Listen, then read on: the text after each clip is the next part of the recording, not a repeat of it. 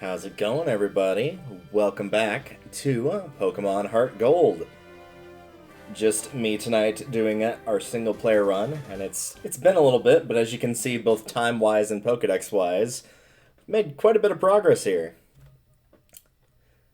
So, let's take a look at what's going on. I just beat the Elite Four when last I was playing this file, hence why I'm back in the house. But first and foremost, I want to take a look at what we've got here. You can ignore this Crobat for the time being. Focus on this set right here. As you can see, levels have shifted quite a bit. Let's go to summary here.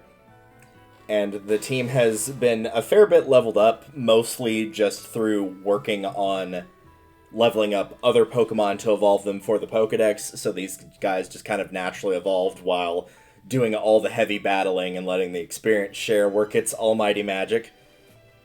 Let's switch over to the moveset, so you can have a little bit of a look at what things are looking like here. Yeah, we'll just stick to this one. So we've got Crobat, Typhlosion, and Umbreon at 71. Go back to Typhlosion real quick, so you don't have to pause the video too much here to get an idea what they are like. Floatzel is at 73, so now very much easily usable as a team member. And lastly, Zangoose is at 84. You might think, wow, you really like Zangoose, which is true. Why is it such a high level? Oddly enough, the only thing that I had Zangoose do was just sweeping through the champion. Not the Elite Four in the champion, just the champion. He's just worth that much more experience than the rest of the Elite Four, I guess. I don't know why that's the case. But yeah, he's much higher leveled, so when it comes to the remaining stuff we have to do, I will probably be using him a little bit less. As for this Crobat that is not quite at the level that I want it to be at yet, I want it to be at 39 rather than 34. Two reasons for raising him. The first one, I'm going to quickly fly over, fittingly enough, to the Elite Four. Figure that's going to be the fastest way to get him to 39. Or at least to 38. I'll stop as close as I can without getting to 40, because I want to try to get to level 39.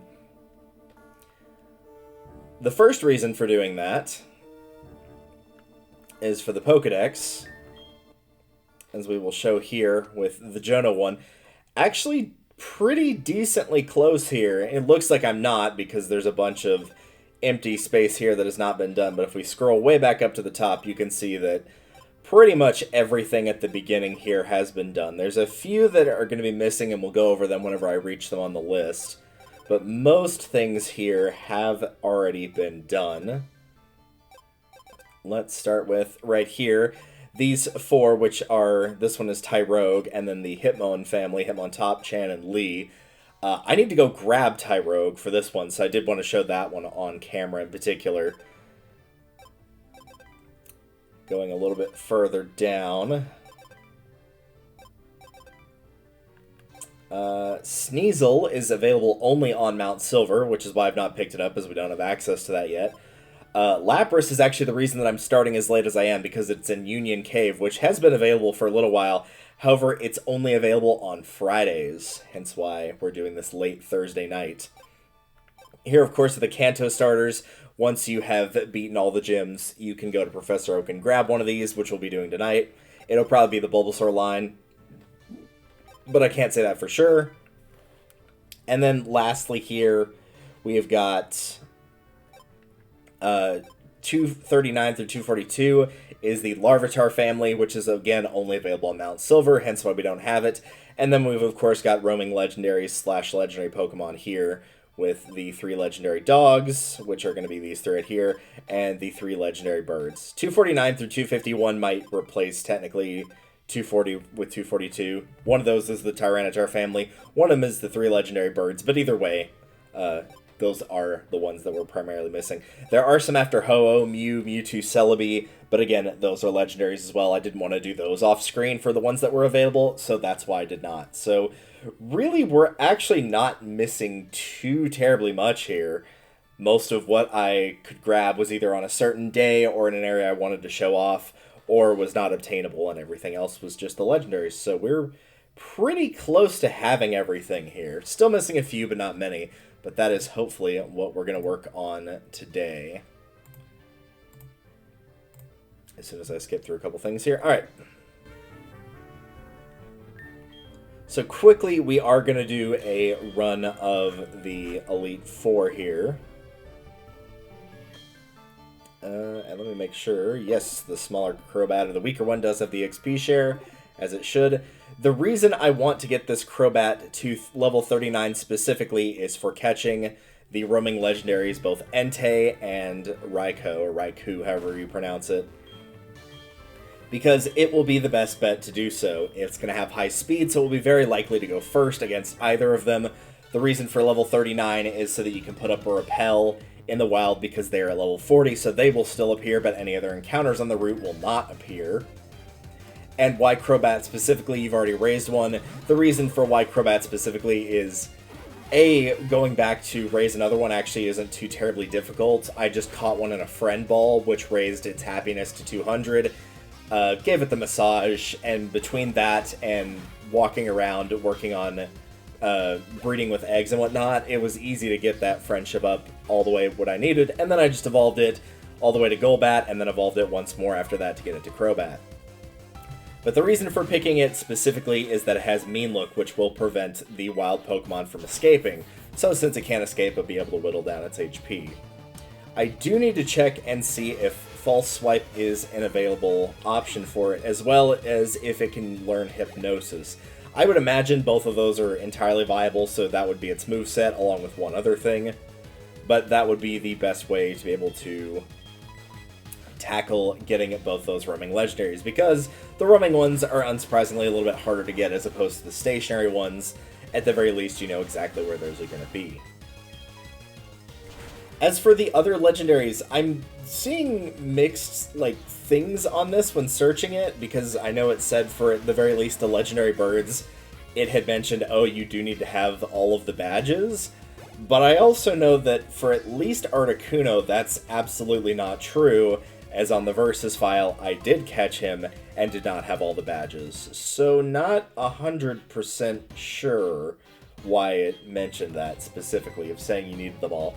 For some of them, yeah, you probably do, and one in particular for the legendary for Mewtwo, you probably do. But I'm willing to bet that's not the case for all of them, since Articuno was definitely available. It is worth noting as well, I did want to show this off too, since we are taking on the Elite Four. As you can see, not only are they under-leveled for my team by this point, obviously, they have not gotten to their second fight yet. They've not increased in level or anything like that, and I don't believe they do that until you take on and defeat the final gym leader. I believe that's the case. So if you do want to grind for experience, but the second round of the Elite Four sounds like it's going to be way too difficult to beat, because bear in mind, I just narrowly beat them on both this and the Versus file, then worry not while you're collecting the second set of badges. If you just wait on getting your final one, you want to keep grinding a little bit more before you have to tackle them when they're much higher level, you can grind experience off of this version of them before they get that boost in power. Alright, let's switch over to Typhlosion.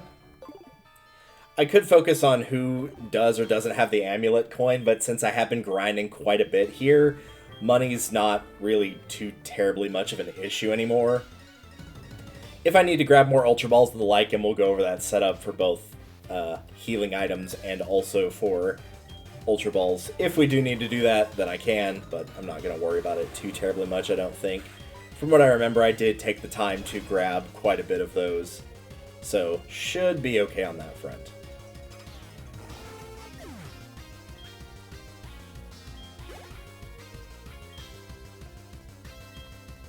I'm not going to switch.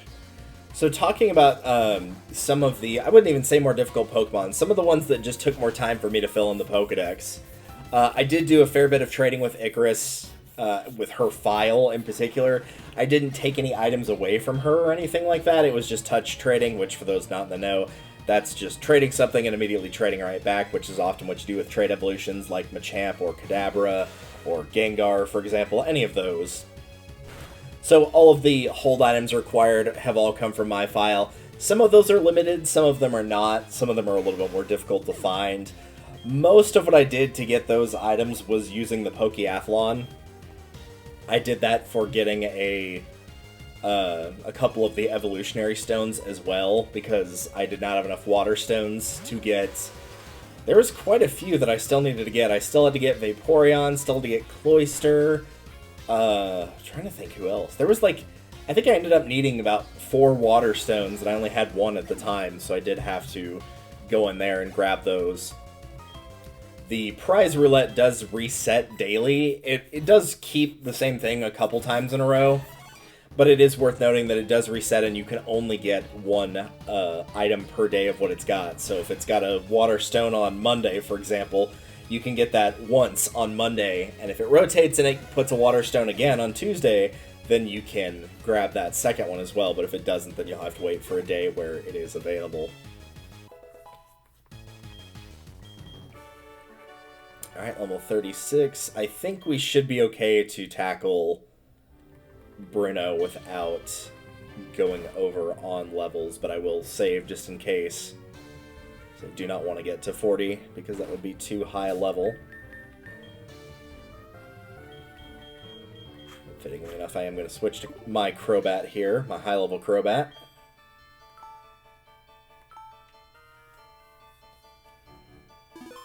Oddly enough, it feels like Bruno gives the least amount of experience. I don't know why. It just seems like his particular team here does not have a...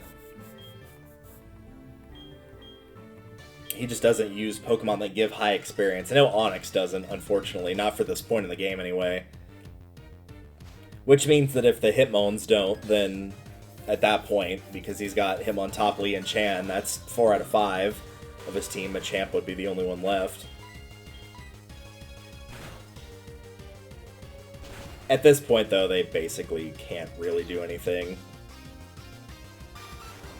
The only real damage I take is against the champion, but that's just setting up with Swords Dance. And once it's set up, then at that point I can just sweep through their team, no problem.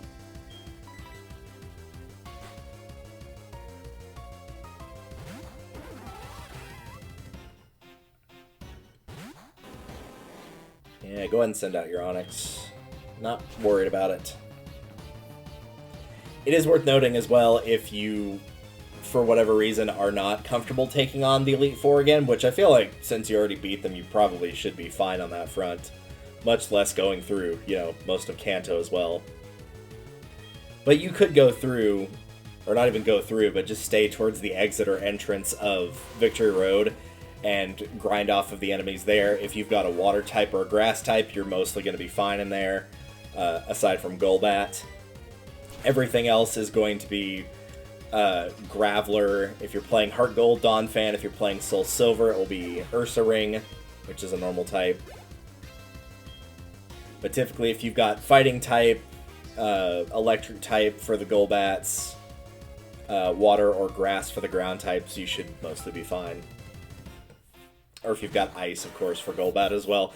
Golbat's probably the biggest threat in there, on the grounds that it's got Confuse Ray, and it's going to have higher speed than anything else in there, so it would be the most likely to get that speed advantage against you. Aside from that, the only other real threat would be Graveler using Self-Destruct, but again, that's not too terribly bad. And if you're using the EXP share to get somebody else experience, if it knocks them out, which it will because it's Self-Destruct, and it knocks you out, then that remaining Pokemon will still get the experience.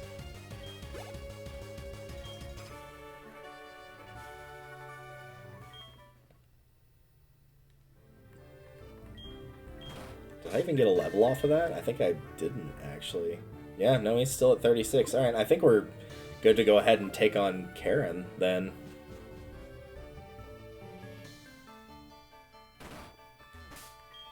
This is the one that I'm never really sure who to start with, to be perfectly honest. I think I'll start with Floatzel. She starts with an Umbreon, which is, of course, as we know from mine, very defensive.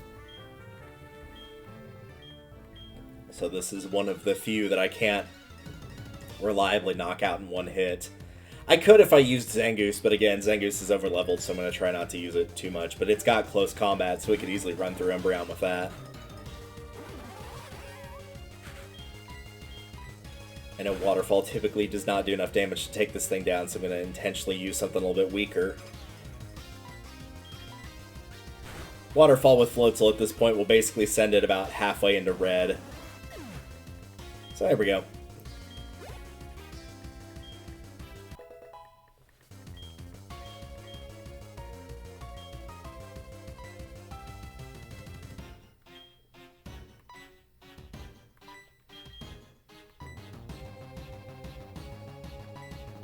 No, I think we're good to just shift in. I can just keep the experience share on Crobat, I think, while we're dealing with trainers that aren't the Elite Four, so they won't give as much experience.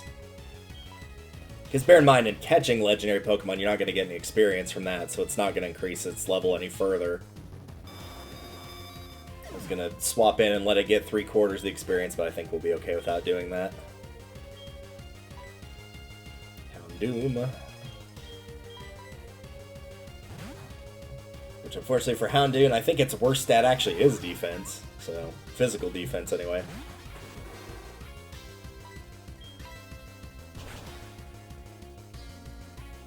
Go ahead and send him on to the Shadow Realm.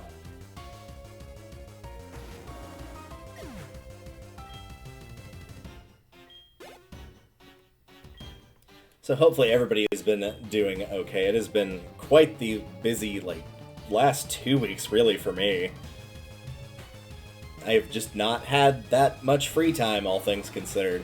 Had to work a ton, because our scheduler decided to have me work a ton, which is always great whenever you're getting the double standard. Except I think it's just the single standard. I don't think it's the double standard of, oh, we appreciate that you do a lot of work, so here's a lot more work to do.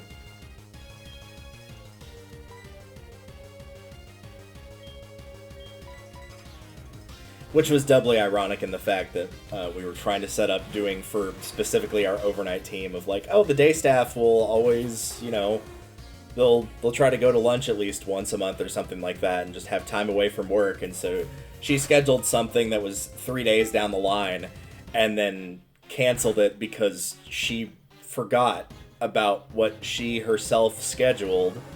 And her boss was like, well, I want everyone to be there, even though everybody else could make it, so we'll just cancel it and reschedule it for next week. And then several people, myself included, were like, yeah, we can't do next week. That's why we scheduled it for today. This was the day that everyone agreed on. And then she somehow got it wrong. Needless to say, no one was too terribly impressed by that stupidity. We might be able to get only 2 levels with Crobat here, potentially, on the champion. If I could get him to 39 and just not do any additional EXP share junk, that would be nice. Doesn't really matter who I start with the champion, because I'm going to switch into Zangoose, but I don't want Zangoose to take that Intimidate from his opening Pokemon, which is Gyarados. So we're just going to not worry about that part. But thankfully now, I've actually got a couple nights off and don't have to worry about that. I'm curious, though, because I think Saturday is my on-call day, which, if she's working on an on-call day, that basically means you're probably coming in. No, tonight is, but I don't have any messages, so that's good. She's also not working tonight, so that might explain why.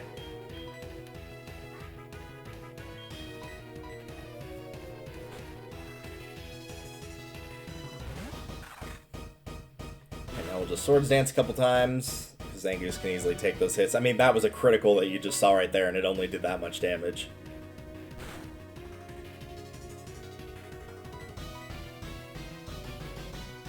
And that should be plenty. I probably only had to do that once, but just to make sure to get through the Dragonites. We'll see if it goes up to level 40. Hopefully not. I think we're probably okay.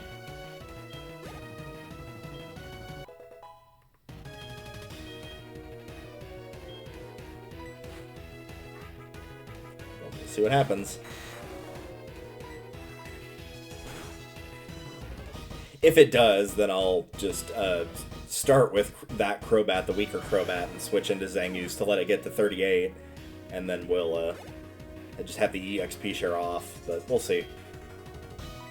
As you can see, the Dragonites clearly give more experience than most other things we've been fighting. Where stuff at the beginning was giving like 500-600 split, it was giving 11 to 1200 split between two Pokemon, and now it's giving like 2200 split between two.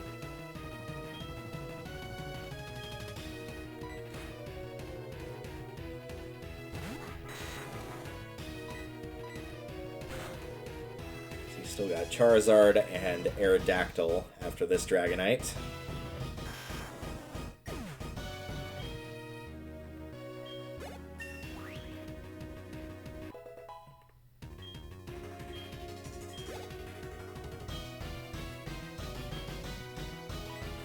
Figured that that was going to be the experience to push him up to 39, but I guess not. So this might actually work out perfectly.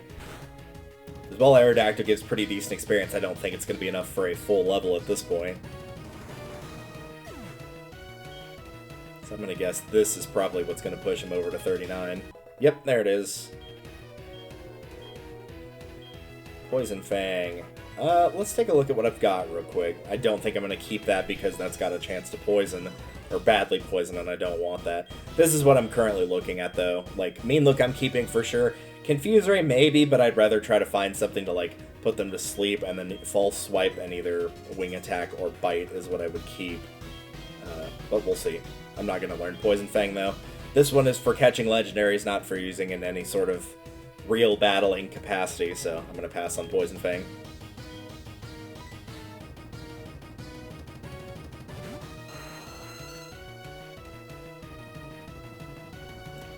Exerting its pressure, and there it goes. I have tried using Slash after doing the double swords dance to see if it does enough damage. It does. It absolutely does. You'll still get the, like, it's not very effective because it's part rock, but it'll do enough.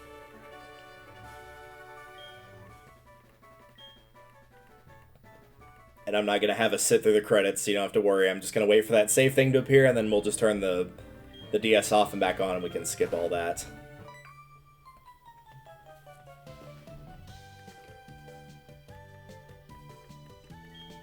You know, we never really did do any of the radio stuff with listening to her show or Oaks or anything like that. Pretty much the only thing I did was use it for what was required in Kanto, which was getting the Snorlax awake.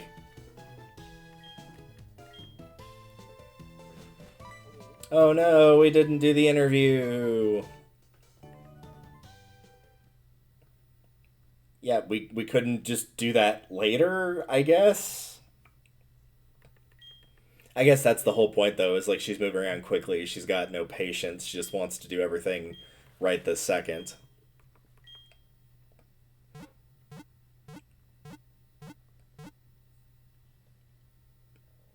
And there we go, registering in the Hall of Fame for like the probably 30th to 40th time, roughly.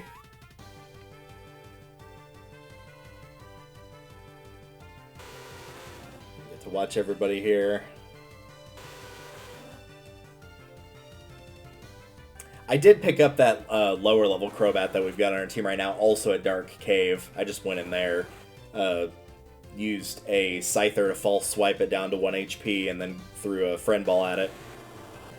The level in particular doesn't matter, and low level does help. For those that don't know, Happiness Evolutions, one of the ways to increase that is by leveling up. So having it take those 20 levels or however much necessary to get to Golbat is not necessarily a bad thing. It might be a little bit easier, potentially, than catching it as a Golbat, but the Friend Ball will do most of that work for you.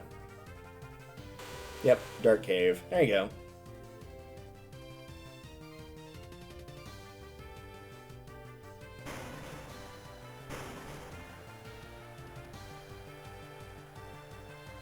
There we go, and it is saved. I'm going to wait and make sure I see at least part of the credits rolling before I turn this off and back on. There we go.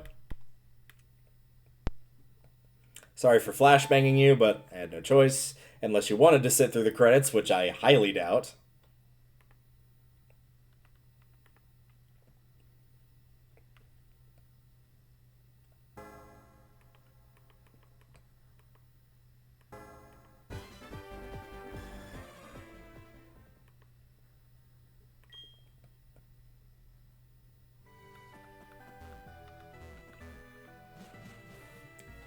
Alright, that takes care of that issue. First thing I'm going to do is take that EXP share off before I forget. No, not going to Pokedex.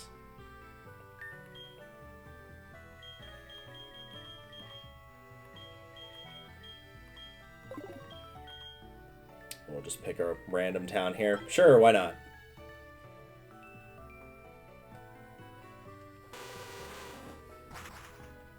I did want to show off one other thing really quickly.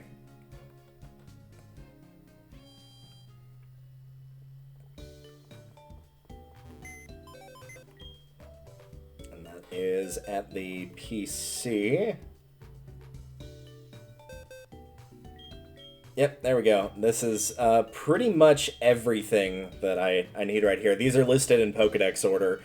So, for reference's sake, what's missing here is a Crobat. So, once we're done with getting the legendaries, I would put my Crobat that I'm not using here, which is why there's a gap there. This one is full. These are the 3 Hitmons, Hitmonlee, Hitmonchan, Hitmontop. They would go there. This would be Umbreon. I'm currently using my Umbreon. This should be Sneasel. That's on Mount Silver, hence why we don't have it. This one, I don't remember which one that was specifically. There are the 2 fossils, or the 3, rather. The 3 fossils, Snorlax, Dragonite, and, of course, Ho is here. Yeah, not sure what that bottom one is off the top of my head. That might be with the No, that's not where the legendaries start. That's definitely something else.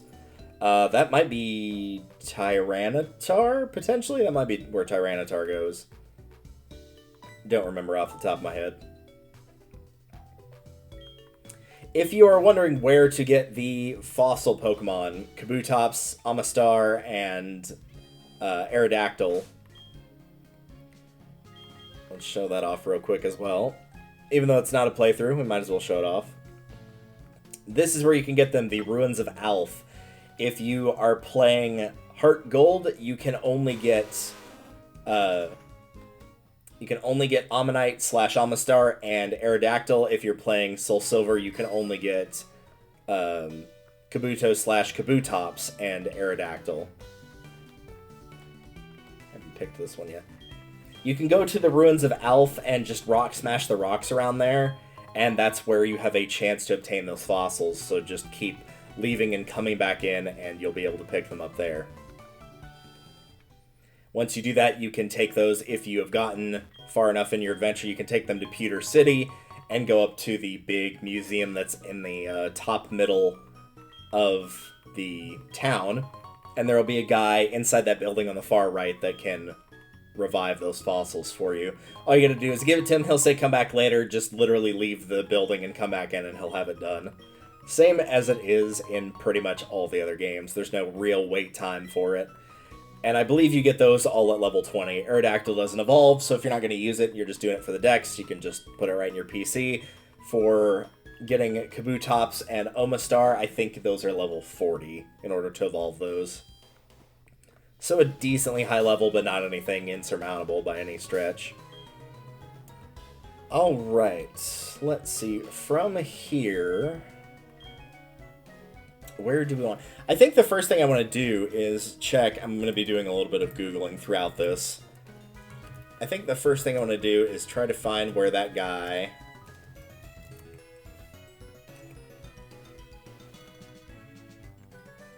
gives the Tyrogue.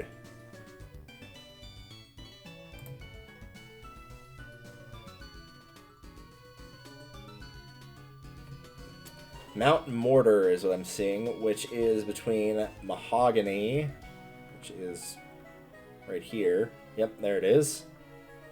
And Ecruteak. Alright. I'm going to make a decent guess here and say that there is a pretty good chance we're going to be needing our HM slaves here. So I will pull those out.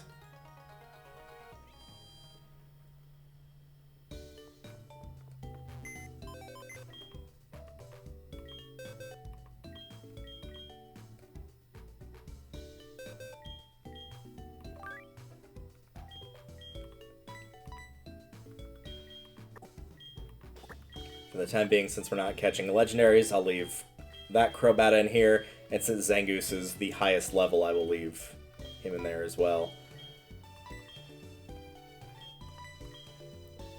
Of course, my HM users are located in here. There's one.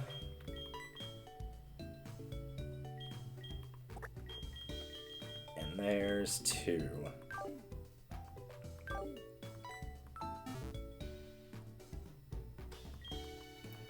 Potentially, I might need Flash in here, and if I do, then we'll come back and we'll get Togetic.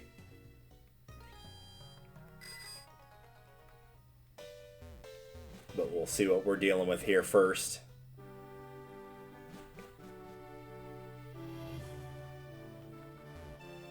There it is. Let's see.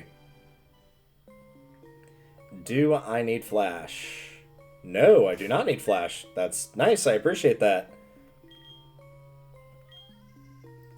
Is worth noting for moving around, I've got 18 Super Repels, and I went ahead since I had plenty of money and bought 99 Max Repels. So we won't have to sit through a bunch of encounters. You're not going to get completely blasted with jump after jump by Zubat. Thankfully, we won't have to deal with that at all.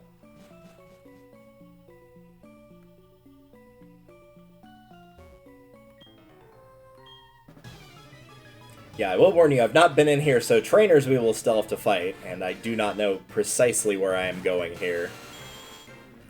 But as you can see, I don't think these trainers are going to be too terribly hard. Which is why I was not worried about putting up a third of my team.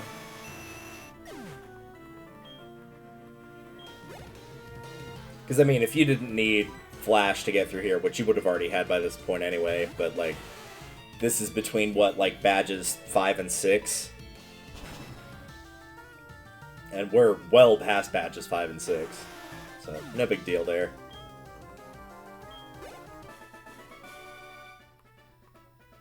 I lost to some kid. Hey, don't feel bad about yourself. You lost to a champion of Johto, so... all things considered, it could be worse. Found an ether. Okay, well, I'll take that, sure.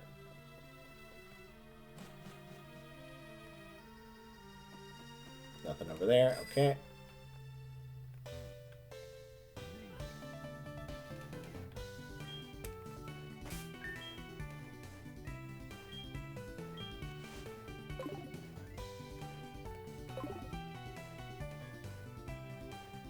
I don't think there's anything else down here. Nope.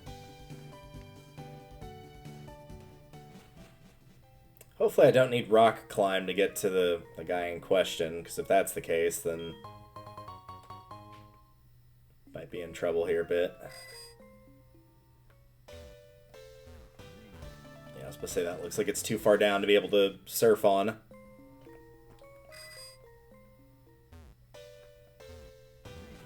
Surely that's not...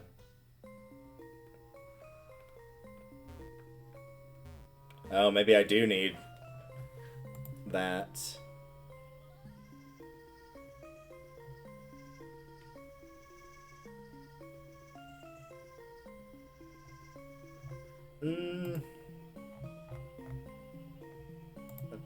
Let me switch over to a quick look through here.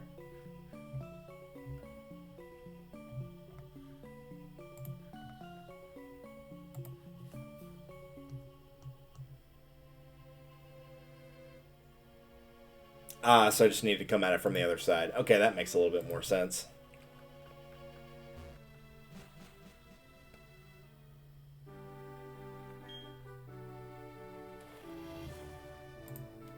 At least I think that's the case.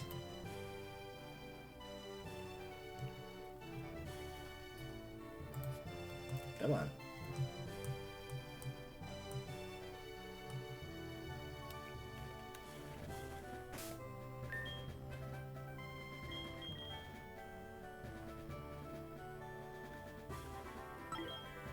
Make sure I'm doing this exactly right here. We'll just follow this 1-to-1.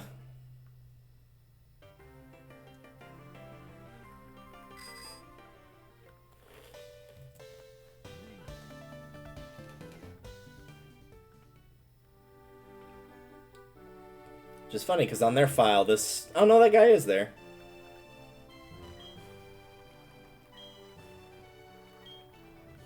I'm gonna grab that item, too, real quick if I can. No, it doesn't look like I can get it from here. That's alright, though. So this, specifically, is where they entered.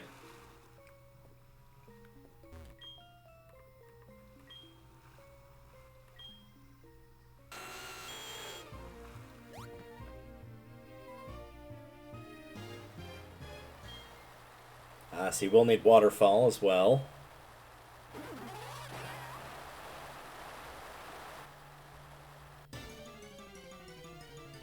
I thought I had a Repel up. Maybe it wore off and I just didn't see it, I guess. Surprised it took that long to get jumped, if that's the case.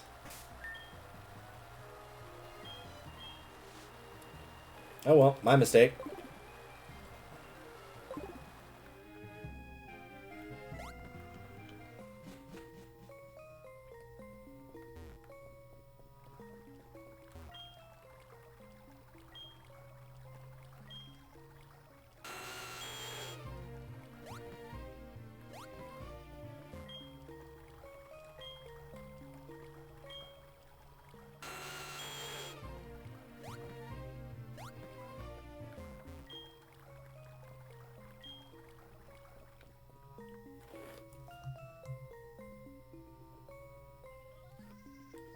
Okay, I do need to go one more up, I think.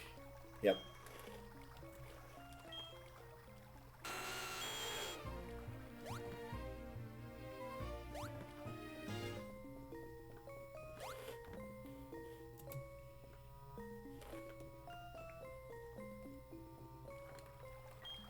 I'm aware there's other stuff that I'm missing in here, but at the very least, in terms of wild encounters, there's nothing I need. I might go around and pick up the items later here.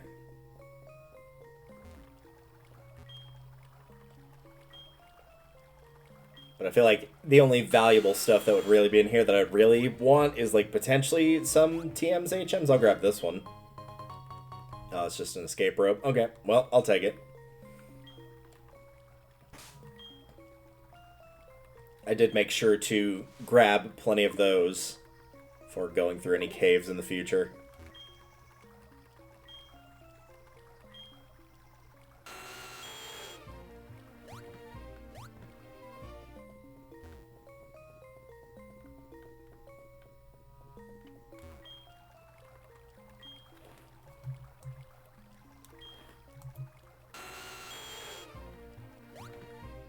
I'm gonna grab that real quickly as well, since we're here.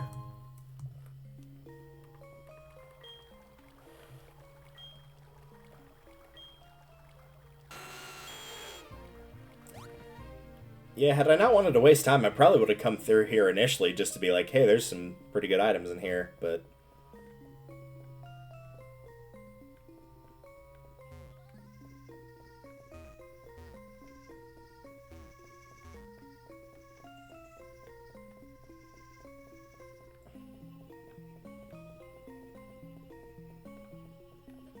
Yeah, I'm glad I ended up looking this up. This would have taken me a while to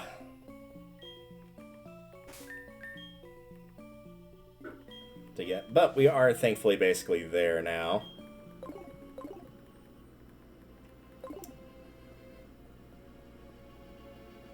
think I went too far. Yep, right here. Yep, there he is.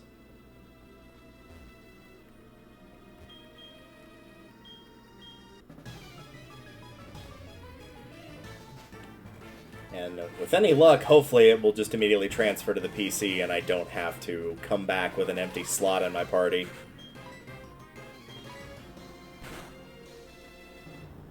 Well, I guess at least by comparison, this guy's higher level than the other trainer we fought. He's about double that guy's level.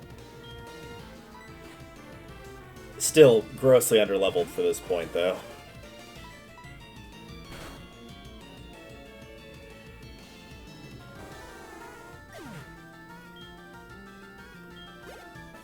We defeated Kyo. Yep, off to Danganronpa 3 with you.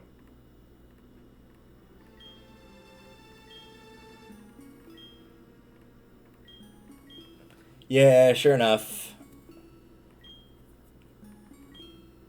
Never my party. Alright, well, we'll have to come back and get that then.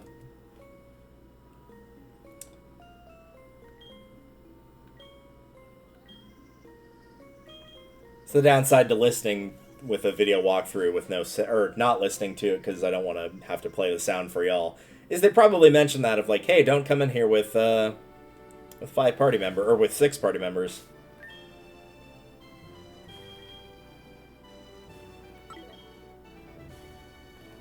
Oh well.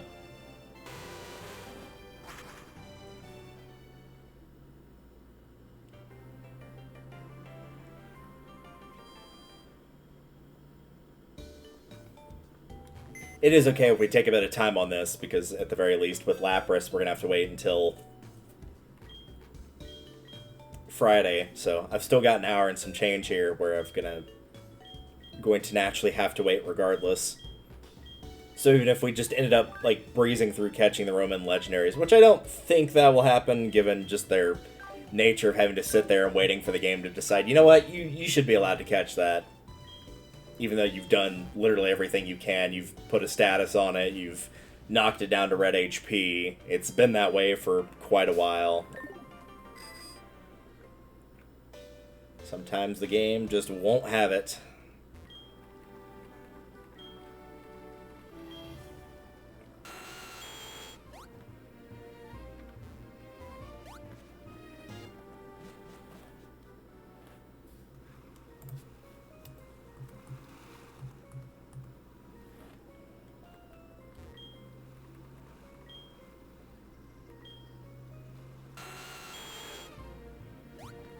I don't think my repel had worn off, did it?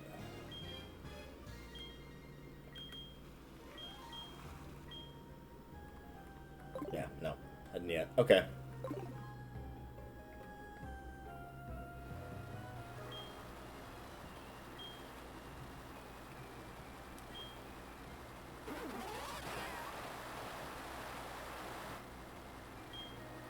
Oh, now it wears off. Okay, I see how it is. And then the minute I try to go in my menu, I get jumped.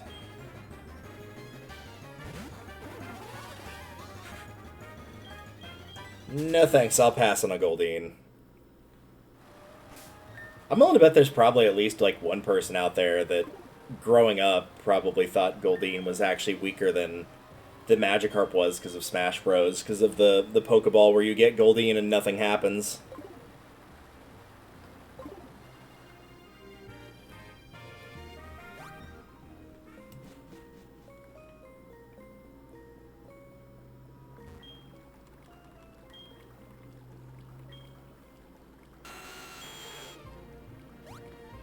I guess I can talk about this too while we're going back through this area again of one of the other things that was making the last 2 weeks busy. It wasn't just that too, because like, you know, work is work. Like, oh, don't you have free time? Normally, yeah, just super busy with basically everything else. Helping a friend move was one of them. My dad was taking a caregiver break for, since he's usually primary caregiver for my mom. Oops, I keep messing that up. No, I did do it correctly. Should be... Yeah, I guess you do have to jump down one level. Okay, there we go. So since he was on caregiver leave, quote-unquote, that meant that pretty much once I was done with work, I was doing that for the entirety of the day unless I was asleep. So did that for about a week straight, which wasn't, like, difficult, but it did mean that I did not have any free time to do anything. I'll be pet sitting soon, so had to get my apartment clean. Thankfully, the pet in question doesn't, like, from what I've been told, chew on any wires or anything like that, but I did want to make sure to get anything that it might destroy that I don't want it to, namely wires and headsets and what have you for VR, and make sure that those are safely stowed away out of his reach.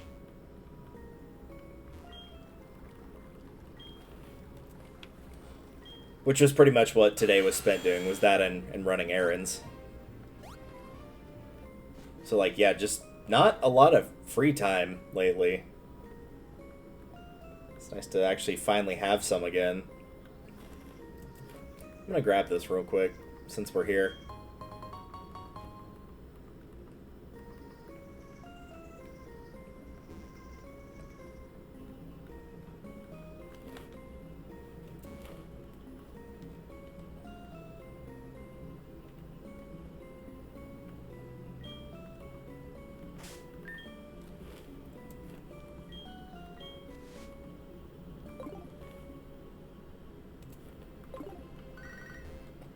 Ignore that call since I'm kind of busy here.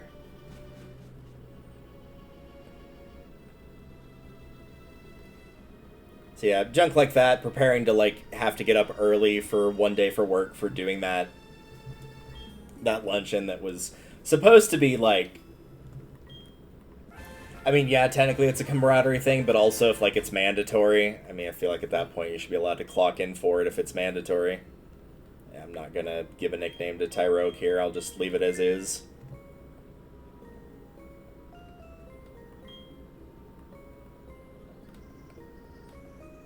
We'll see what else we can find in here. I'm curious what's down here. Oh, this is probably just a way back out, I would wager.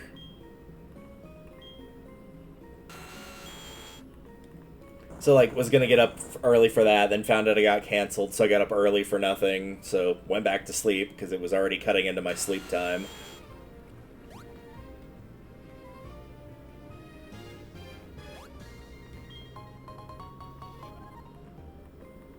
I'm not gonna spend too much time in here, basically just, like, keep hunting for items, and if I feel like I've been in here for a couple minutes and not seen anything new, then we'll just carry on and do something else.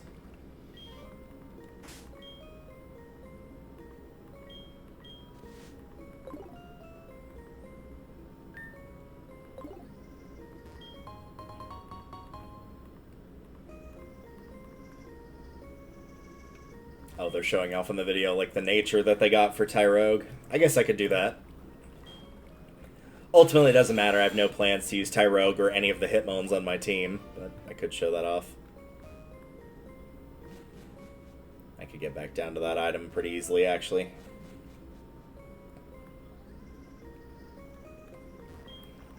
I was about to say, wait, couldn't you just take the ladder and get to him quickly? Then I remembered that strength rock was there, so no, you wouldn't be able to do that.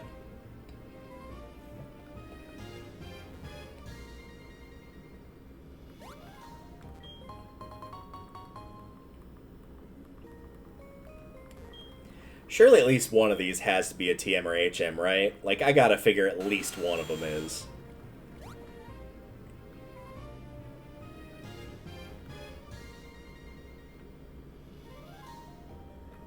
Maybe this one, since it's a little bit out of the way.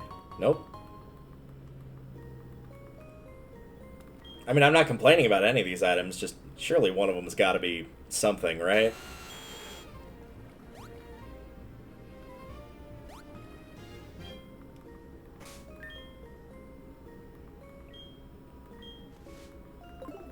It's times like these I remember how spoiled I've been on later games where when that repel runs off, it'll just immediately ask you, hey, do you want to use another one? And you just can, right then and there. Don't have to go into that menu.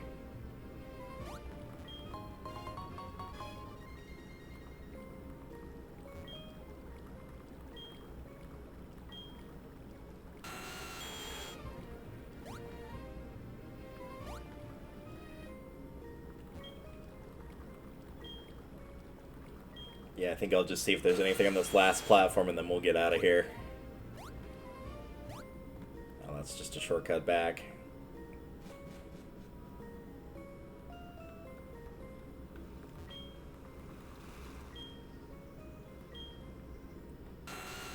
I'm pretty confident I cleared that floor out.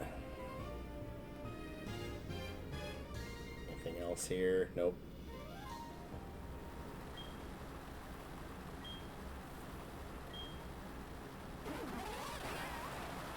Of course I say, like, oh yeah, we'll leave since I don't think there's anything else here, and then I don't, because I know there's more that's back here.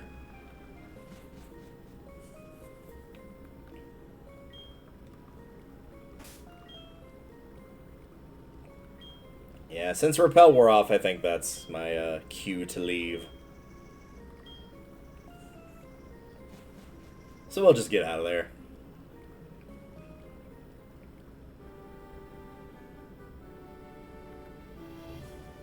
Alright, since I'm already here, might as well grab these.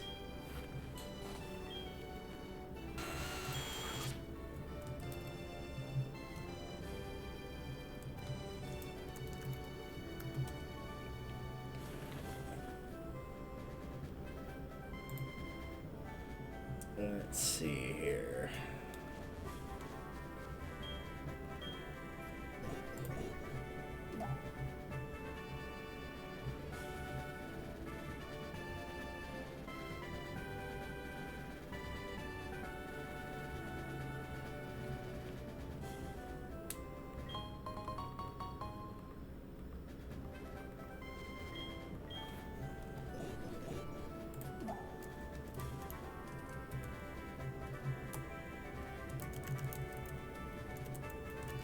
Kind of juggling windows here, so I do apologize if I'm going through the text box slow.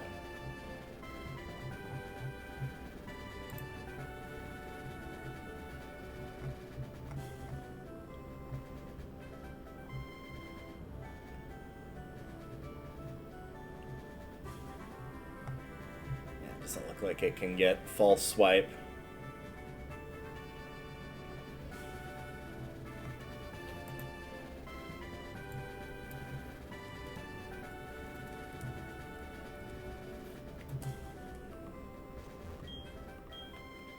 How about hypnosis?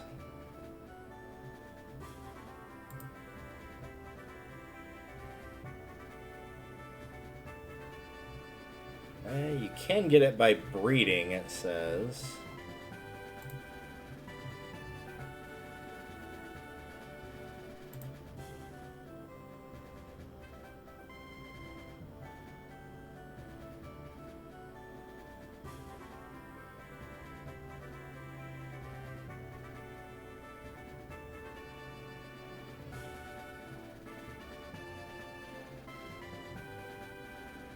Looks like it's only through breeding here.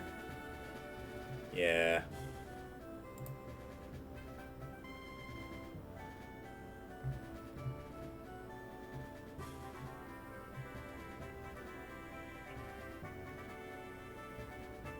Yeah, you'd have to breed using Hoot Hoot or Noctowl, which makes sense that Hypnosis would be on that.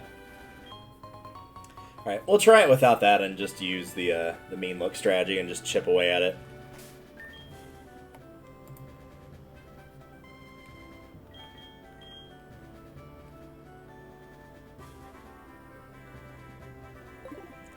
Really quickly, not that window.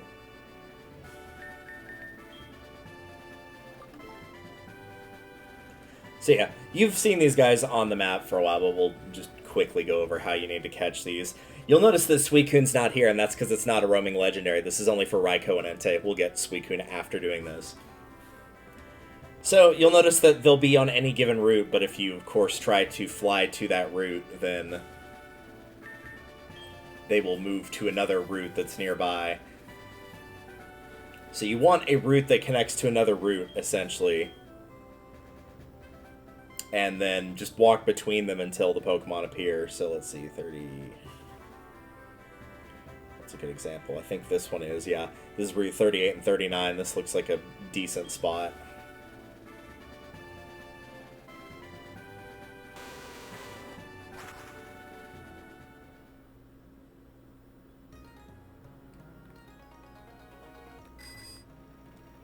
The other thing, of course, that you'll need, unsurprisingly, is you'll need a lot of repels, and I'm actually going to move my Max Repels to the front here.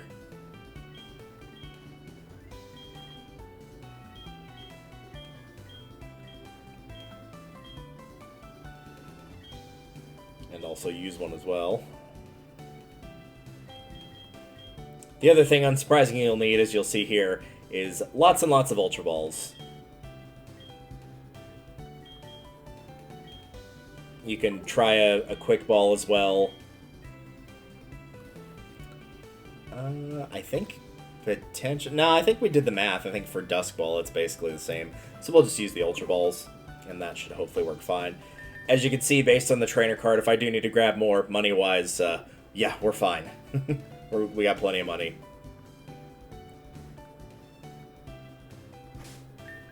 Of course, I don't think I have that Pokemon on my party. Here's the Tyrogue, by the way. Quirky nature, likes to thrash about. Tackle, helping hand, fake out, foresight. That is not a good opening moveset. Granted, it's only level 10, but still.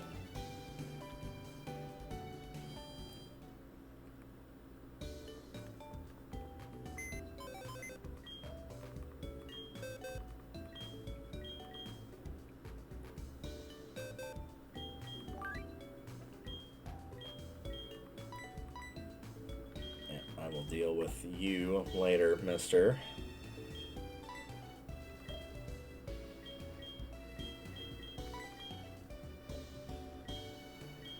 Where did I put that Crobat?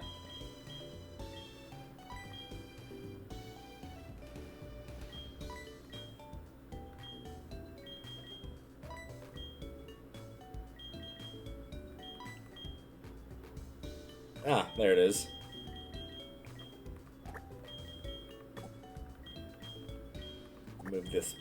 Move my Zangoose back to the box that I'm used to having it in, which is 18 over here.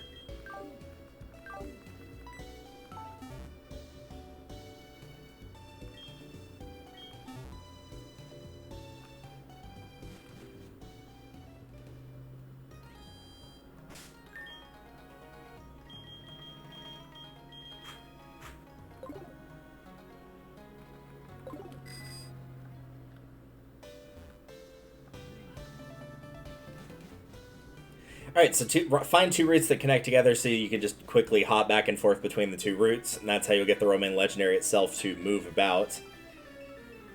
The second thing you'll need to do... Oh, that was fast. That was literally the first square. Alright. The second thing you'll need to do, of course, is by having a level 39 with the Repel Up. That means that you can encounter the Legendaries because they're higher level than you. Only by one level, but they are higher level.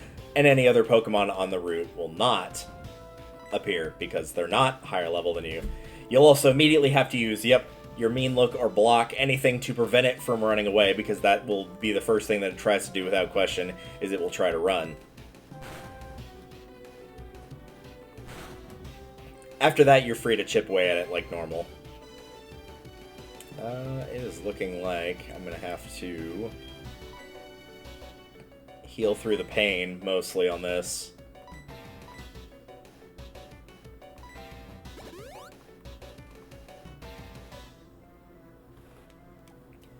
Since we ran into him first, Entei's moveset is Fire Spin, Stomp, Roar, and Flamethrower, in case you were curious. I'm going to just do low-level damage and try to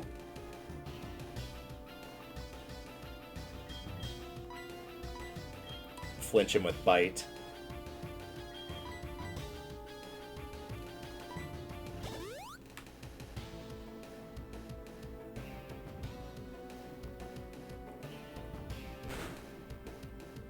Stomp. Yeah, Stomp's not bad on damage, so it's mostly just going to be that Flamethrower. Roar won't work, of course. We've already seen Fire Spin and Stomp don't do that much damage. So it's really just that Flamethrower you got to watch out for. That's not too bad. I will be more worried about Raikou because it's got Spark. Oh, he actually did get away. Hi, Gavin. Is there something you need, like, really, really badly? More than anything in the world? Yep, didn't think so.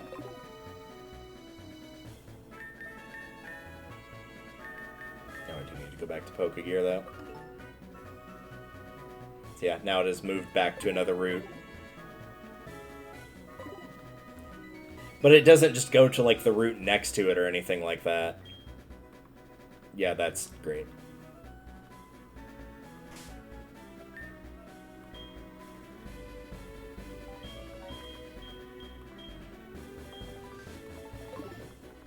So many windows to go through. Sure, we'll grab this real quick.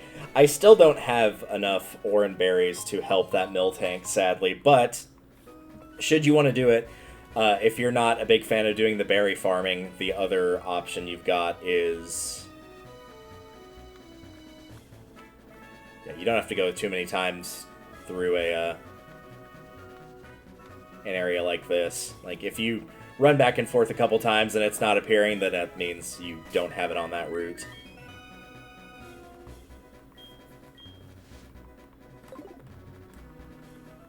But you can go and grind blue shards either at the Ruins of Alf or next to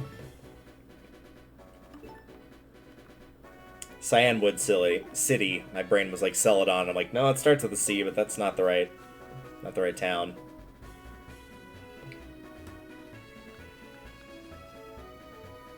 And you can pick up the berry shards and give them to one of the guys that will trade you for a berry set. And if you get the blue ones, he will trade you and he'll give you an orange berry that way.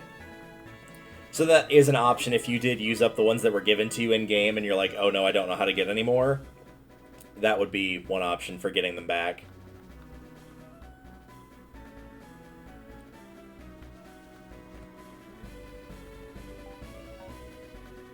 And I do think I have some. It's just, oddly enough, I think the blue shard was the color that I found the least, just by pure coincidence.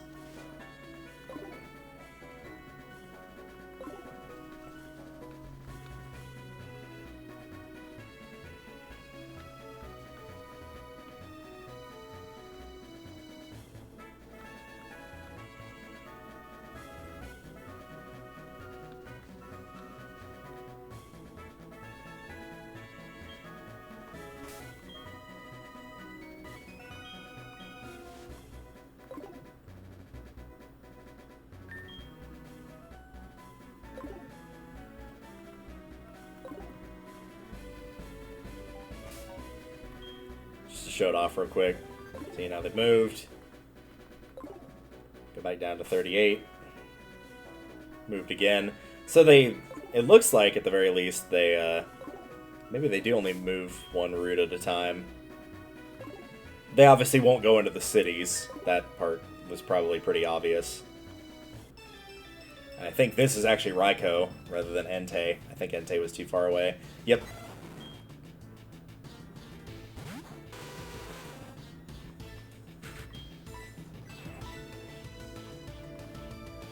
Try to flee, now you cannot.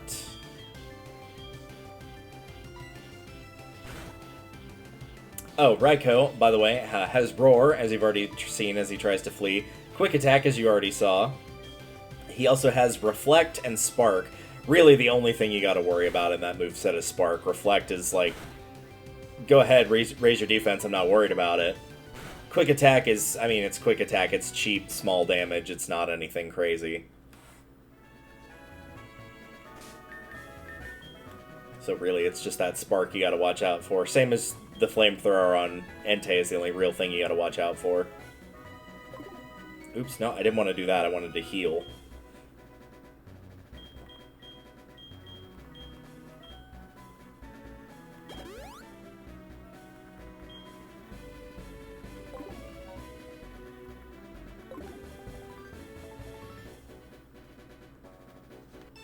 But the good news is, as you'll see right here, since we've damaged both Raikou and Entei a little bit, any damage you clock on a roaming legendary will stay there.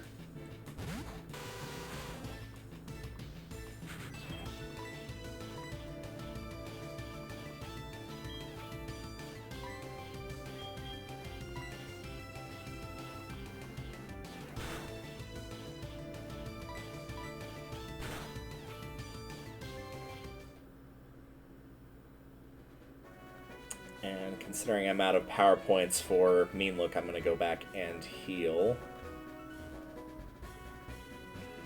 Provided that I don't get stuck on everything and everywhere all at once.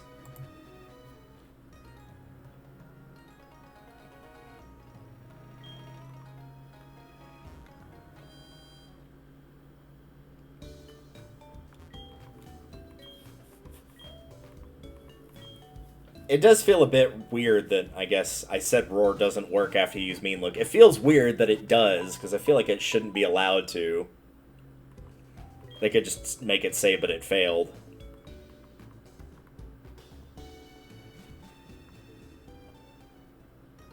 Because it's not a case of your Mean Look or block wearing off. Oh well.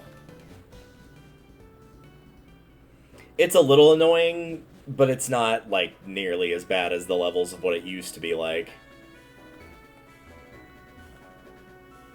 Also helps, too, now that thanks to having the roaming legendaries in the first place, we all have figured out, like, okay, here's the optimal strategy to get them to appear as frequently as possible. As opposed to the before days where it's like, okay, we don't really have a guide, like, at best you're playing with other people and you might hopefully have somebody that figured out some sort of strategy for catching these things.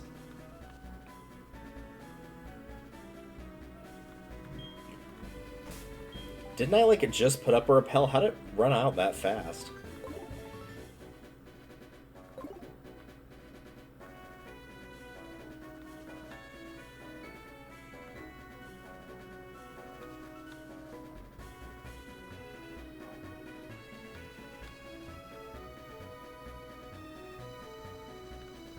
I think technically the optimal thing to do would be to, like, run into a patch of grass on Route 39 as well, but I don't think it actually has any.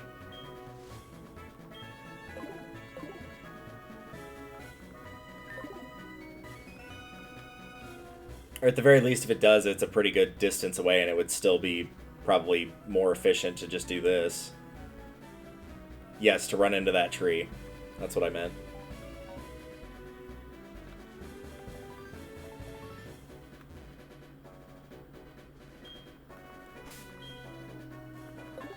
Where are we on my options list? No, thank you.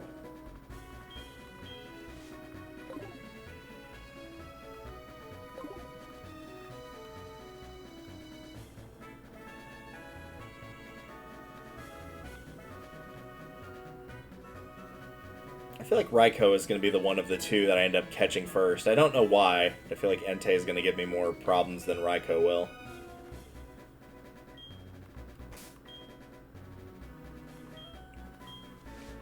Yep, send up another one.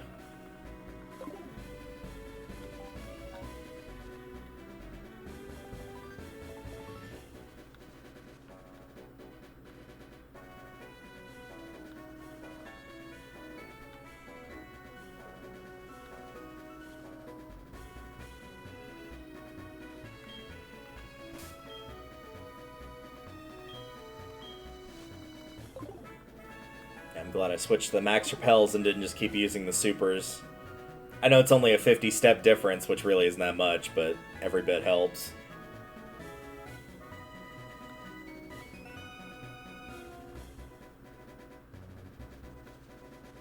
I'm actually going to check. Let's see how far I'd have to go to Route 39 to...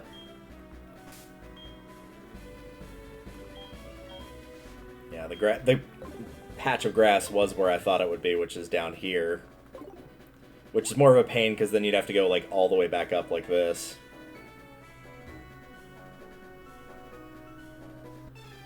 So yeah, I feel like just exiting and re-entering immediately to 38 is probably going to be faster. Hi, Entei.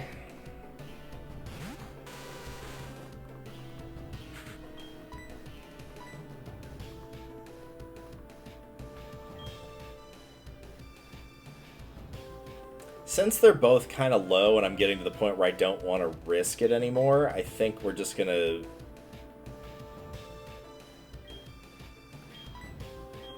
Yeah, I'm going to attempt to throw an Ultra Ball. I know it's not at red, so this is probably almost assuredly going to fail. But I think I'm at the point where I would want to save first. Yeah, he ran off anyway.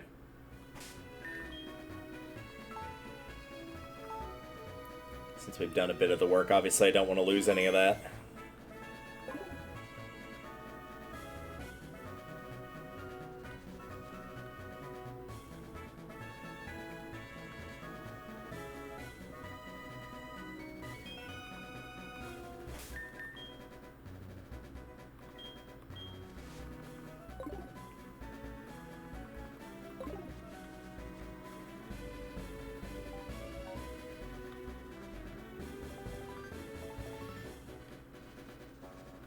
Yeah, just trying to imagine this with, like, no real idea of what to do going forward sounds like a colossal headache.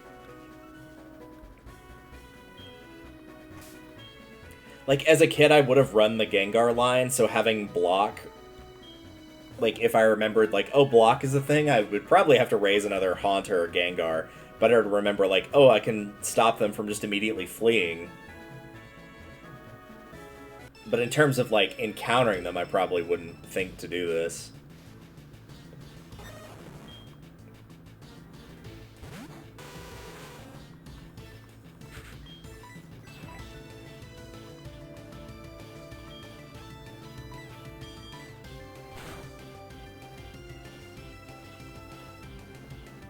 Yeah, I think that's about where we can start on Raikou, at least.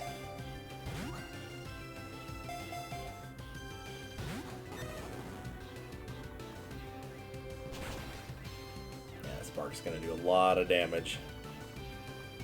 That's funny, because Flamethrower did almost about the same amount. Maybe not quite that, but pretty close. And it's not super effective. Just a bit odd. It appeared to be caught. It really didn't, but, you know, thanks for making me feel better, I guess.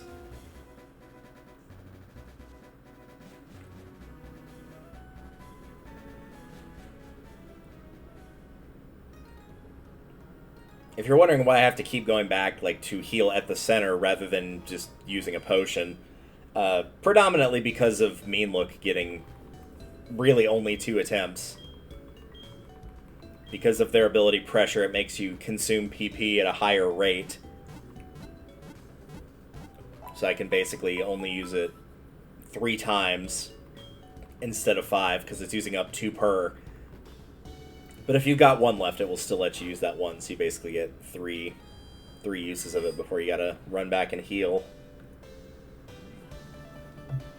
And sure, I could use an Elixir or Ether, but eh. I feel like, considering there's still Mount Silver to go, there's still the rematch with the Elite Four to go, it would probably be best to save those. Rather than the generic, I'll save them for a better time, and then a better time never comes. If I remember, Mount Silver is quite the dungeon, so it might genuinely be better to wait.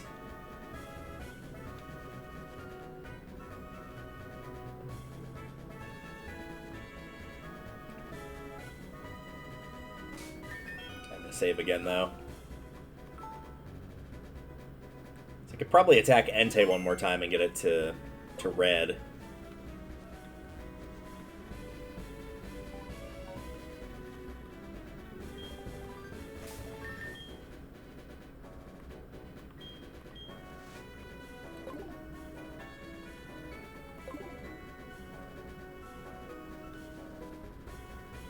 One other thing I could try is one of the quick balls.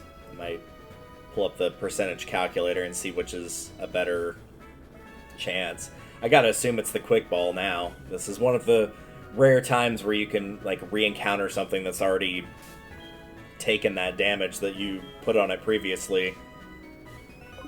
But technically it is a new fight, so it technically is the first turn, so that quick ball would have its full power.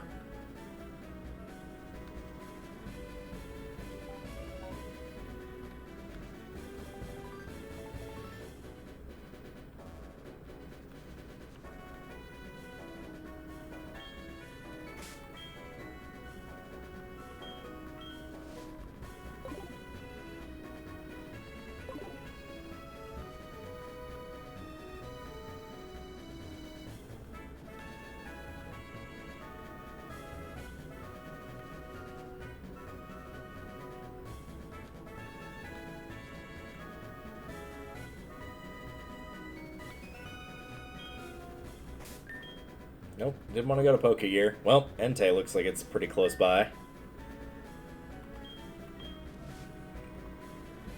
As far as I know, other than them, like, hopping to the next route, there's no particular rhyme or reason for the direction they choose to go that they do. Thankfully and mercifully, they don't hop over to Kanto, so at the very least you don't have to worry about that. At least I don't think they do.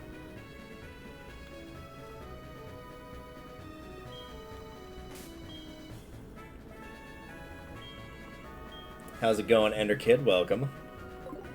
You're watching me drive back and forth like a fool, waiting for... If you played this game before, you could probably guess what I'm doing right now. Or, you know, just looking at the title of the stream, either or.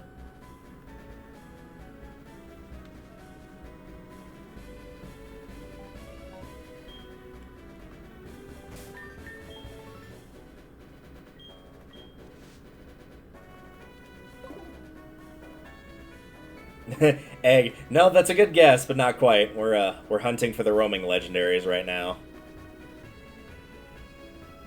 And I've got one of them down to red health, and one's down to, I think, about halfway through yellow.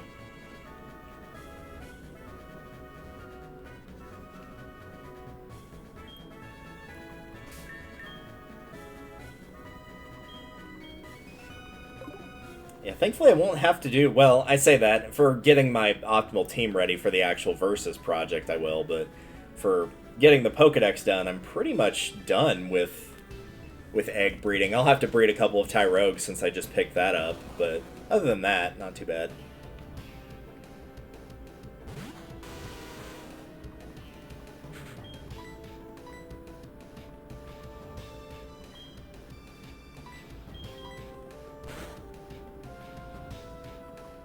I might be able to actually hit Entei one more time. He didn't take near as much damage as Raikou did.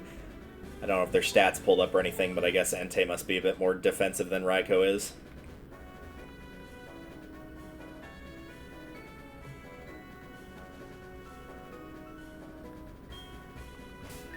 Oh, nice. Little doodles are always fun to do. I'm not an artist by any capacity. Well, I am, but I'm in the writing sense, not the drawing sense.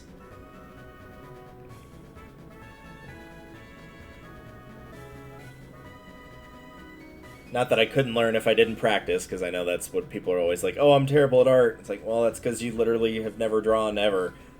No, in my case, it's more of just writing is more my thing.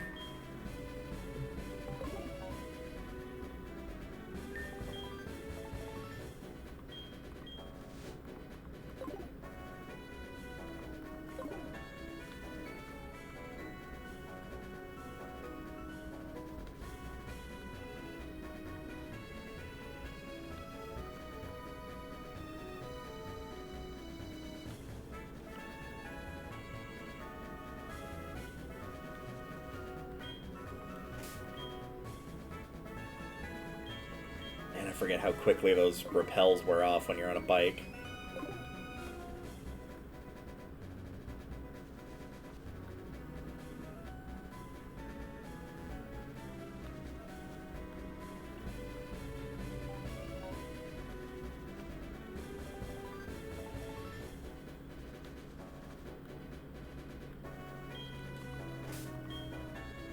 And to think that's like, man, imagine trying to do that with like normal repels that only go for 100 steps instead of 250. That would be a nightmare.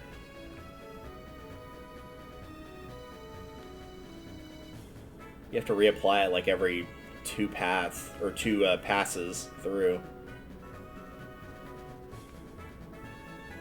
Let's see, because that's 3 passes. Oh, it's probably less than that even. It might be a single pass. Yikes.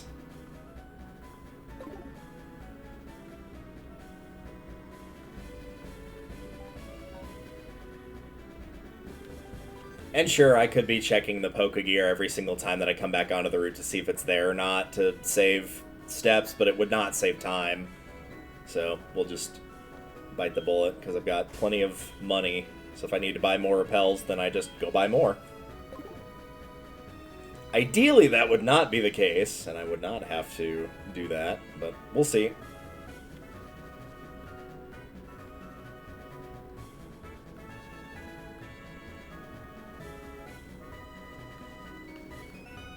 They are both in red now, so I might consider looking up how my chances are and using a Quick Ball versus an Ultra Ball.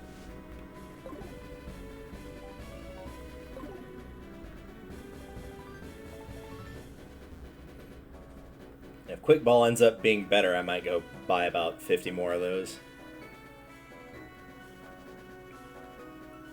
Probably don't need quite that many, but still. I've only got 10 on me, I think.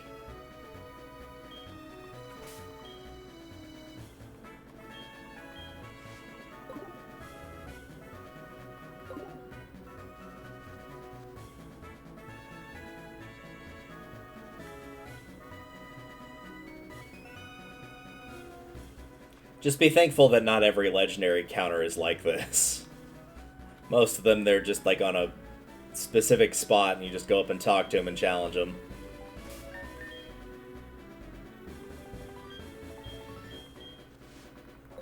It's probably not helped by the fact that the legendary dogs probably know that I'm not a big fan of the legendary dogs, just in terms of how they look. I like the legendary birds way more.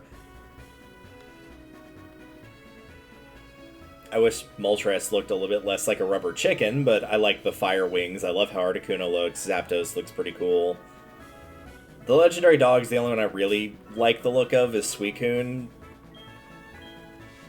Raikou's got like these giant chubby cheeks that look really weird. And I think the third Pokemon movie, or whichever one it is, has kind of ruined me on Entei.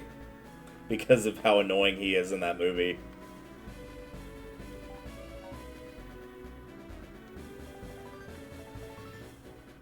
I don't know if that would be the case now watching it, but at least as a kid it was always like frustrating seeing those characters that just like would not listen to reason, even when all the facts were there to be like, no, this is what is happening, this is what's going on.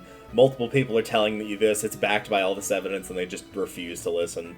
But they're still on the side of good, even though it doesn't feel like they are.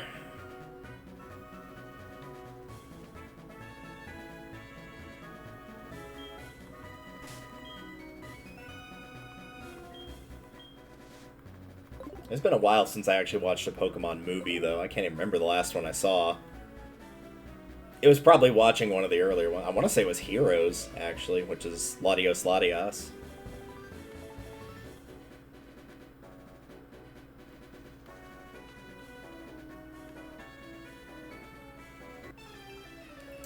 But I can't say that for full certainty. Alright, which one do we got here? Oh, hey, we were just talking about you, Entei.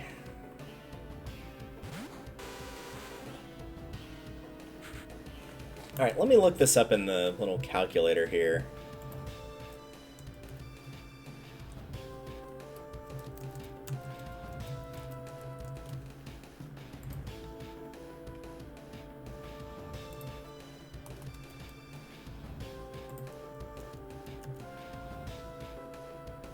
We'll say that it's got...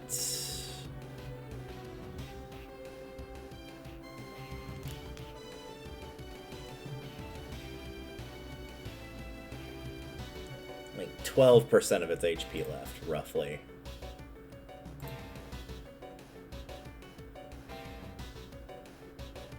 So if I use a Quick Ball, it's got a 4%. If I use an Ultra Ball, it's got a 2. So Quick Ball actually is the more optimal play here.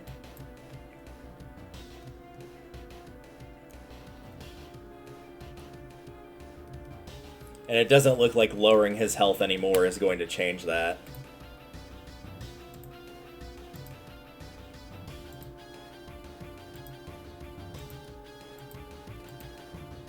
If I could get him with a status effect, but I don't really have anything to go with there, so...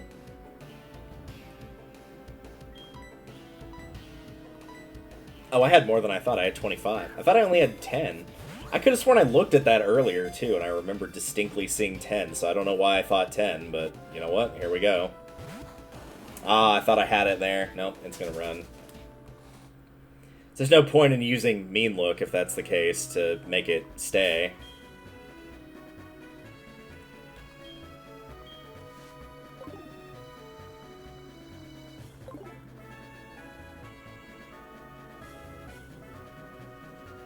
Oh yeah, I do remember the Pikachu's Vacation. I do also like the first movie quite a bit as well, because Mewtwo is easily my favorite legendary.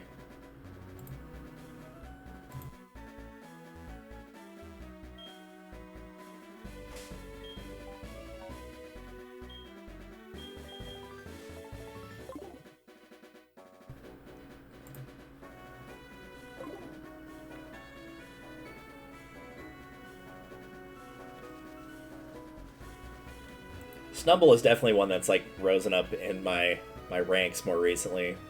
Partially because of switching it to Fairy type, which it very much needed. As somebody whose favorite Pokemon is also a normal type, having the Fairy option definitely helped.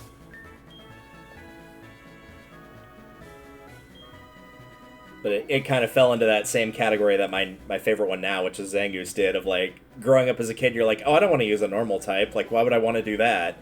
When I could have, like, fire or, you know, water, ice, all these other things. Like, why would I want normal? Then it's like, no, normal's actually got, like, good type diversity. It's only got one type weakness to fighting.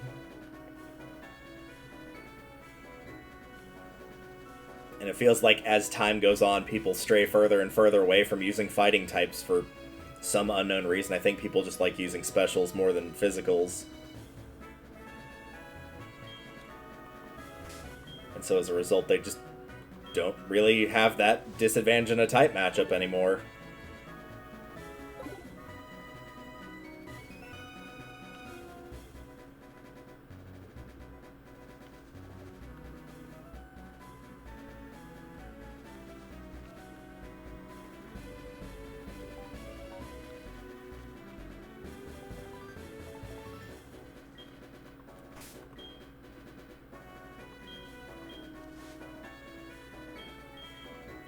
While I'm in this menu here, let's move these.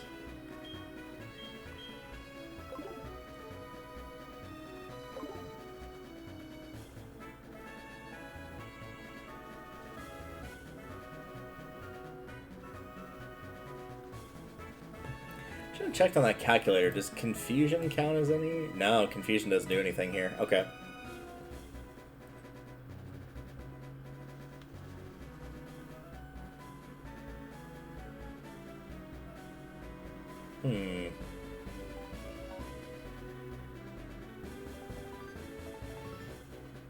Actually, now that I think about it... Well, no, because it wouldn't really...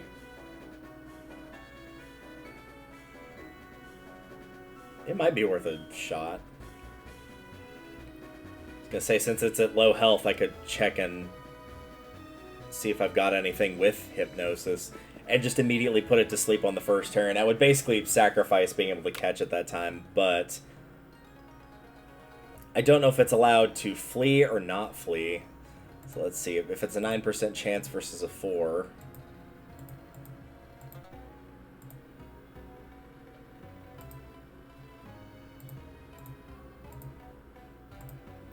Yeah, it's probably worth at least a look in here real quick.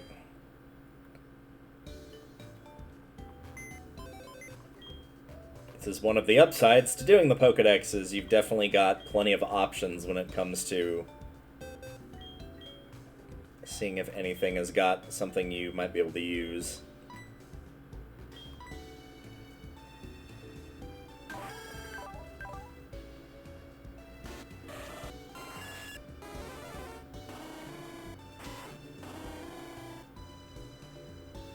I do have Hypnosis on Noctowl, which is not the most reliable thing in the world.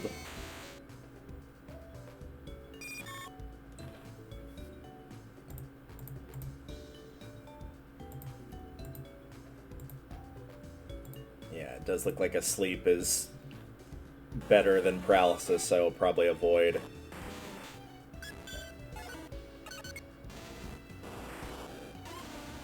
Paralysis, if that's the case.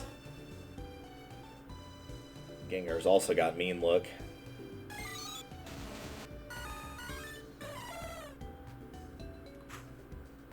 Sleep Powder, that's a higher chance.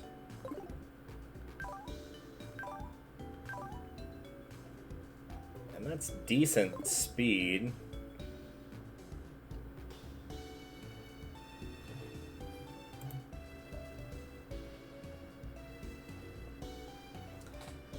Let's see.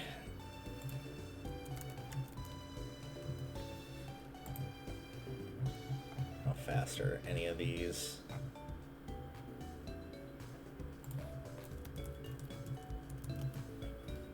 Problem is, I just don't think Jumpluff is going to be fast enough, even with like a good... Well, no, their speeds are... No, Jumpluff is actually faster than Entei. That seems weird, but alright. What about Raikou here?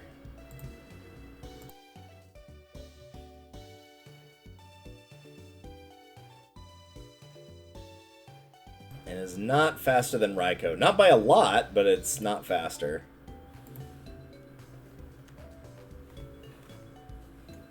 Maybe it's not worth it then, because I'd have to, like, basically get it to the same level. I'd have to get it to 39.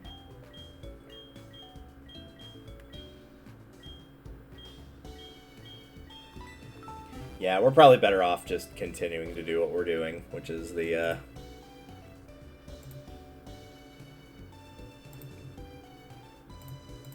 quick ball.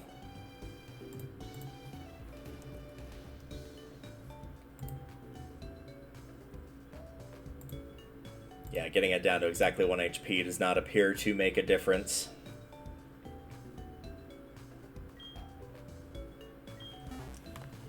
Let me check Crobat's moveset real quick, just to see if there's anything I could teach it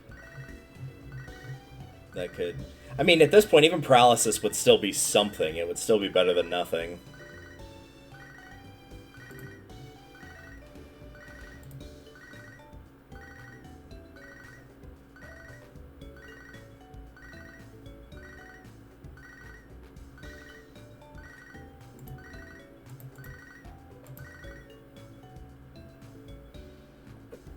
Can learn Toxic, but that's obviously not going to be a good decision.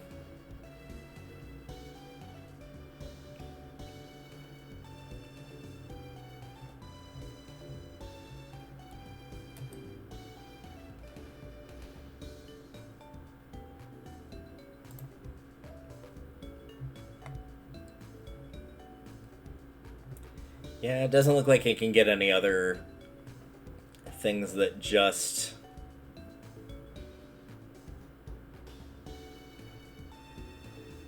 do some sort of status effect on it. Just, again, breeding for that hypnosis. It looks like it's all.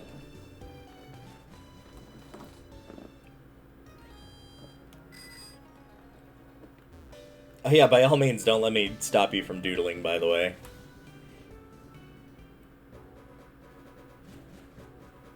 Thankfully, over many, many years of doing Let's Plays, I'm very used to just talking to nobody in particular, because in that case, it's not being streamed, it's recorded, so I literally am just talking to no one.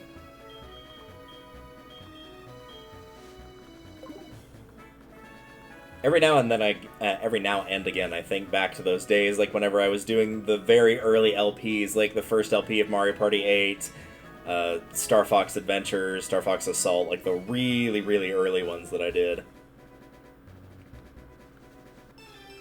It definitely got me more used to speaking, really just in general.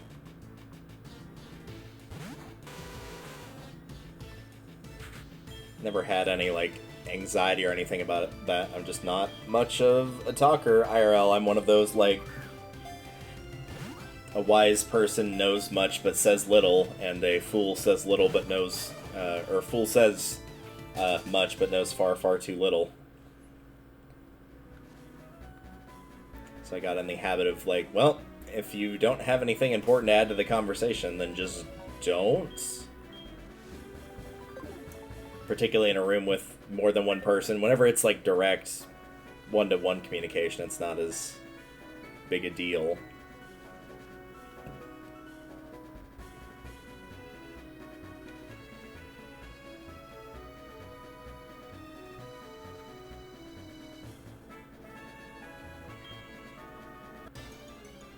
Part of me does think about going back and redoing some of those earlier projects. Though I had to take a break from redoing Mario Baseball, and it was convenient timing that I'd finished off one of the difficulty levels when I'd gotten super busy with life stuff.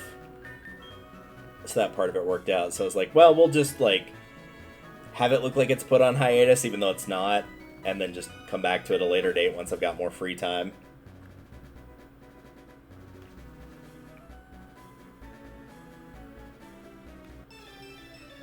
Which, with any luck, will hopefully be next week. Hi again, Raikou. How's it going with your little puffy cheeks? His head just looks so round. It looks really funny.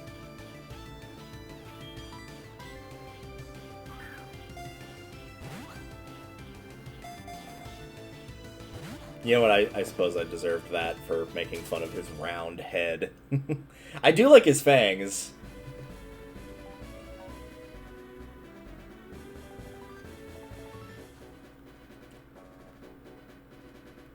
I always like it whenever they've got Pokemon that, like, specifically show fangs in the artwork. They don't even have to be, like, super exaggerated either. It just is, like, a nice touch to it.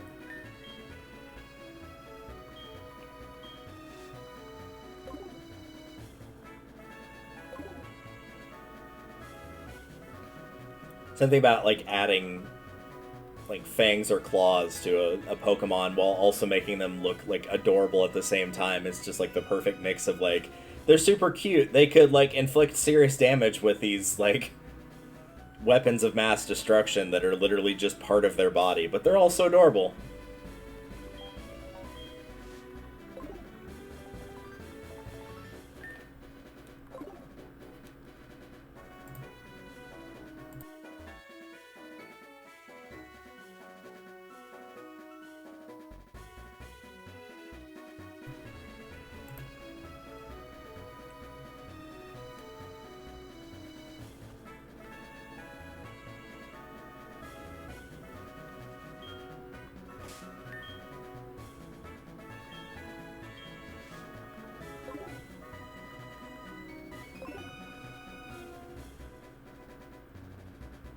Trying to make a guess for how many repels I'll have left, provided that I don't have to go buy more whenever I'm done with all this. Though now knowing what the catch rate is, there is a decent chance that I might actually go through all of them and have to go grab more. Though I guess to be fair, one of the other things I could do, since I have them both at, like, minimal HP, is just save, and then if I run out of quick balls or run out of repels, just reset, because nothing will get lost by doing that. Oh, did my repel wear off? Because I don't need a mill tank, thanks.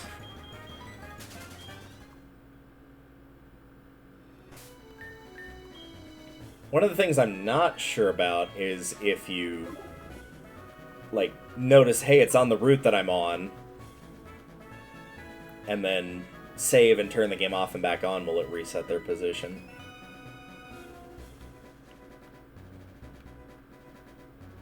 I gotta think it would, right? Because that would be way too easy otherwise.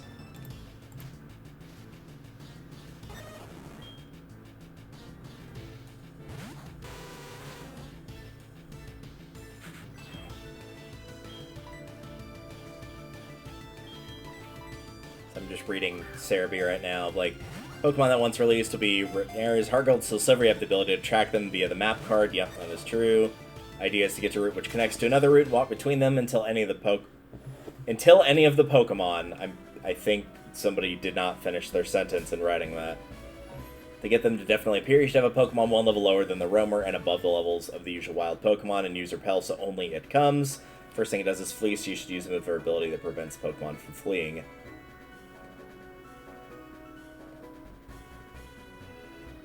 Oh, that's right, yeah, either Latios or Latias is also here, which are roaming legendaries as well. Depending on if you're playing HeartGold or Soul Silver. So, it would be Latias in my case.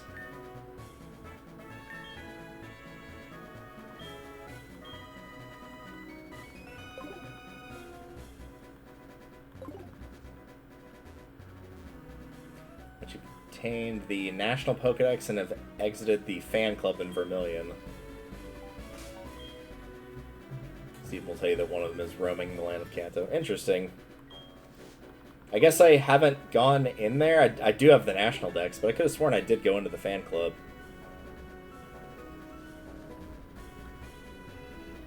But maybe that also requires getting all the badges. So that could be throwing it off too.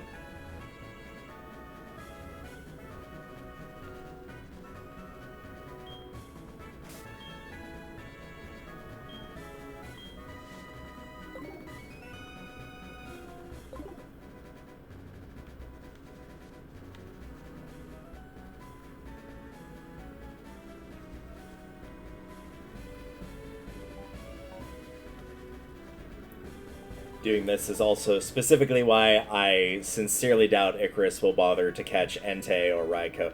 Suicune is not a roaming one, so that one I could see her doing, or even any of the other legendaries that aren't roaming ones, but I feel like the odds of her having the patience to do this is very low.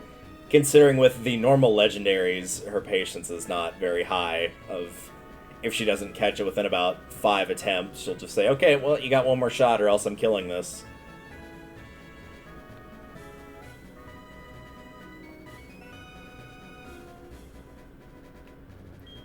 But especially in this game, how quickly we forget having that Ho or Lugia, depending on which version you're playing, helps in the Elite Four a lot.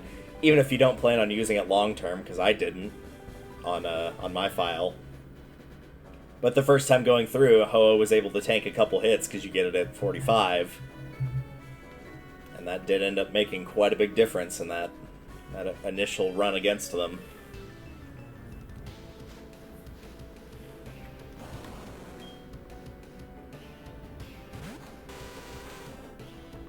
I don't think it's going to matter, but I am going to go ahead and give this another little...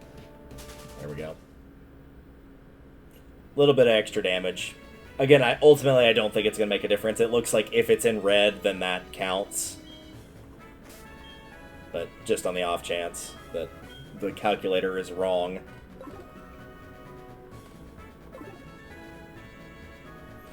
I think it's just catch rate plus what Pokeball you're using, plus does it have a status effect, plus is it in half health, yellow health, or red health.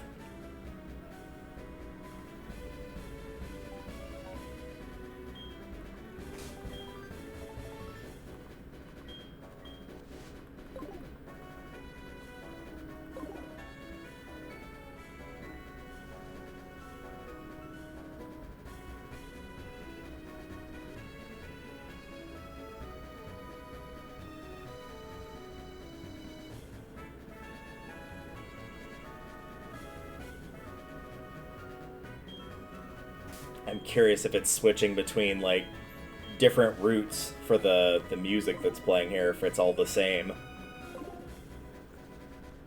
Since I've got to have an aux cable plugged in for y'all to hear the sound of this, I can't hear any sound at all, so it's just, like, no music is playing. I feel like that actually lends this to being easier to kind of get into the pattern for it, of just going back and forth on the bike. But I don't know. I feel like if it was constantly shifting between route themes, it would be very annoying. If it was the same, I could probably just not tune it out, but it wouldn't bother me. But if it was switching between route themes, yeah, that would get a little annoying.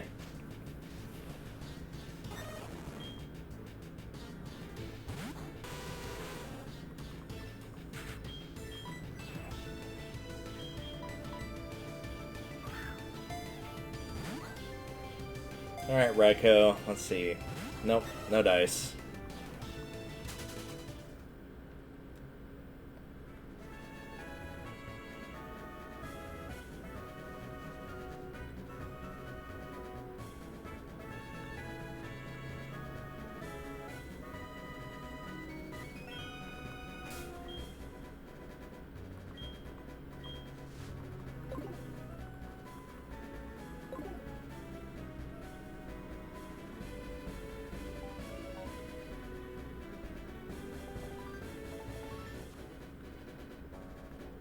Well, the good news is, by the time I catch one or both of these, we will definitely have the opportunity to go and get Lapras, like, for sure, for sure. So at least have one more catch to definitely look forward to. But I still got another 12 minutes before it will appear.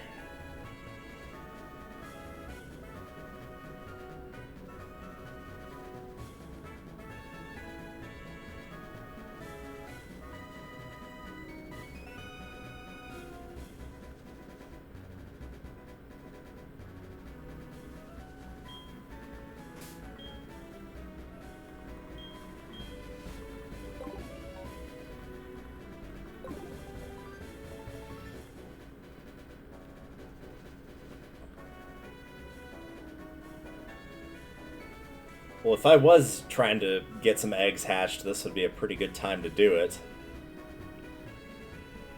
But I feel like I wouldn't be trying to balance doing that and also the roaming legendaries at the same time. Because then every time that I got, like, all the eggs I had in my party hatched, I'd have to go back and deposit them all, keep the ones that have the nature I'm looking for.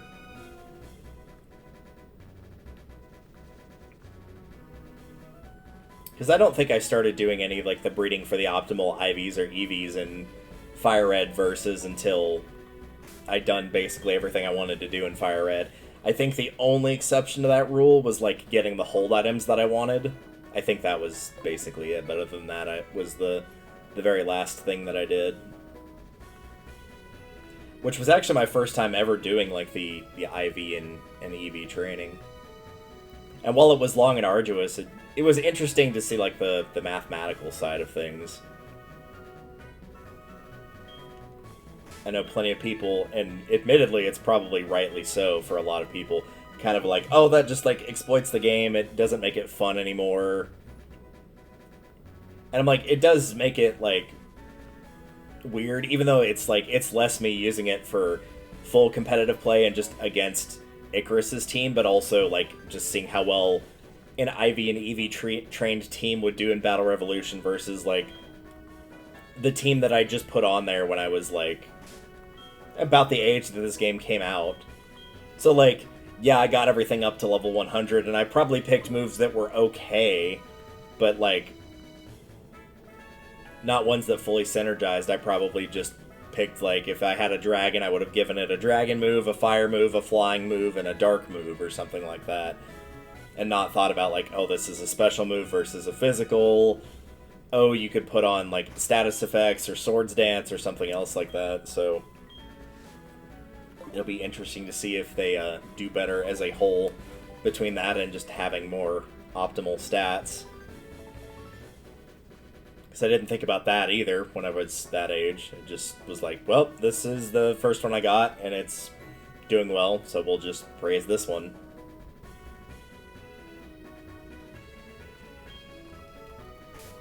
For all I know, that level 100 Sceptile had a really bad nature and really bad IV, and I just did not know it because I didn't care, or I probably did know and just didn't bother to, like, go into any of the details for it.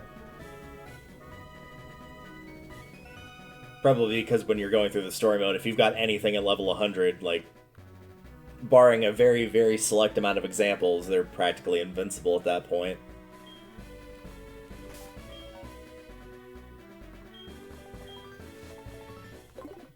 Because, like, what's a level 40 going to do against a level 100, right? There's not much they can do.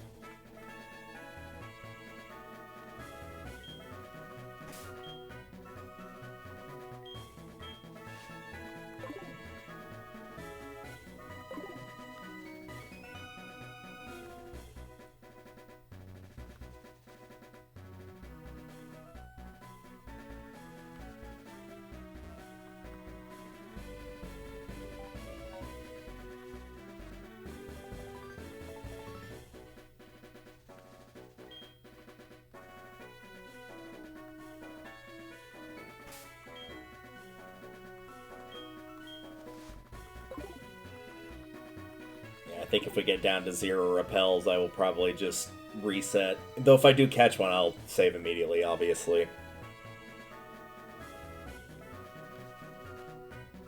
So if I'm on, like, single-digit number for repel, at that point I might just go buy more.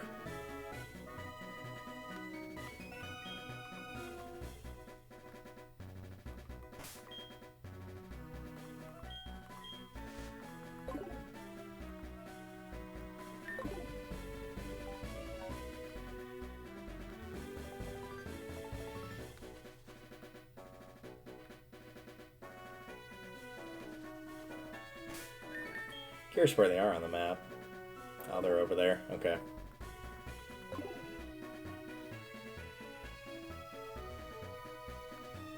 This is where I wish the Pokéetch from Diamond and Pearl existed. so that I could just see them physically moving on the map and knowing, like, oh, hey, they're actually on the route, or they're not. And then instead of having to, like, go bike in the grass a couple times, I could just go, like, up and back down and immediately back up if they're not there.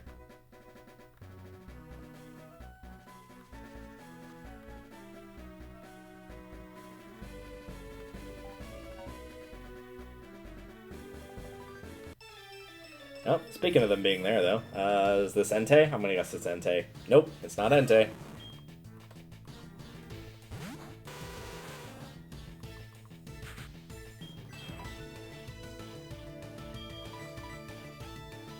Think fast! At least it kind of mostly matches Raikou's color. It's blue and yellow, it's got a little bit of blue on it. It's a very light blue on the tail and the mustache, I guess.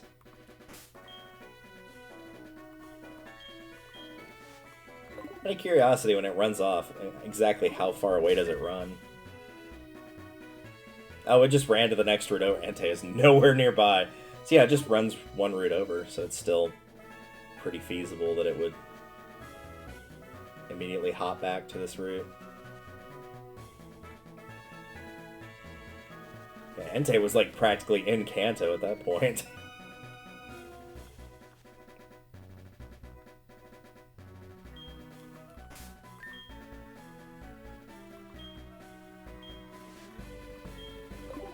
Part of me wants to say there were roaming legendaries in Gen 4, but I honestly do not remember. Because, like, Uxie, Aslef, and Mesprit aren't, I'm pretty sure. I think they're all in their various lake locations.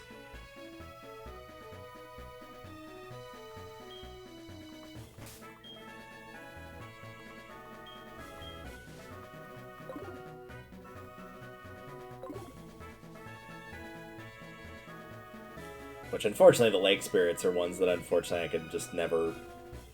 I never liked the design for any of them in particular.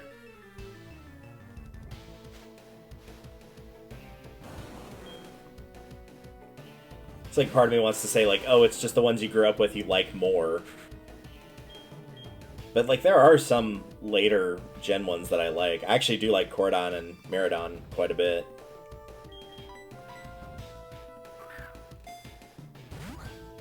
I'm trying to think what my least favorite legendary is, but I don't have a list in front of me, so there's no way to say for sure. Because while I'm not big on the legendary dogs, they're definitely not my least favorite, for sure.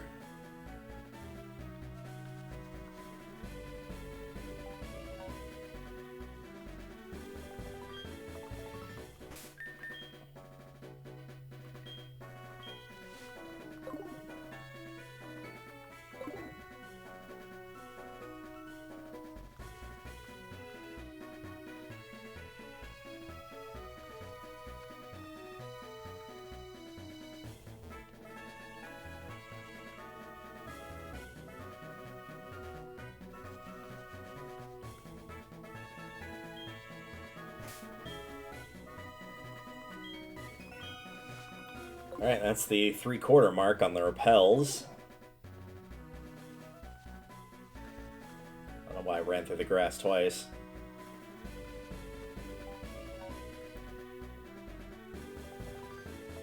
I do want to make sure that I get, like, at least 10 steps total between going into the grass and coming out of the grass. I don't want to just hit, like, 4 squares and be like, yeah, that's probably enough, and then it turns out it was there and it was not, in fact, enough.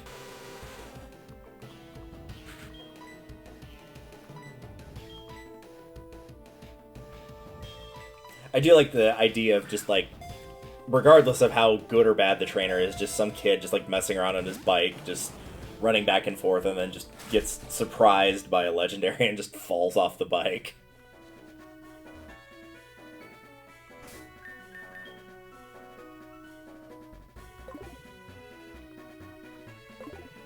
Entei went decently far away, and it looks like Raikou is over by Lake of Rage.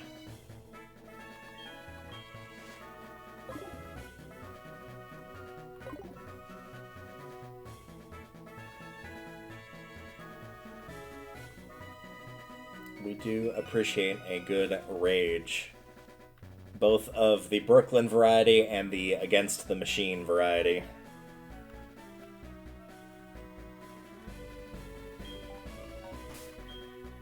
Part of me has really had the urge to go back and rewatch, like, original Yu-Gi-Oh! Again, even though I've done that several times, but I haven't done it recently. What I really need to do is go rewatch Pyramid of Light, because even though it's not good from, like, a story perspective, I forgot how funny it was, just thinking about, like, all the funny moments that are in it. It's really good for humor.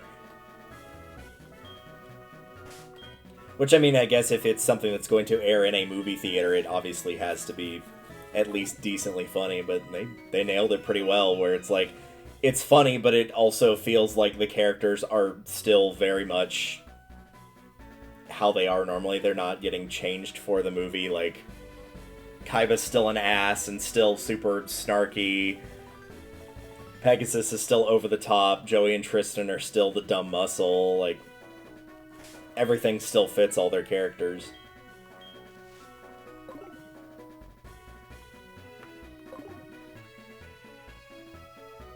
I don't remember if I ended up watching Pyramid of Light in theaters. I want to say I didn't, actually. I think I mean, I do have it on DVD somewhere in here. I think it's sitting somewhere on the shelf in front of me, and I just can't see it. Oh yeah, there it is. It's towards the top, but yeah, I do see it there.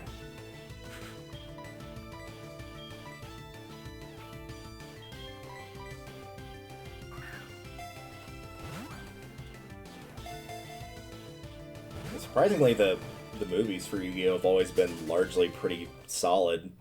Original's really good, Dark Side of Dimensions is really good.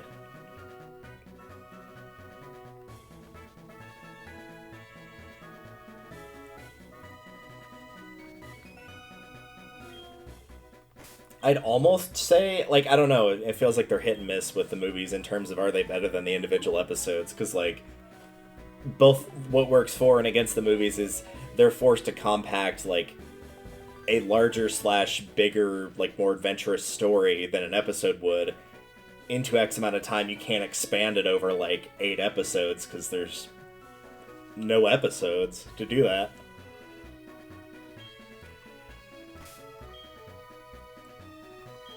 You know, if you get, like, an hour and a half, then you get an hour and a half of time. That's all you get. So you get essentially enough time to do a 3-episode story, but if it's going to be really intensive, where it's got legendaries, or they're going to kill off Ash again and bring him back.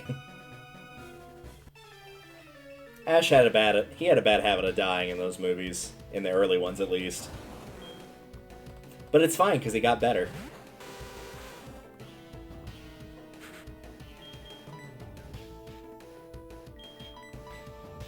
Maybe I was also thinking of that because it popped up in my feed, and I did end up watching it of, like, the, like, memorable Yu-Gi-Oh! Deaths, like, that were,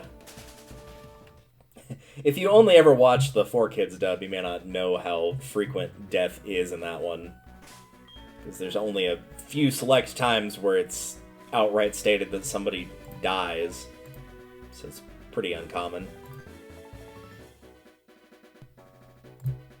And if you want to count the ending of the original series, technically your primary character technically die. They go to the afterlife, but I mean, like, they're an ancient spirit, so they've been dead for a long time anyway.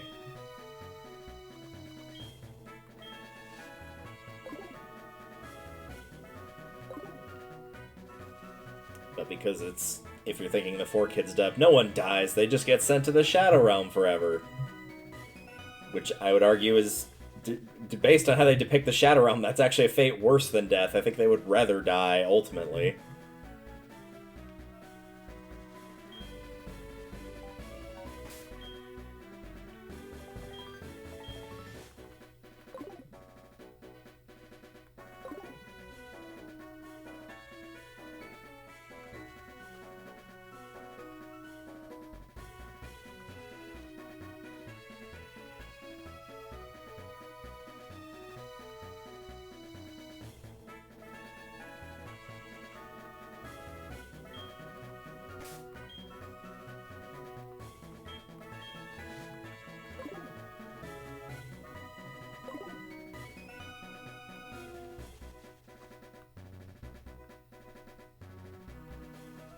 I don't know why my stomach is being so noisy today. I'm not, like, hungry or anything.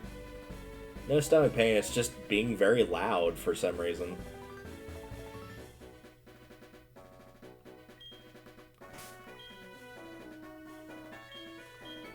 Which is a bit weird that I'm not hungry by this point. I mean, I did have like a decently large breakfast, and it was probably about like 10:30 in the morning. But that's still like, what, 14 hours? We'll just call it unintentional fasting.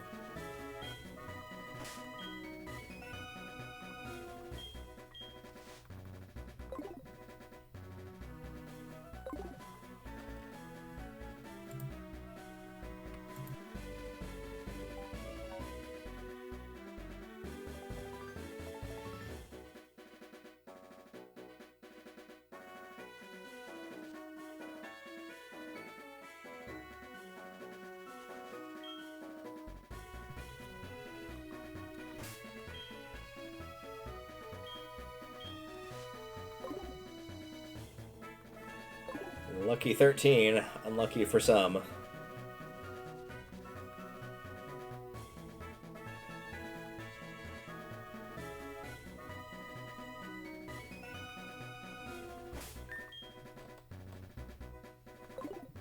Yeah, Raikou's nearby. Entei is just, like, way off towards the beginning town, New Bark.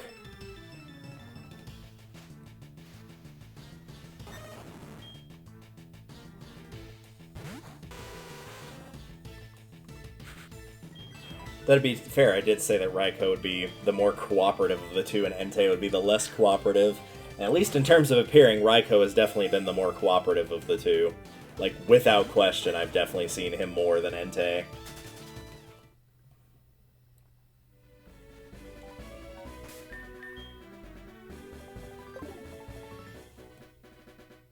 I'm kind of tempted to go down to that route right there.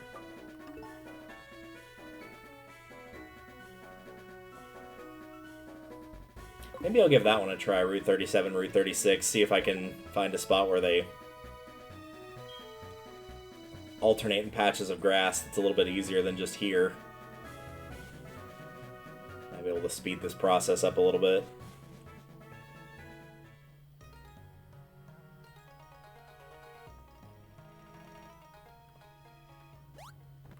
And we'll grab these while we're here. I'm basically done with the apricorns, though. Like, I just don't need these for anything anymore.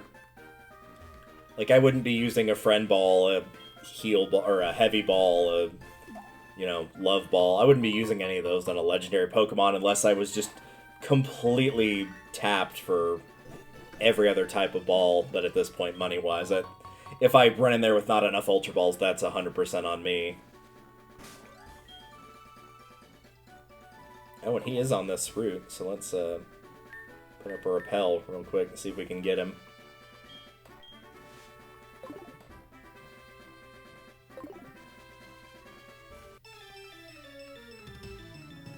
I meant to come here more for ease of access, but if he's already here, then, like, you know, we can just do that too. I don't want to give the illusion that it's just easy to follow them all over Johto, because it's not. It would still... It'd take more time. You'd have to, like, go past ledges, activate all your cut, your surf, your strength, what have you. So it would not be faster.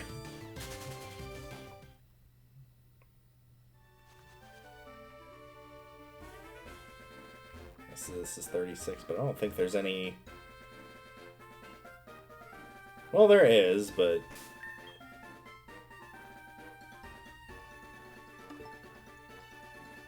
He's on 35.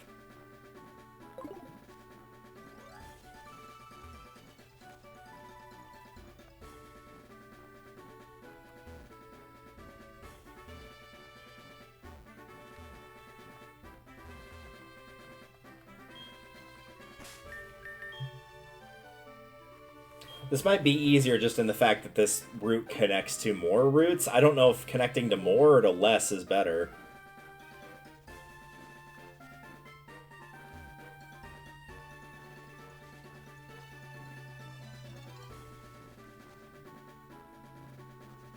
Definitely takes less effort to, like, go between Route 36 and 37, at least.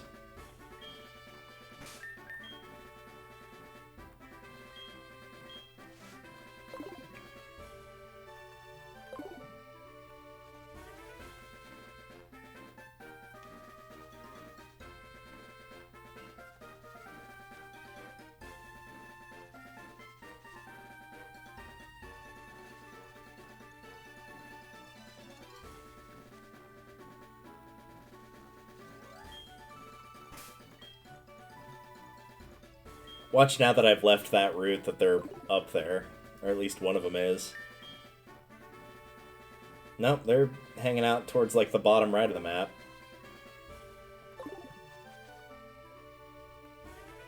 I'd say I should go there, because it seems that they like that part of the map, but again, that's just gambler's fallacy at its finest.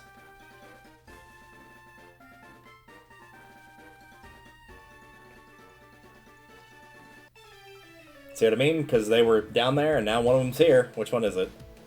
It's Entei this time. Haven't seen you in a little bit. How you been?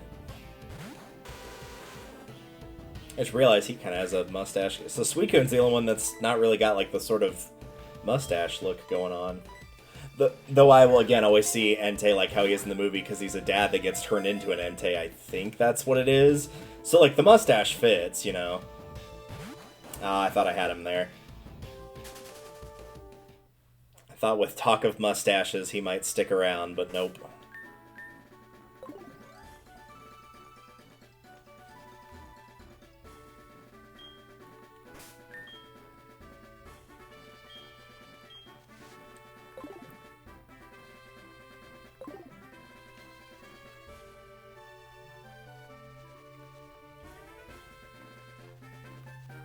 I think for the ease of access of moving between routes, though, I probably will stay here.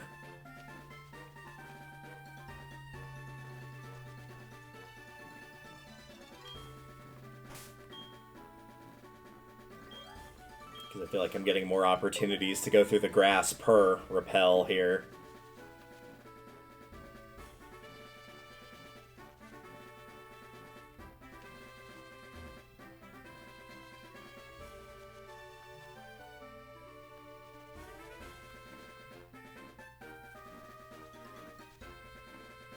And it requires about the same amount of D-pad dexterity that the other one did.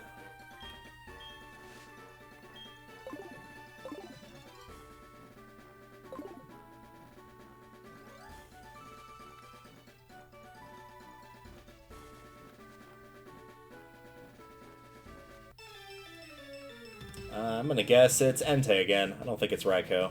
Nope, it is Raikou. Alright. For 50-50 guess, I have not been doing the best job at guessing which one is about to appear. So every time I'm like, oh, it feels like they're alternating between the two. If I'm seeing Raikou and then I'm seeing Entei, and then lo and behold, they stop doing that.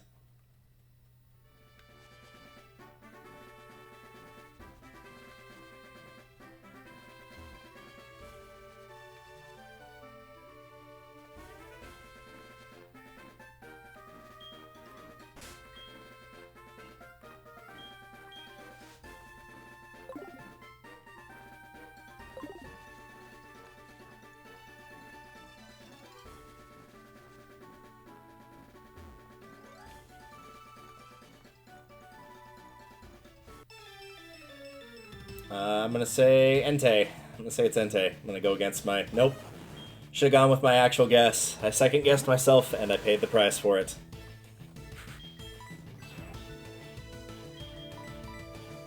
Even though it was literally just a guess, there was, like, no educated part of an educated guess there. That was just complete and raw guess. There was nothing else to it.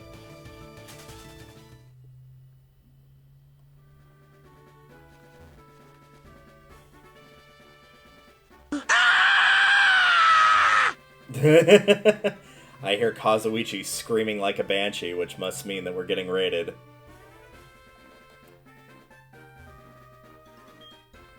Zacher 2020. Or rather, well, nice to see you, but Gaming Singe raiding with a party of 9.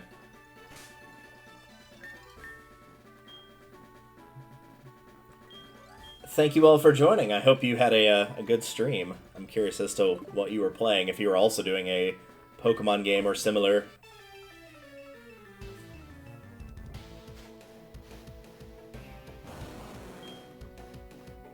We shall attempt to catch this Entei for you, as I have been trying to do for the last about an hour, a little over an hour, give or take.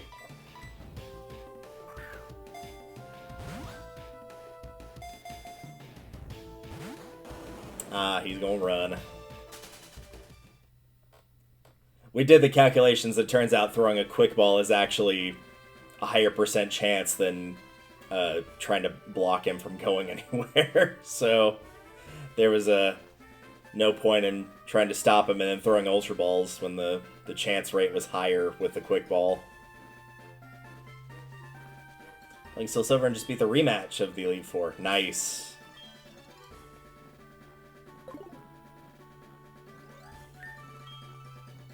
Yeah, I'm still a couple badges shy on that. I've been doing 2 badges per stream, so I still need 2 more badges before that rematch occurs. But Pokedex-wise, we're doing a little bit better here. 230. I think at this point, since I picked up the Tyrogue, all we're missing is a couple of the Mount Silver Pokemons, which is the Larvitar line and Sneasel. And the legendaries, and I think that's basically it. I do need to raise up that Tyrogue I got for Hitmonlee, Hitmonchan, Hitmontop, but I think that's basically it. And once I can manage to get both of these, I'm going to go grab that Lapras that's available on Friday, because I don't have Lapras either, but I can get it today.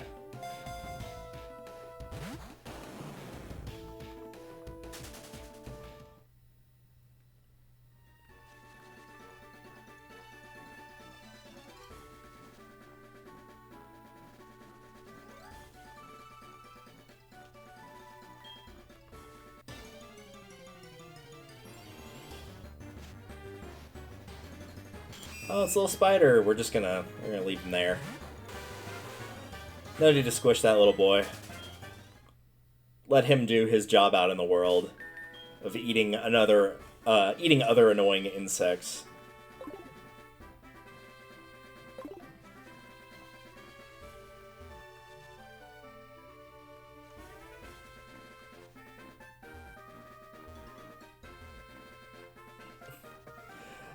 No worries, Singe. I hope you have a very restful snooze.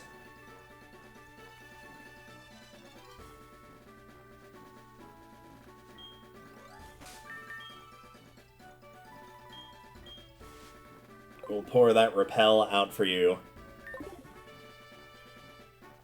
To give an idea of how long I've been, like, going through routes trying to catch these. I had 99 Max Repels when I started, and I've got 1 left now in my bag.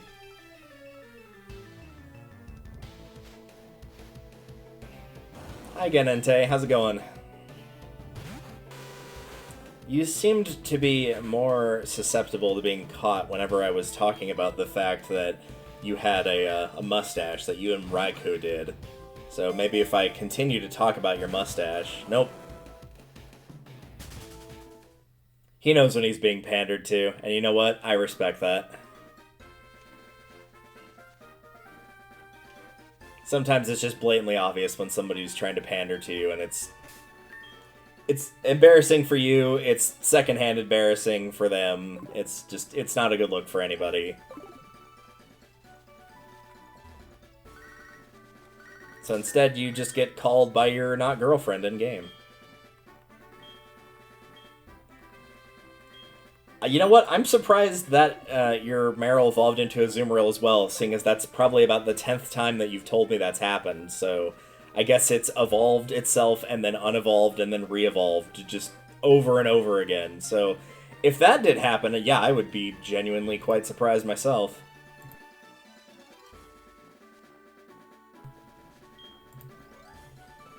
Repel's effect wore off, which means, of course, we're going to do a quick little reset here. And once again, apologies for the flashbang.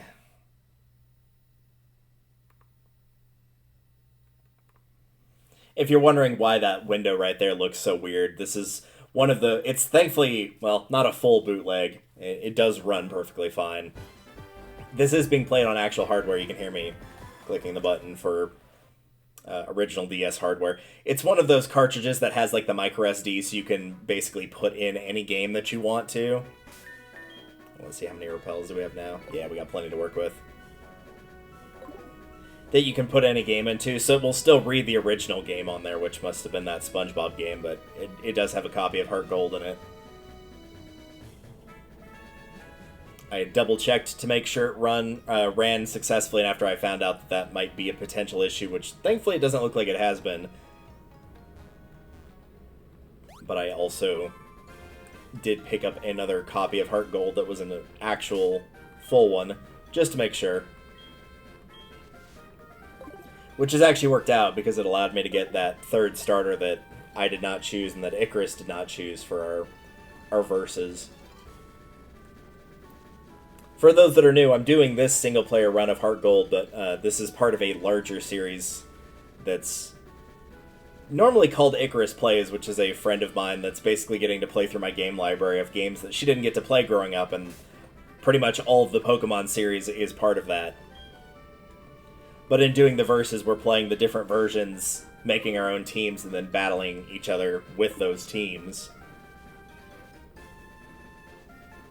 Which is why some of the Pokemon that are on that toolbar have the little asterisks there. Because we're only officially showing each other half of our team while playing through the game, so that we won't just counterpick. There'll be a little bit of surprise thrown in, and that also means that you, the audience, won't know until that battle comes up what we'll have on our team completely. And also part of the caveat, since I have played through the games before, is that I'm only allowed to use Pokemon on my final team that are in the current gen we're playing. And while this is technically Gen 4, for all intents and purposes, it's Gen 2. So even if I wanted to, Zangoose and Floatzel would sadly not be allowed. We'll have to wait for Gens 3 and 4 respectively for that. And while I never said explicitly I would never use legendaries in a battle against her, I'm not going to do that either. But I'm not really the type to use legendaries. Catch them, yes, or at least attempt to, based on how poorly things are going here, but I'm also not leaving and re-entering the route.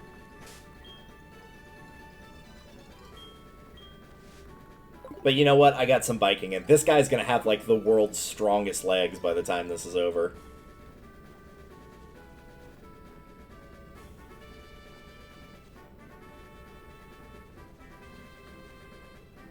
Which is more than I can say for me, because while I did learn how to ride a bike, I've not done so for many, many years. Whenever I was a kid, I used to rollerblade more than I did bike, and had a pretty nasty fall where I, thankfully only sprained my ankles, but I did manage to sprain both of them at the same time, and because I lived in a very conservative household, oh, you're just making it up, you're not actually, like, injured in any capacity, you just need to walk it off, so didn't actually get them, like, put in any sort of, well, not a cast, but no sort of, like, plan going forward of, oh yeah, make sure to do this, this, and this so these will heal correctly. And as a result, my balance is not very good. It's like, no insane permanent damage, but yeah, very, very bad balance. So riding a bike is, I wouldn't say out of the question, but it would be extremely difficult for me to do, not because I don't know how to do it, but because of balance.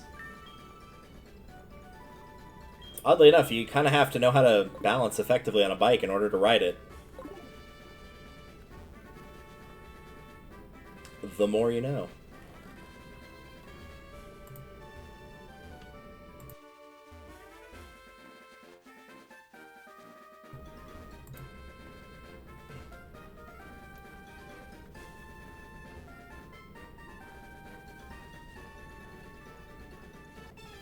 There we go. What do we got here? Raikou. Man, I've called that wrong, like, every single time. Every single time I've called it, I've been incorrect.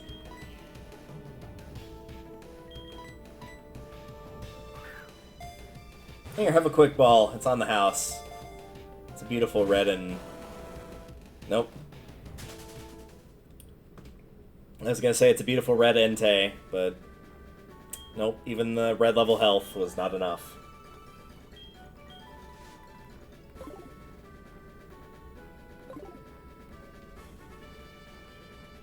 Be curious now that I'm using a different route here and slightly different strategy if I'll run out of quick balls first or run out of repels, though I would wager it would probably be the latter.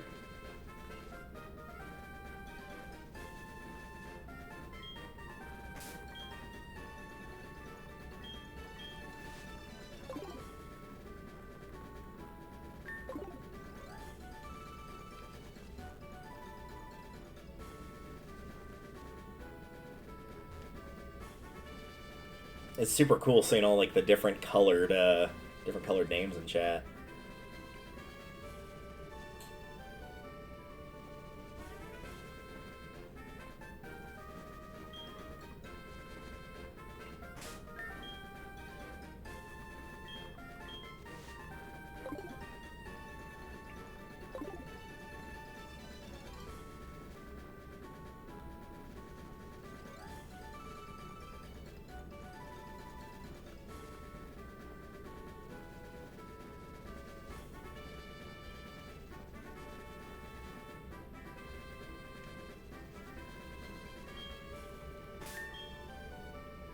Where are they? And they're decently close by, and they could still pop in here.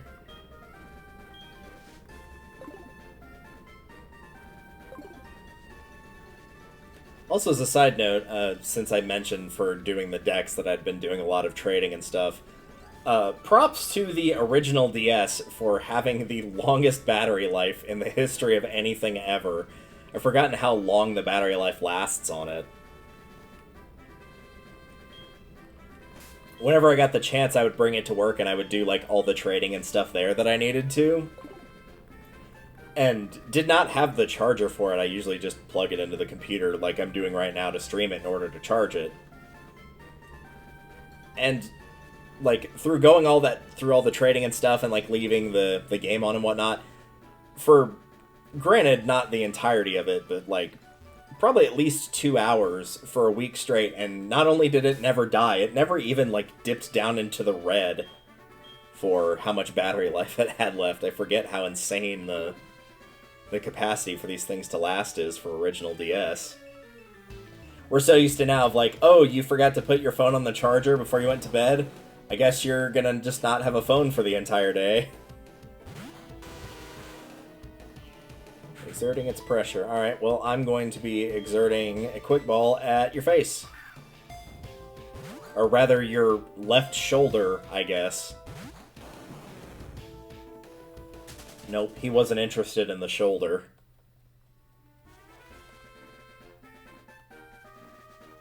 I guess we'll have to find another Survivor contestant. I think I've told that story before. That there used to be a contestant on one of the very early seasons of Survivor whose last name was Shoulders. Which is, like, such an interesting last name. I'd never heard anybody have a last name like Shoulders before. If only he ever could have gotten put in, like, a swing vote position, because then you could have said the fate of the game rested on Ryan Shoulders' shoulders. It just would have been so stupid, but also really funny. Speaking of funny, think fast, Entei. Should have checked Suicune's speed while I was looking at the legendary stats. I guess I could have checked who had the fastest or slowest speed amongst the three of the legendary dogs. I know Raikou is a little bit faster than Entei. Not by a lot, though.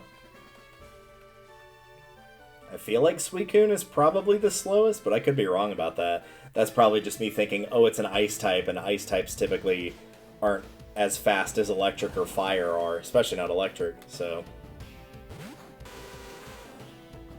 But for some reason I get the feeling that Suicune's like middle of the road in terms of speed. Don't know why. Just a sneaking suspicion.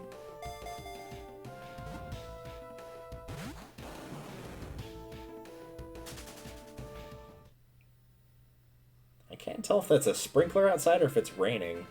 It's been like off and on raining here a ton, which has been very, very nice. I very much approve. As I live in a desert and rain is always appreciated. But it's been a very rainy, like late August, early September, which is not the normal at all here. It's been very nice.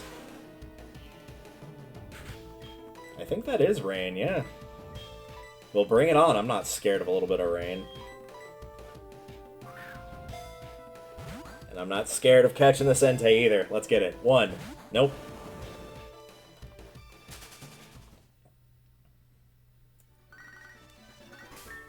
Hi, Reese. Are you coming to congratulate me for...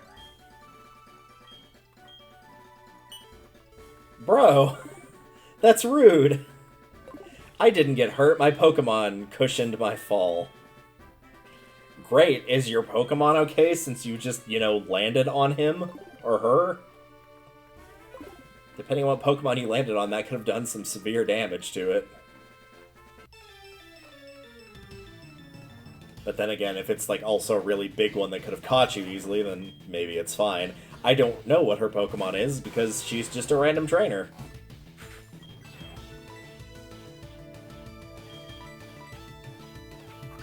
Alright, Raikou, maybe you'll be a little bit more receptive to this one.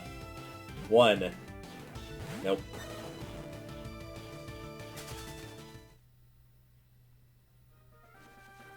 I guess to be fair, he was technically a little bit more receptive. It shook 1 time instead of 0.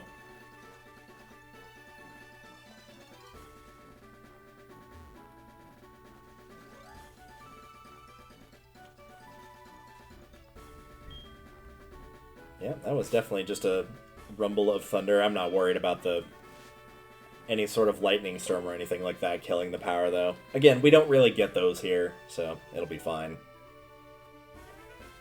We just get a lot of dirt. We get dirt storms instead.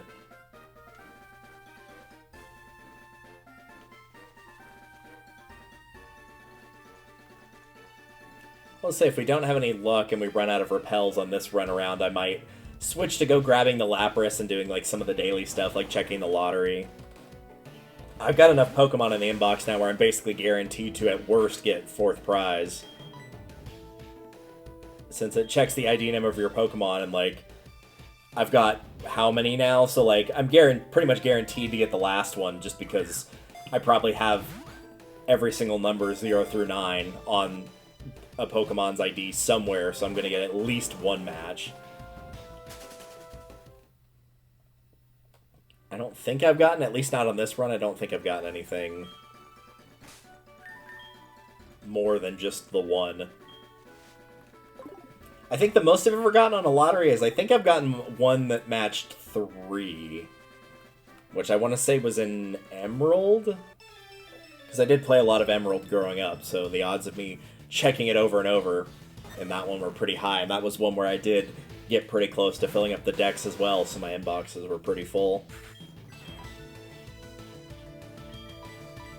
So I would say that that's a reasonable guess.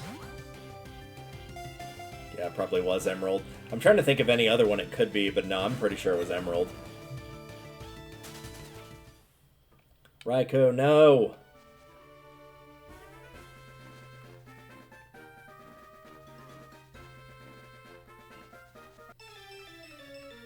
I'm gonna say it's Entei. It's not Raikou. Nope, it is Raikou. Or Raikou. Raikou d'etat.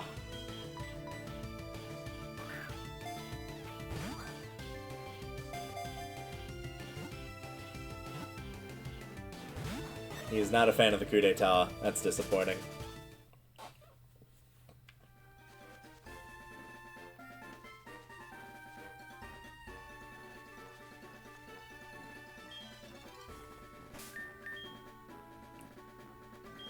Or the coup d'etat, as old not-so-wise man famously once said. Entei. I'm gonna say it's not Raikou. Hey, I got it right that time! I won't fall for your tricks, Raikou. They pull the old bait and switch on me. Watch for whatever reason that this actually doesn't count as the first turn of the battle, since it's like a recurring battle, and that's why these aren't working that well.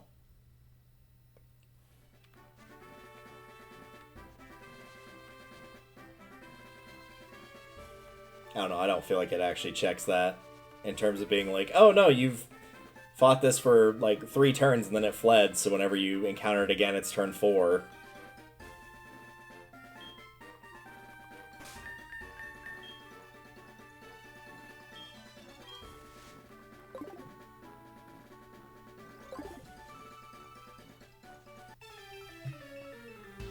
Well, they do seem to be, like, hanging out in the center area a little bit more now all of a sudden, which I'm not complaining about. So there was a big gap at the start where they just were not showing up, but now they're a little bit more frequent. Here, have a quick ball.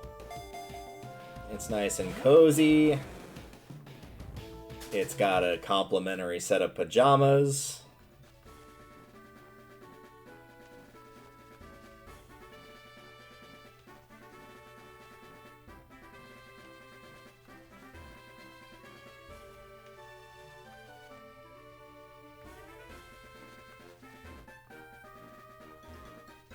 It is nice to have the chance to wear pajamas again, since in the last few weeks, most of the time, by the time I got home, I was so exhausted. It was just like, yeah, just take off shoes and socks and just, like, sleep in clothes.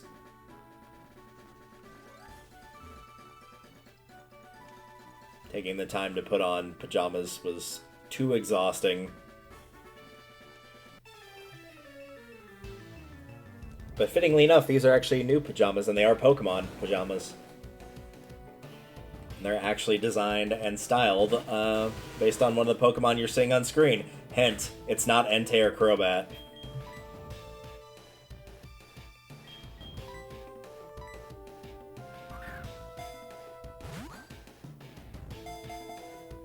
Well, most people would probably guess Umbreon, but you'd be wrong as well. It's not Umbreon either. But no, these are custom made, and I got them in today. They are very soft. They are very nice. And pretty much the minute that I put them on, I was like, yeah, I'm just going to wear these. Like, I'm wearing them to bed tonight. I'm wearing them when I get up and stream. I'll be wearing them back to bed once I go back to bed. Like, I'm not taking these off unless, like, I absolutely have to get out and go somewhere. But I'd already run all my errands for the day, and I was not planning on running anymore.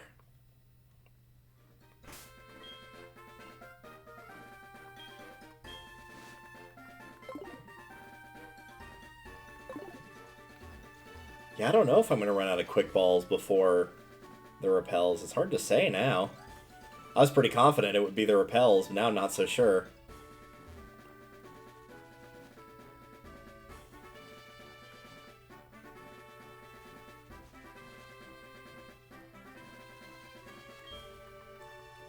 But then again, if we hit another big gap where they're just not appearing in the route, then perhaps it won't be as down to the wire as I assume it would be.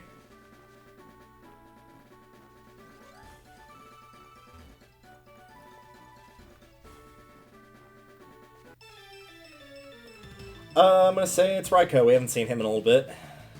Hey! How's it going, you little round boy? Your little round head. The white round part of his head looks like a pork bun. It looks really funny. I don't remember it looking like that in other games. Maybe that's just like a design choice. Hey!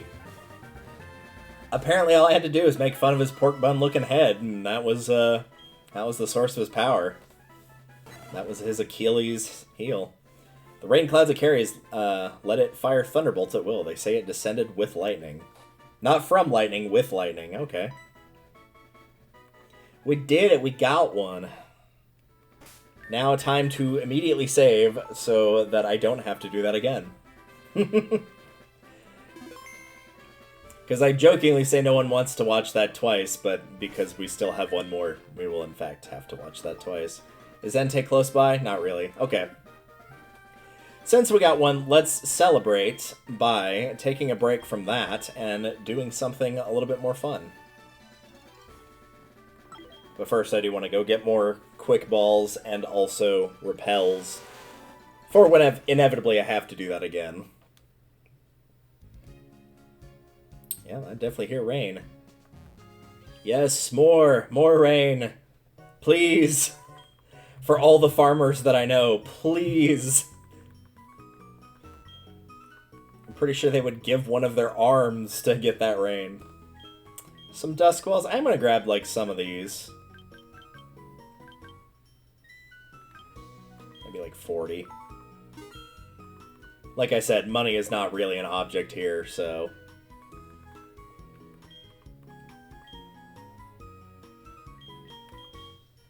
Yeah, we got plenty of hyper potions.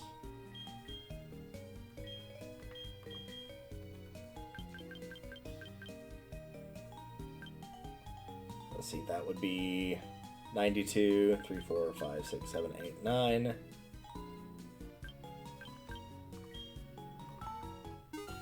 we go.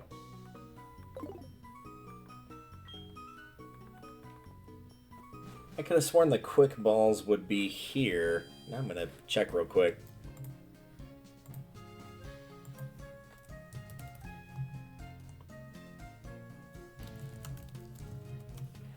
Where are these sold? The second clerk in most Pokemarts. Yeah, that's helpful.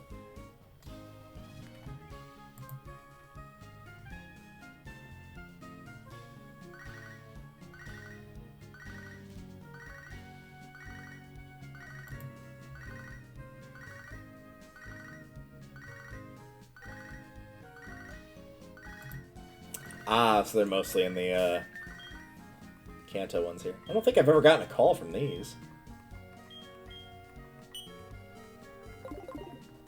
That, like, caught my eye because it had 2 different names on it, and I was like, Most of the time, like, if you get a call from a part of a duo, one of them calls you thinking they're calling the other one.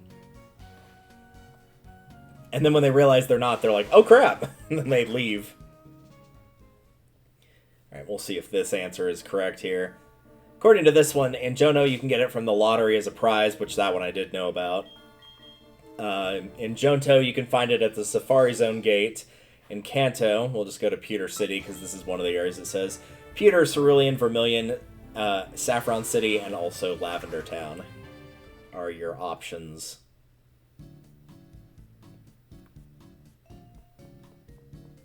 So we'll just go with Pewter City here.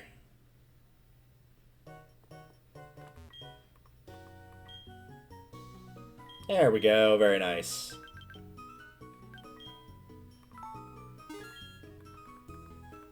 I'm never going to need that many, but hey, now we can say that we appropriately stocked up.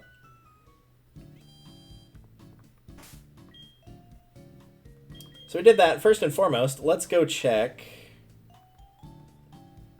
the lottery in Goldenrod, shall we?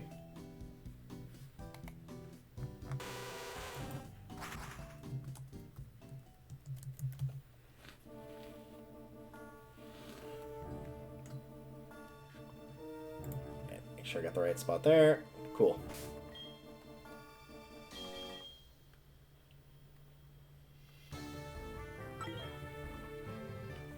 It still baffles me, like, thinking of playing original Silver as a kid, how much different, in particular, Goldenrod looks in original Silver versus the remakes here. It was one of the, admittedly, like, things I bizarrely liked about the original games, like the GBA ones, is just due to the limitations. It was so easy to get lost in big cities, but, like, that's also normal. So, let's see. Oh, I didn't get a match. Darn. Alright. But that's also, like, extremely normal. Like, it would be normal in real life to get lost in a big city if you didn't have, like, a map or any real sense of direction. Alright, so I am looking for...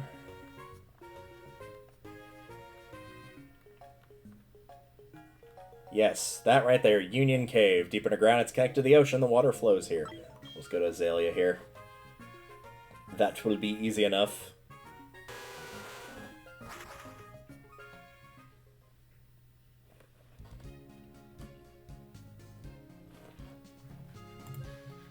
I wonder if...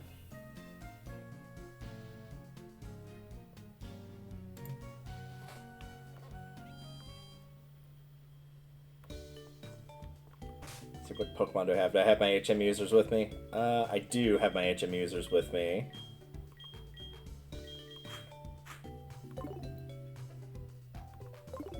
I'm going to temporarily swap out that Crobat for a Scyther that I've got in case I need False Swipe.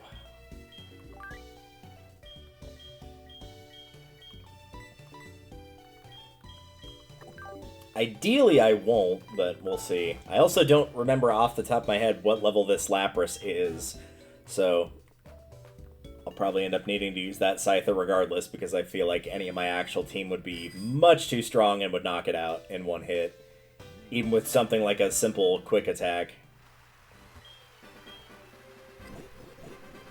I don't know why I'm stopping to grab these, but I am, so...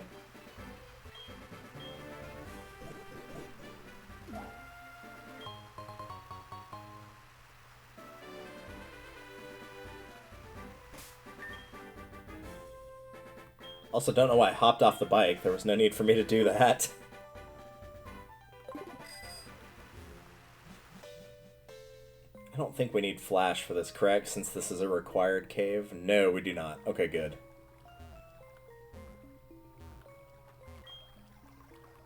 It's only fair to warn you, I have no idea where specifically I'm going in here. I know this is the right cave.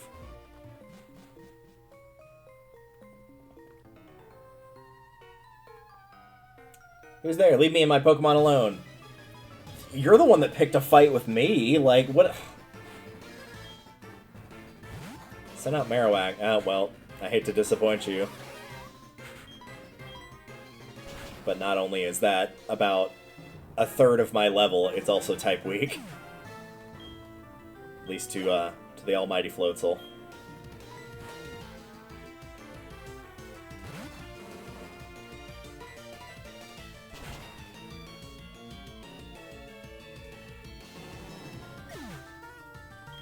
Thunder is indeed a great electric attack until you get ground down by a Marowak.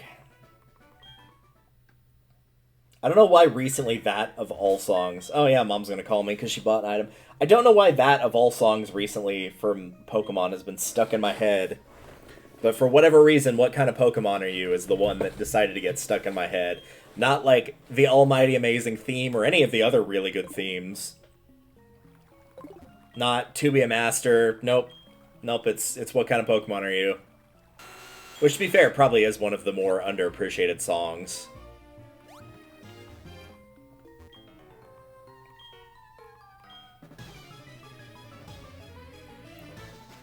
Let me demonstrate my findings, and he'll say something like, I just found out that I lost, or something like that.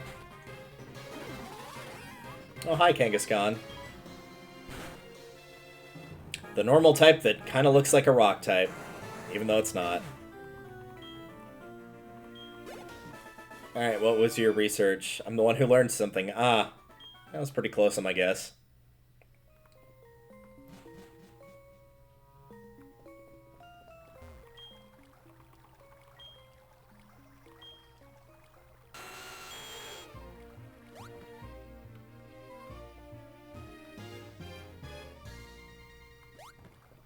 Hello. What you doing up here? Care for a round? A round of shots? I mean, it's, you know, 5 o'clock somewhere. You got a little V. Cute little Eevee. Well, I'm sorry that I have to make it faint.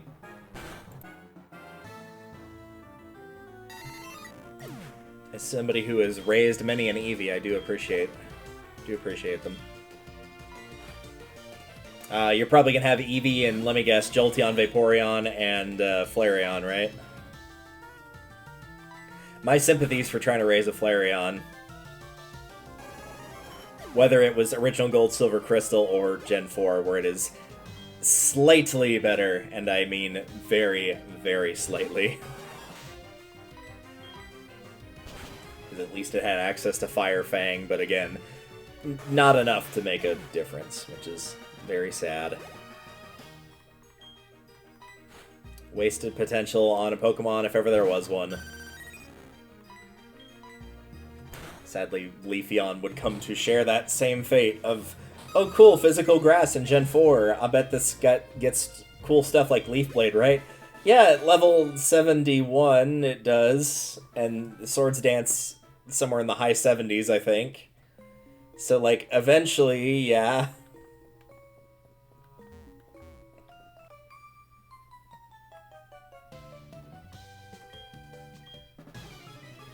That's what a real trainer does. I mean, yeah, I went through pretty great lengths to go find Zangoose and Floatzel in this game. I didn't even know growing up that you could, but also I didn't really... Well, did I have... I probably did have favorites, but it was probably just like my starter and stuff like that, so it would have been the Cyndaquil line.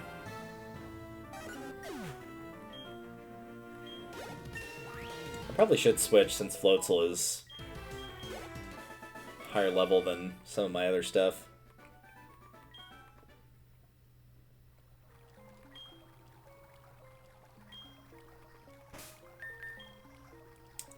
Yep, that is true. Once a week there will be a Pokemon on the water's edge. Because you can only catch one of these, but it is an overworld sprite. It's not one you have to hunt for, like with the roamers. Case in point, there it is.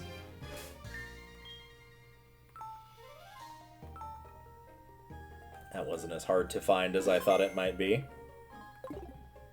Hello, Lapras. How are you? I don't like super duper love Lapras, but I do think it's very adorable, and I love the Pokedex entry for it, and it's always a little sad that, at least initially, they were basically getting very close to being extinct. You know what, let's try a Quick Ball. It would look nice in a Quick Ball. It's kind of got blue and a cream color with the blue and the yellow color, so it would look pretty nice. Evidently, it didn't seem to think so, though.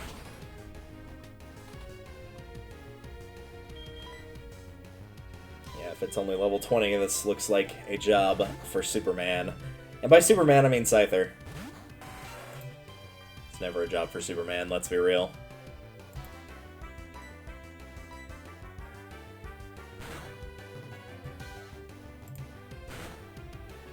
So it's got Water Pulse, Ice Shard, Confuse Ray, and something else.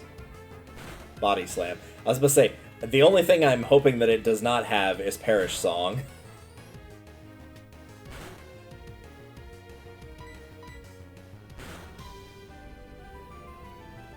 Alright, there we go. Paralyzed, but that's okay. He got the job that he needed to done.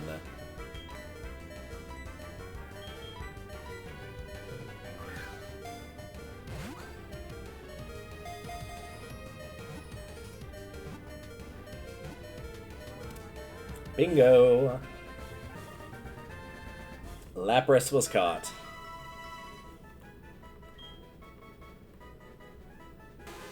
They have gentle hearts because they rarely fight. Many have been caught. Their number has dwindled. Oh, well, I just made it worse by catching. Well, to be fair, I'm going to treat it correctly. And I do like the idea that in later games that, like, trainers have bred Lapras and then released them into the wild so that they're not so rare anymore. There is an actual term for that of basically, like, getting an animal out of being an endangered species. It is unfortunately not a very easy thing to do. Hello. There are two kinds of people, those with style and those without. Which kind of person are you? Actually, there's three types of people. There's those that can count and those that can't. The more you know. If you had to stop and think about that joke, then you probably know what category you fall into. Sorry.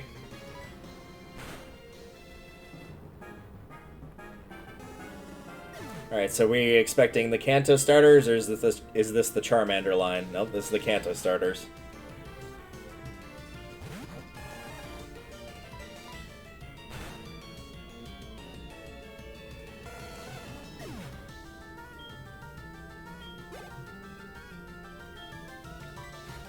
I figured there was a chance it could be the Charmander line, because there's somebody with the Bulbasaur line on the way to getting into Victory Road. Right after that guy stops you and it's like, hey, you just took your first step into Kanto, you should check your map. after you get past that cave, that's what the first trainer has. So, figured there might be a chance.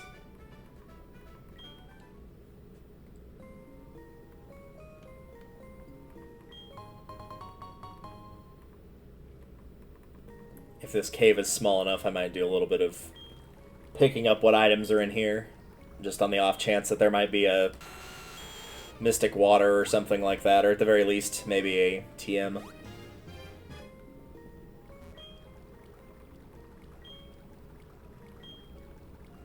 Though it doesn't look to be the case. This looks to be a pretty small area here.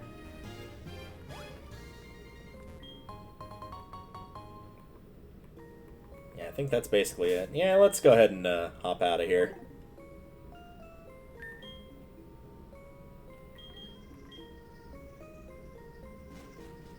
Noom.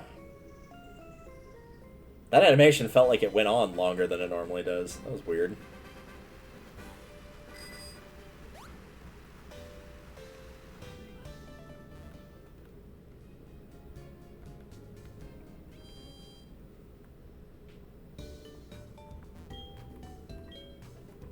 I know Scyther will get healed when I put it in the PC, but you know what? It earned like a proper getting to go into the real healing machine here. It earned it.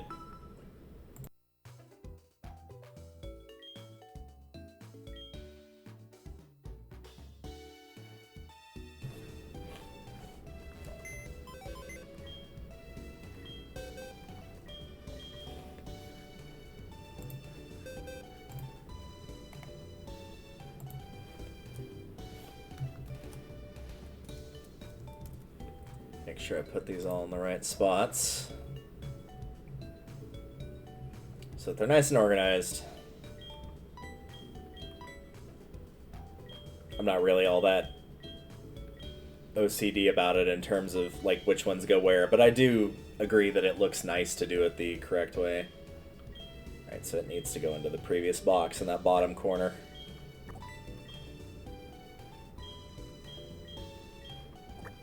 Right there.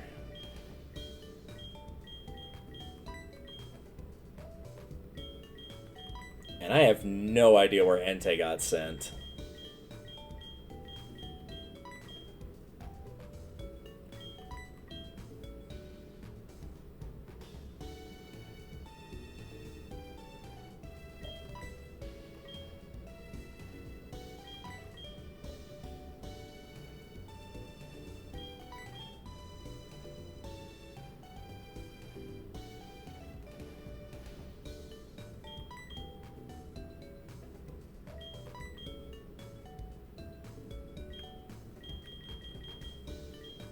Might actually have to go through each individual box. That's just a bunch of Eevees, a bunch of Weasel, a bunch of Zangoose. Not in there.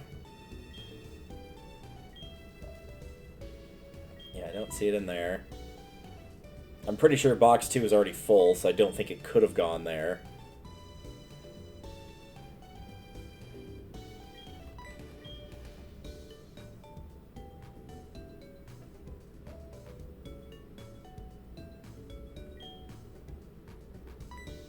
Chris, am I looking for Raikou and not Entei? Is that part of the problem? Is I'm looking for the wrong sprite?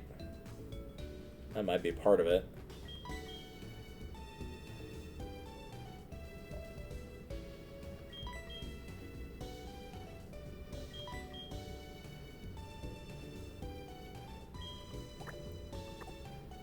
Yeah, let's just go one by one, I guess.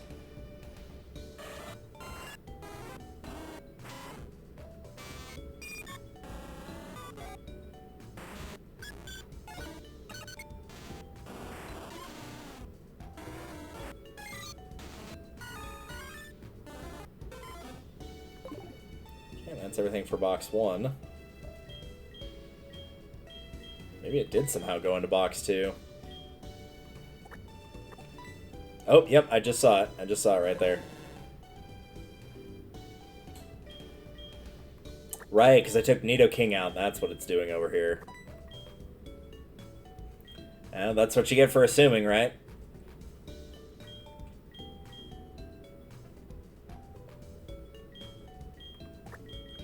Alright, so Dragonite's here, which is Suicune is right there, Entei is right here. Raikou is right there.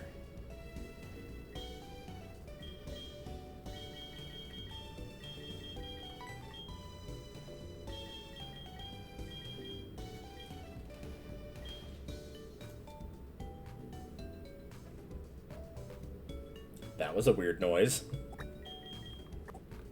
Like something crinkling behind me, but there's nobody else here.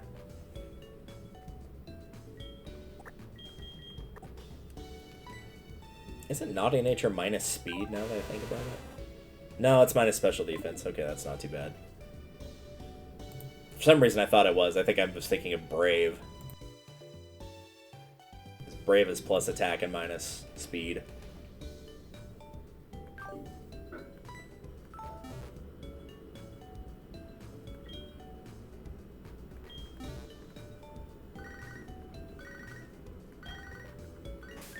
Oh, Lyra, did your Meryl evolve again? We've been to Pal Park, Warden House, and Fuchsia yet. There's so many Apom there. It's amazing. Yeah, Apom exists.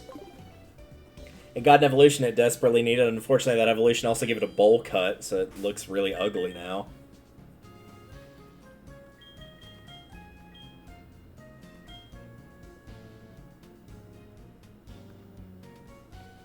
Let's see, I was right there, so we'll just go here.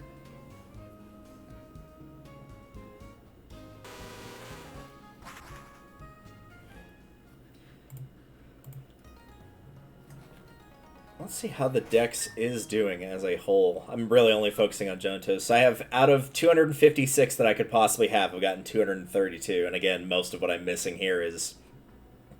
Like, of that 232, 9 of them are the Kanto starters, because it's, you know, all 3 versions of them. So that's 9 of them. The 3 Legendary Birds is 12. Another 2 from Suicune and Raikou. The Tyranitar line. Lugia, Mewtwo, Mew, and Celebi. And aside from them, that's basically everything other than just the Sneasel that I need to wait for Mount Silver and doing the Tyrogue line. And I think that's everything. I don't think there's anything else above that. There's the Sneasel.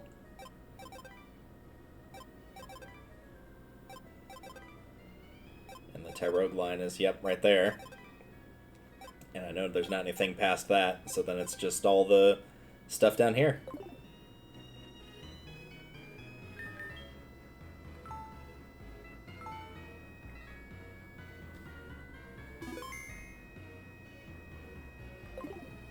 Out of curiosity, where is Entei right now? He's nearby-ish.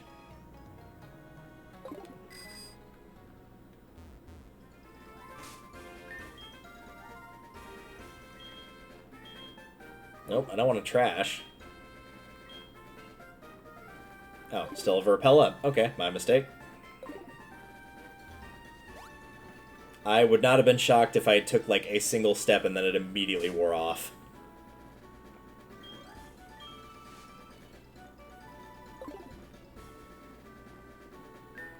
I have the right Pokemon in the front? Yep, I do.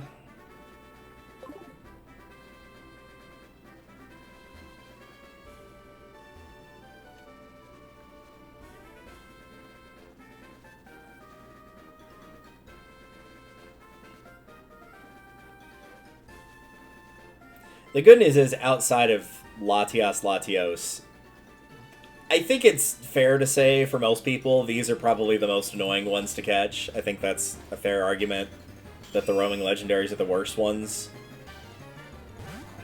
Because at least of, like, high-level stuff with a low catch rate, like, you know exactly where they are. You can just save right before talking to them and fighting them.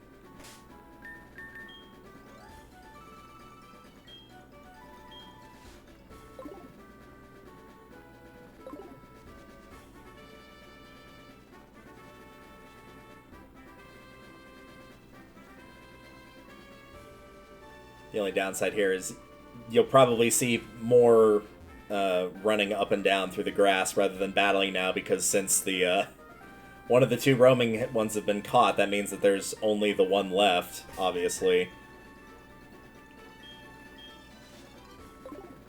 So now it can only be Entei that we run into. Speaking of running into Entei, how fitting that with 3 viewers on the 3 hours, 3 minutes, and 3 second mark that we run into Entei, and he's the legendary of the 3rd Pokemon movie.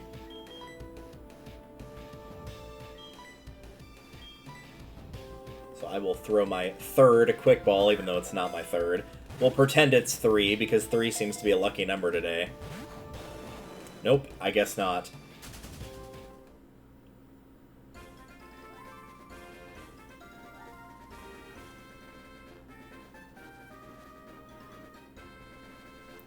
If it could do what Raikou did and kind of just stay in the same general area, that would be appreciated.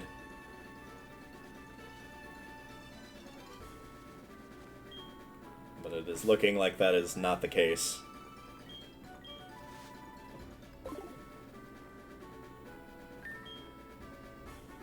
Yep, he fucked off way over there. Way back over at New Bark. He really seems to like that first route for some reason. I don't know why. I think even off-screen from time to time, I think it was mostly while I was, like, grinding, getting the apricorns, I kept running into him. Which every time I did off-screen, I, of course, just, like, you know, fled the battle intentionally not doing any damage, because I didn't want to do that off-screen.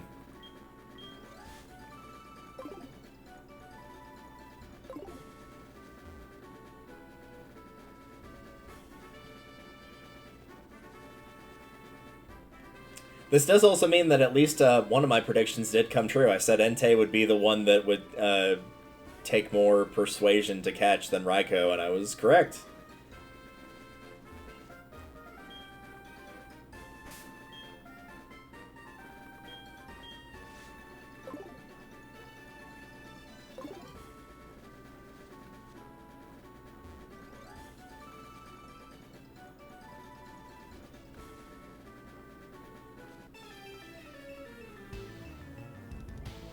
Hello again, Entei.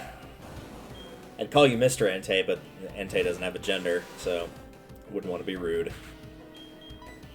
Again, that's thinking of the dad that got turned into an Entei. That would be Mr. Entei for sure.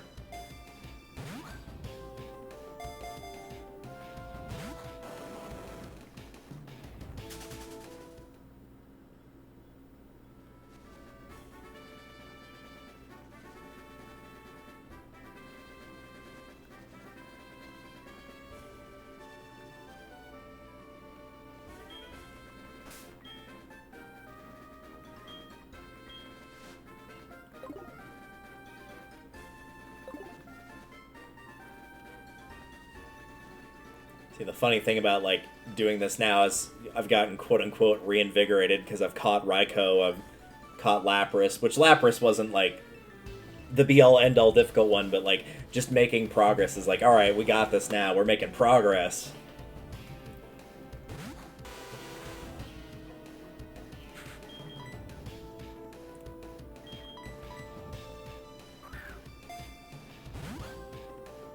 I always love that animation for the quick ball with the little spiral of yellow around the outside like that.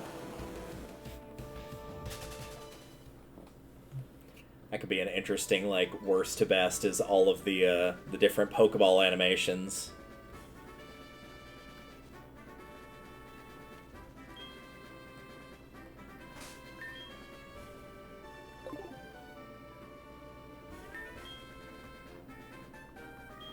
One thing I'll be curious to look at whenever we get to doing Gen 4 is the... Oh, I can't remember what they're called. I think it's just ball capsules, but it's like the things you can put like little stars and hearts and other stuff on the Pokeball so they all have custom animations when you throw them out.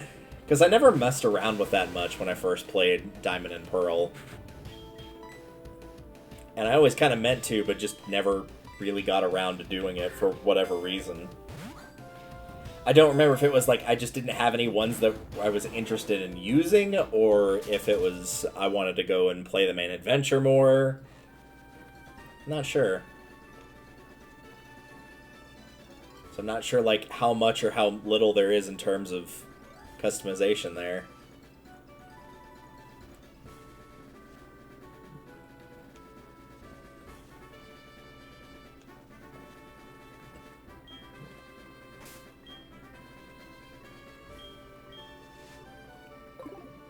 Max Repel.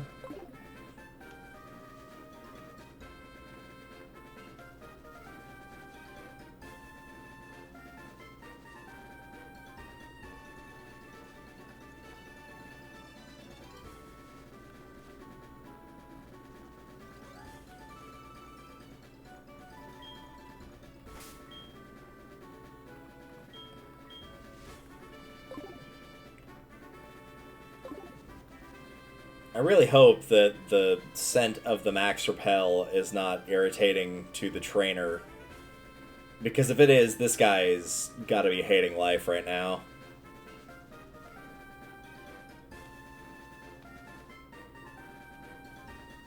Like, you know he's thinking, the things that I do to catch legendary Pokemon.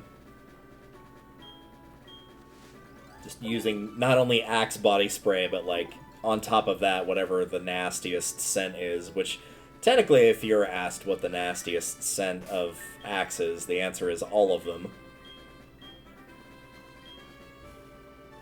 I lost a wild Goldeen. Well, if it makes you feel any better, as much as I don't care for Quillfish, especially before it gets the evolution, it's still probably a better Pokemon than Goldeen.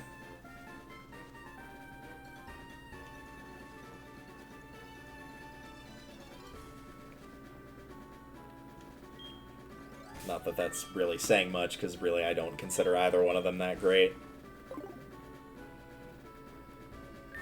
If you want a water Pokemon, you get Floatzel, obviously.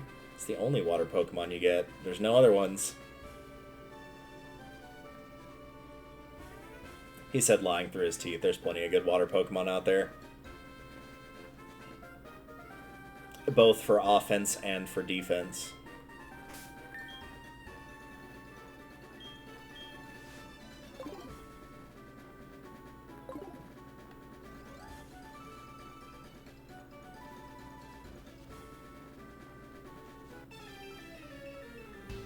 But I do like a good fire type. Hint, hint, Entei. I'm pretty sure he's pure fire, too. I don't think he's got any subtype on him. If he did, it would probably be normal. But I'm pretty sure it's just fire. Yep, just fire. Do any of the legendaries here have... Yeah, no, a couple of them do. None of the legendary dogs do. Mewtwo and Mew are just psychic. But Lugia, Ho, Celebi, and the legendary birds. So it's pretty evenly split between dual types versus single types.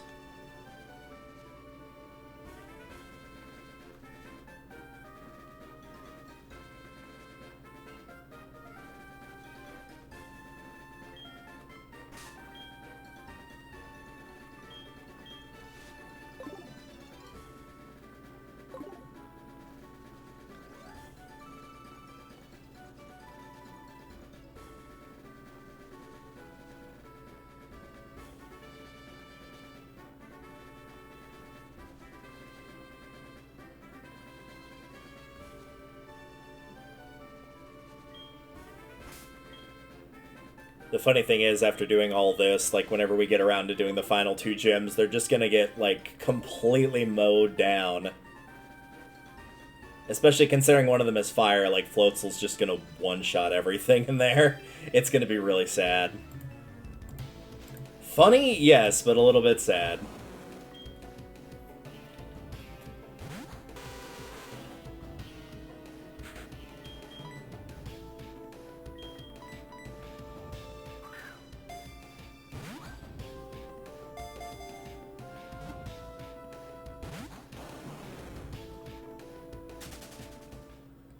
See ya for the next round, Mustache Man. Also looks like the marking, like the red marking on his face looks like a star, kind of. It's a little hard to see in that sprite, but it looks like one.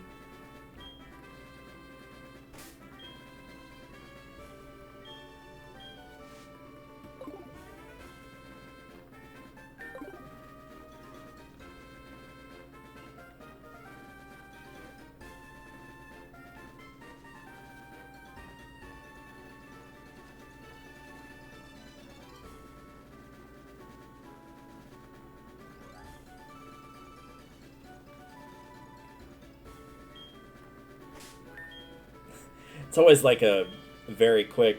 Stop what you're doing right this second whenever the repel wears off. Literally right before you hit the grass.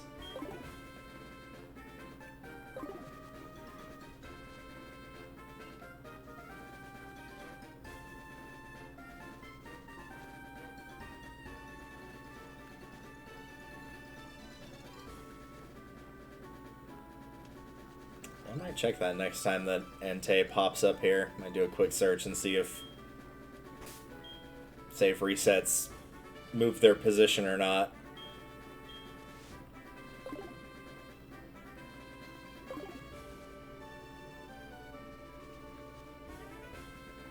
I gotta assume that they do, right? Because, like, if they didn't, and you could do that, I feel like I would have seen that in any time that I looked up the guide for how to deal with roaming legendaries.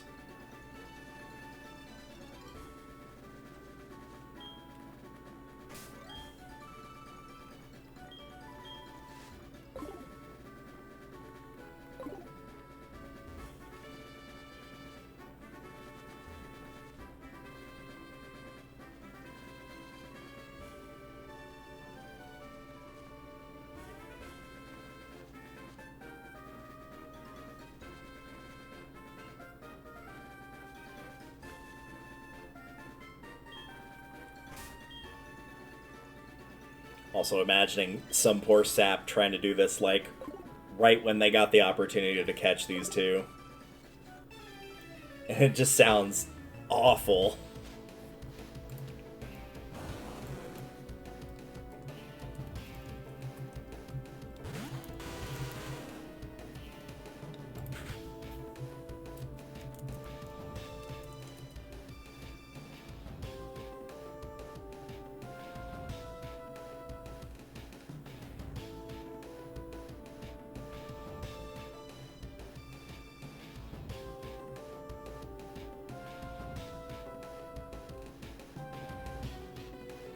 These are just talking about shiny hunting, but that's not what I'm looking for.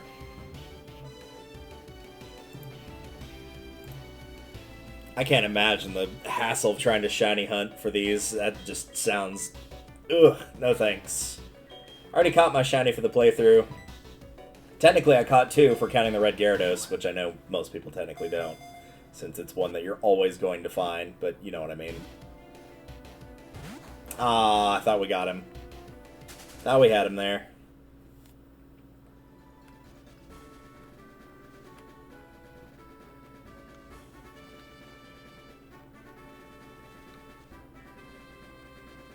Might look up the sprites for the shiny legendary dogs, though, just to see which one I like the most in terms of the change. But first we'll get Entei back on the field here.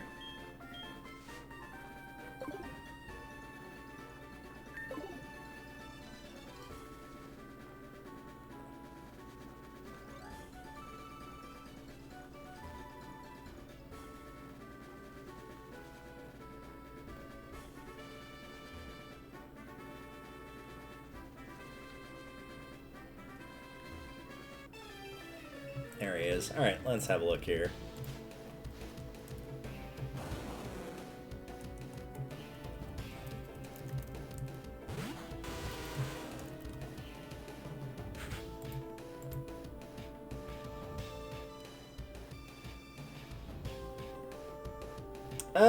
Almost assuredly looking at this, almost assuredly Suicune is the coolest looking one of the 3 when shiny.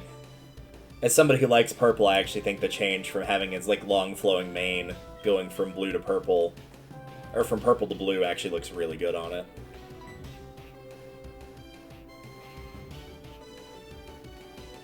After that, probably Entei, which looks like the least change, but I don't really like the change to Raikou's all that much.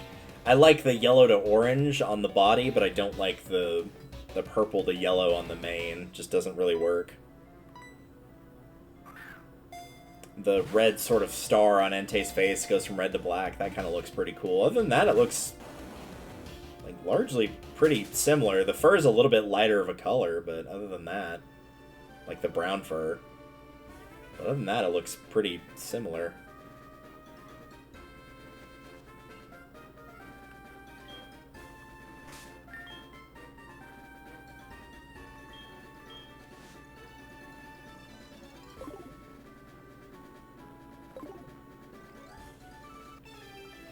Also, I just saw a picture for WikiHow for catching the legendary dogs. Looks like they use Snorlax, which makes sense because that's got block on it, so that could also work.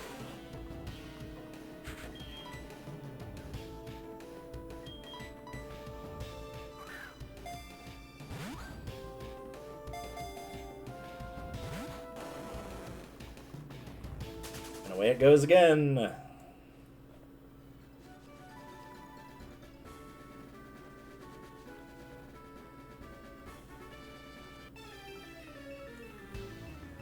I mean, if it's gonna at least keep, like, sticking around where I can find it within a minute of pedaling back and forth, then that would... If that's the case, then I'm okay with it taking a little bit longer, as opposed to just sitting here biking back and forth and having to wait 5 minutes for one attempt at it.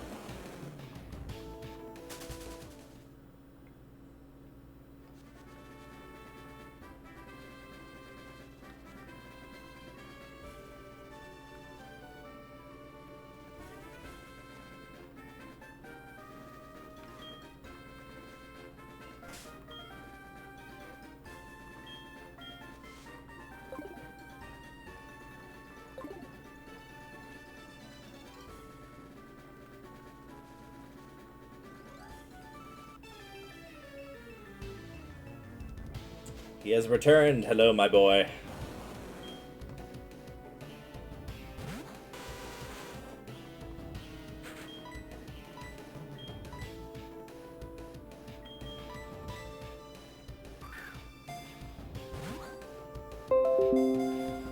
Oh, thank you, Windows Defender, but I don't really need you right now.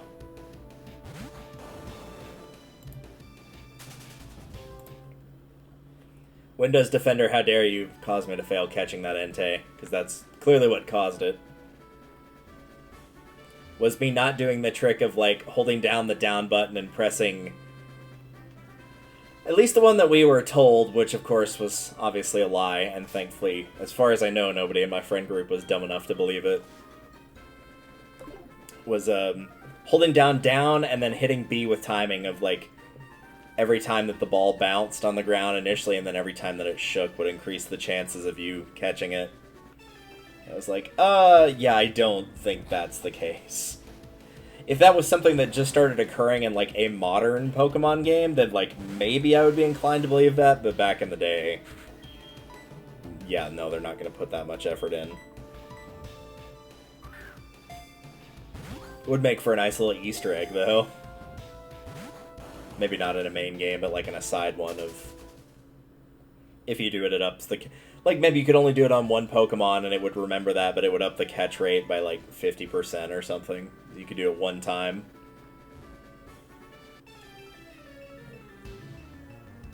Give you the option to get like a much easier, not guaranteed, but much easier catch on something.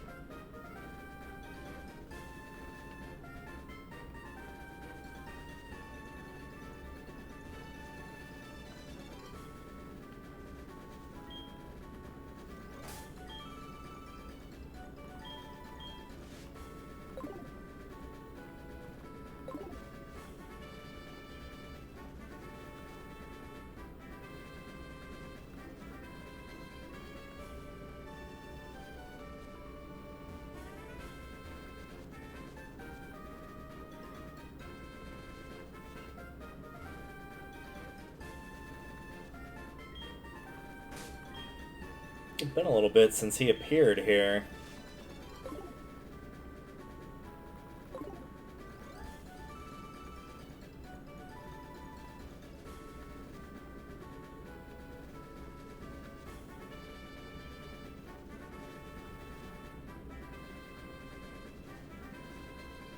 Entei, buddy. Where'd you go? He's probably hanging out over by the starting routes again. Every time I turn around, that's where he seems to be.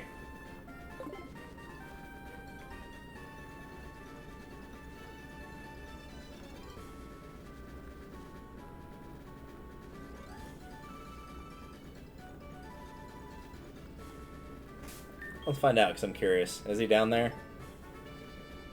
No, he's not, actually. He's nearby-ish, but he was closer to the top left than he was the bottom right.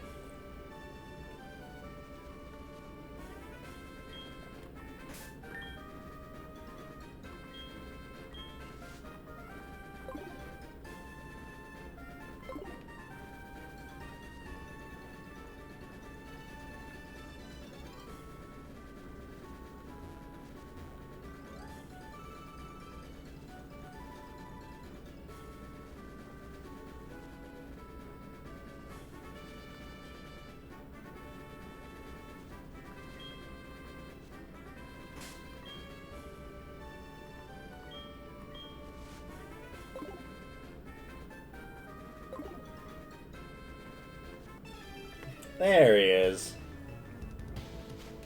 That was like a solid couple minutes there where I didn't see hide nor hair of him.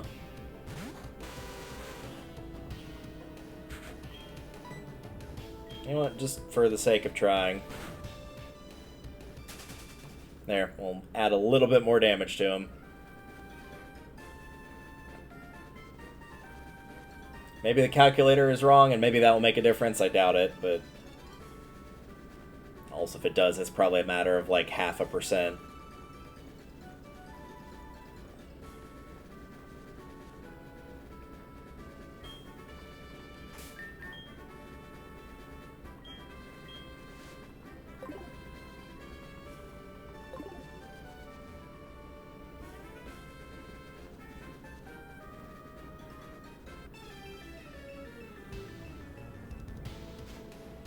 Alright, let's see if that tiny little decrease in your health mattered.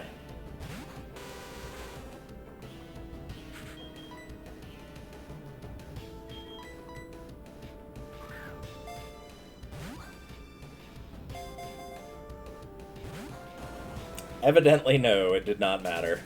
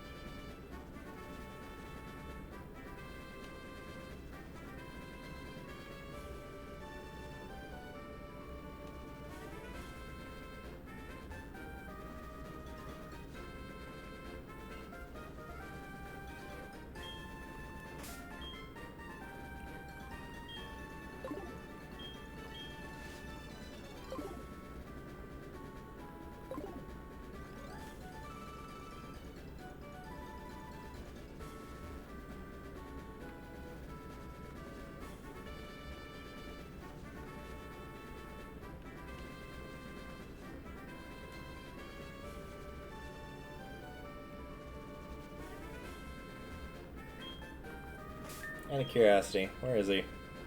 Oh, he's actually on the same route as me. You know what? I'm gonna risk it. I'm gonna actually check. since he is on the same route as me right now. If I turn the game off and I turn it back on... If he gets moved to another route, he gets moved to another route. It wouldn't be the first time that he's done that tonight, so it's not that big a deal. But I am curious. Not that I think this would be a particularly faster way of finding him. I still think the repel and just going back and forth with the bike is still probably faster. He's still there? Nope, he is moved off elsewhere. Well, since he has done that, I'm going to take a very quick break, because it's getting kind of cold in here, so I'm going to turn up the heat a little bit and maybe have a quick little snack. And in the meantime, I will leave you with an intermission screen, and we will be back in probably about, not that long, 2 minutes, 3 minutes.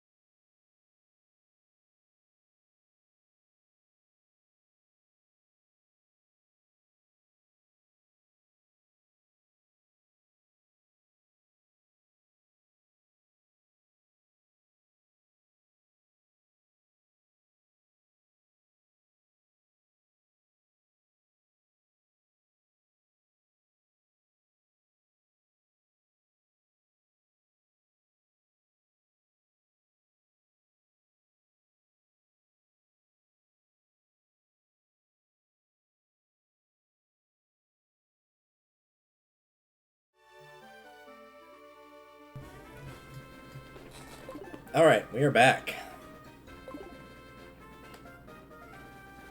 I went ahead and bit the bullet and decided to go ahead and not put up a repel, apparently. I went ahead and made a improper meal going in the oven, so we'll have another break in about 20 minutes or so, but that will be my reward through the struggle that is capturing the roaming legendaries. Plus, it's also a little bit of a twofer of, even though I upped the heat in here a little bit, I'm sure having the oven on will help a tiny bit as well.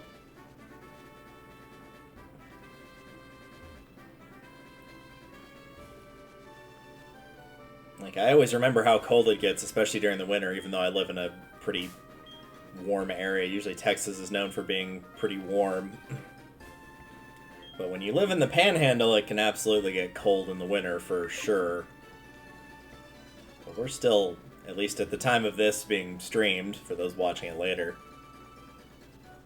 Which, comment below if you are, in fact, still watching at this point. I don't know why you would be. But usually September it would be, even at 1:30 in the morning, it would still be very, very warm outside. So for it to be 65 is a little weird. Speaking of a little weird, what if we just... Quick ball! Get him! Don't let him do anything. Nope.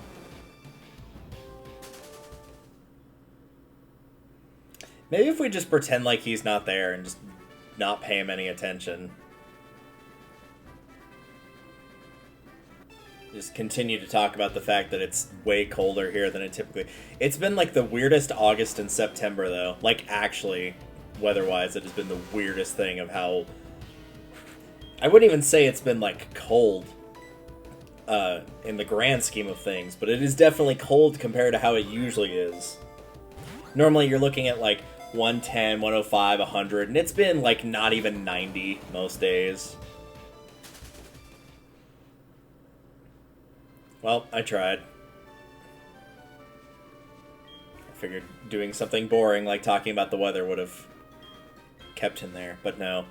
Plus, considering how crazy the weather is here, it's actually socially acceptable to talk about the weather.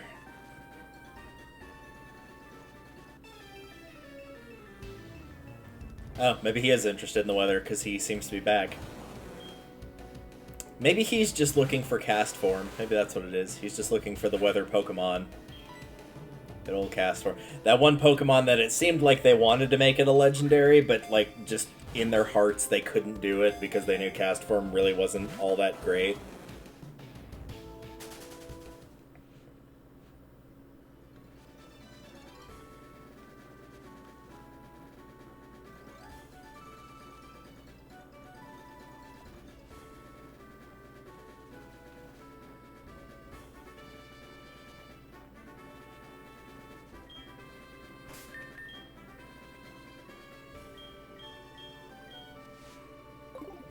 Also, now that I think of it in the grand scheme of things, it probably is good that I'm using up some of the food that I've got here already, because I know it's going to be a little bit harder to do it while I'm pet sitting for the week. Apparently, the cat that I'm pet sitting for in question really likes to get into the food, immediately, too. Take it out of the oven and immediately will, try to jump up and eat it, despite the fact that it is boiling lava hot.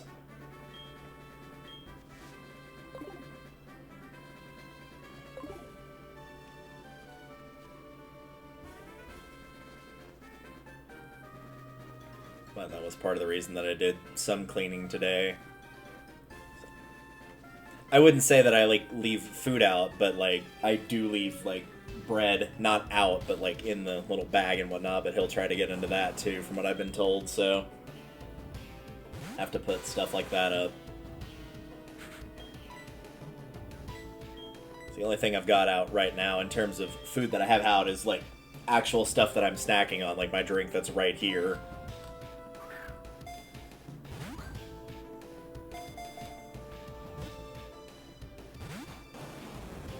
It appeared to be caught. It really didn't, though.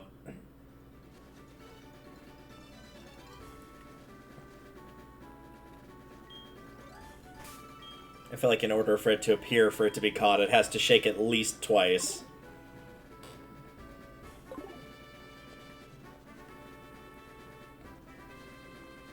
Because it's like, what? It's, oh no, the Pokemon broke free, Odd appeared to be caught, Arg almost had it, and shoot, it was so close too, I think, are the 3.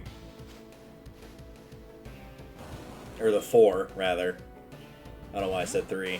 Probably because I was thinking 3 shakes, but there's one for none.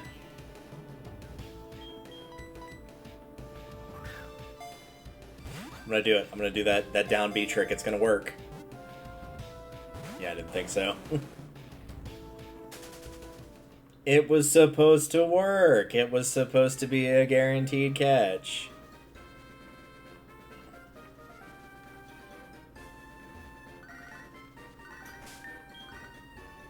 Hi, Ralph. He's wild Tentacool. I told my Kibbity Scott that he could do the same thing easily. I mean, yeah, he probably could, honestly.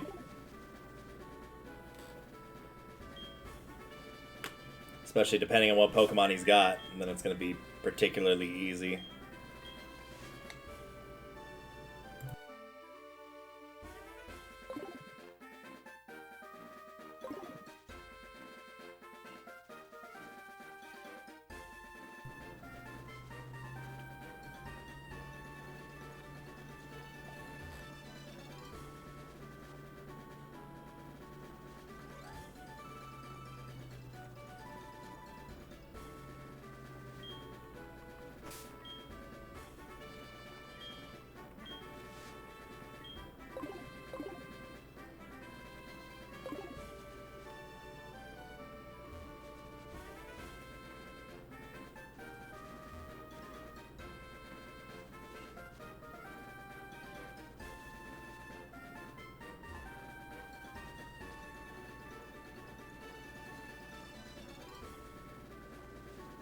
See, the sad thing is, whenever he just, like, doesn't show up like this, it's entirely possible, because he just goes to a nearby route, that he's just going back and forth between the same 2 routes.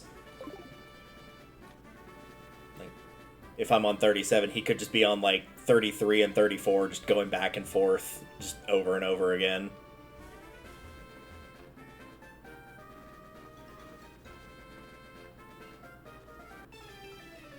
There he is. Did you hear me insulting the fact that you were probably just running back and forth between routes for no real reason? And it was just the same 2 routes over and over again?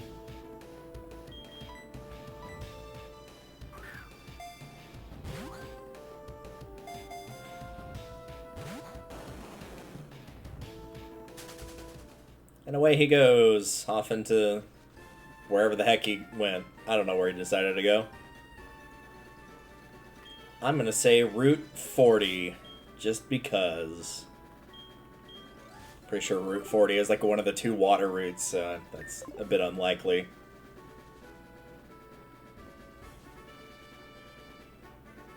Because 38 and 39 are like if you go up into the town there and then go west, so yeah, I think it is a water route actually. I think 40 and 41 both are.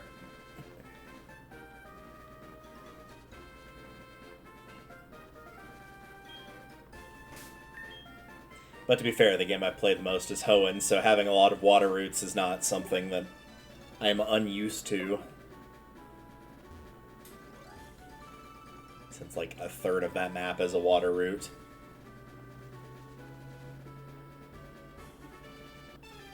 Because it's like everything around Sootopolis, everything around Pacific Log, everything around Evergrande, everything around Dewford. And I think there's at least one other area that I'm missing that's in there.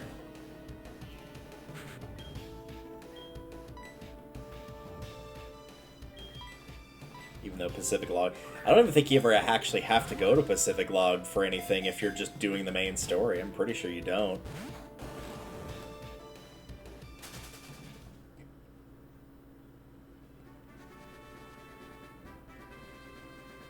I think technically it's a semi-quick way to go to get to Sky Pillar, maybe? If you're doing Emerald, like you could intentionally go there and then just fly to Pacific Log. Does it take less time, maybe?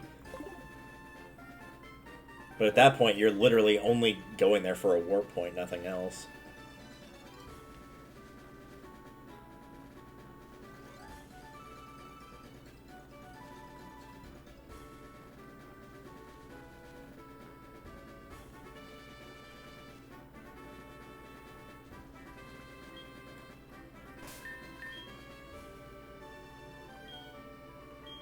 You know, if I'd been smart, I would have set a timer to know how long it would have been before that food would have been done, but I'll probably just check it after this next attempt real quick.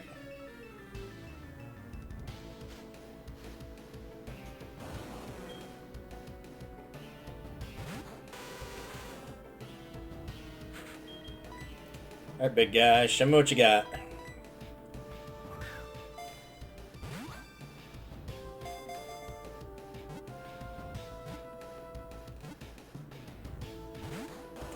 Ah, that actually was close. Alright, let me do a quick check. I'm not even going to jump to intermission. I'm just going to be back in like 10 seconds.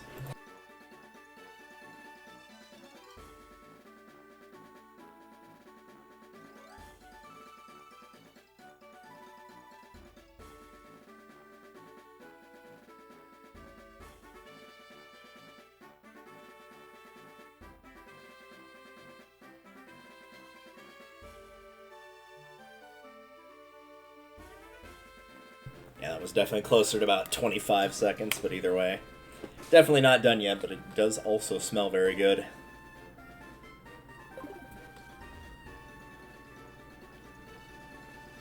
That blast of heat from the oven is very nice after it's a little cool, a little chilly.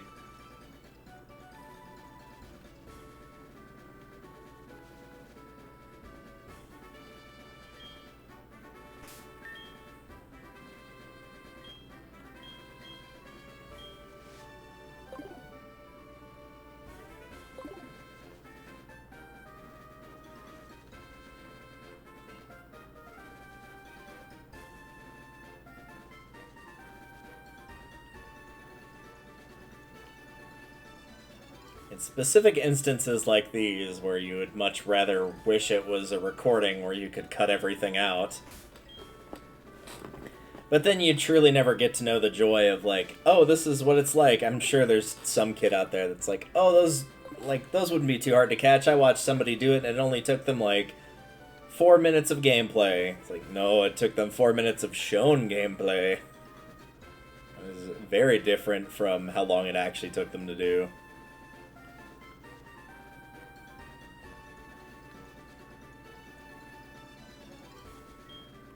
It's very easy to forget how things can pile up quite quickly. It's one of the reasons that I was able to, if we had actually been racing, it's one of the reasons that I would probably consistently be getting to the end of the game faster than Icarus, is because I turned the battle animations off.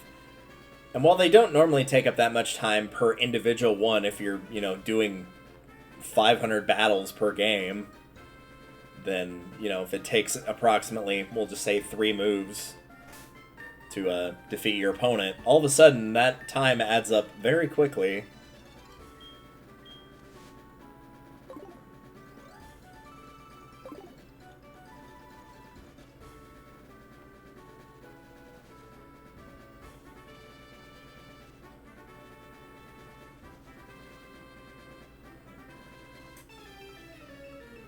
He has returned, the prodigal Entei. How was your journey around Johto? Did you get to see the lighthouse at all? Get to see some pretty cool sights? To be fair, that seaside town, other than Goldenrod, probably is my favorite city. I just love how it looks. It's kind of got like a little bit of everything between the lighthouse, the beach, all that. So it's probably one of my favorites.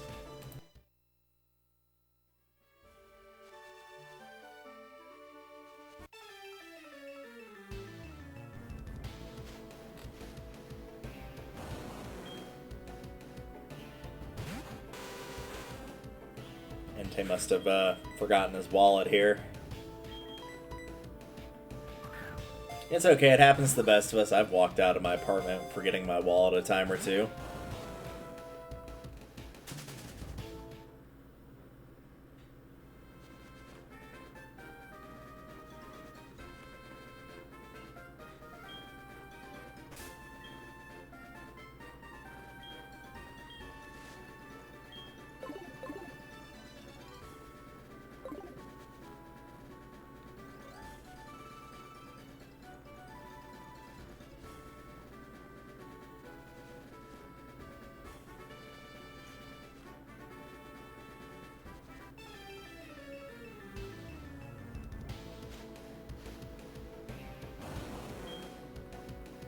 I genuinely almost said when he popped up, okay, let's see what we've got here. It's like, as in I actually forgot. It's like, what did you think it was going to be, dude? The same thing you've been chasing around for the last hour, basically.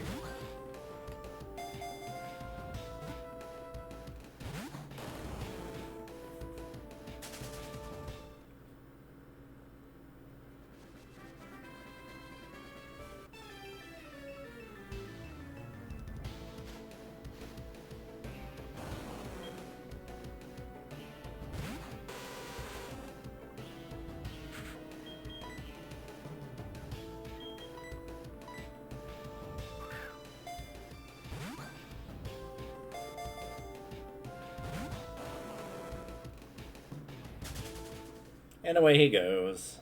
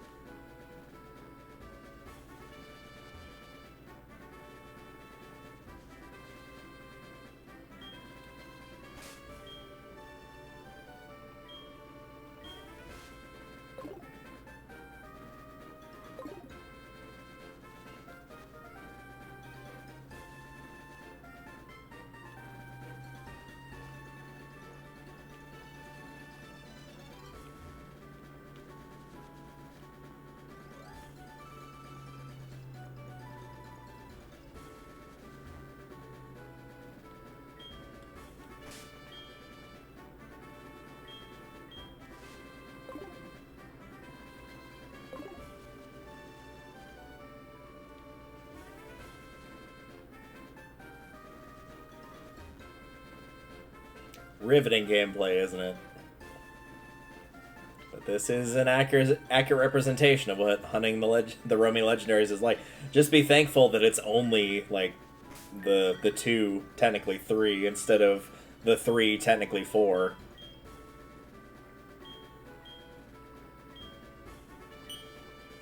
What?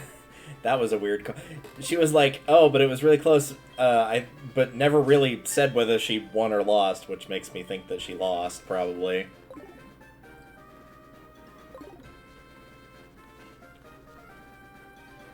I just love the thought of the trainers that you rematch. That like, they're not going to be able to beat you, obviously, by any stretch, but they have gotten substantially stronger than they were initially.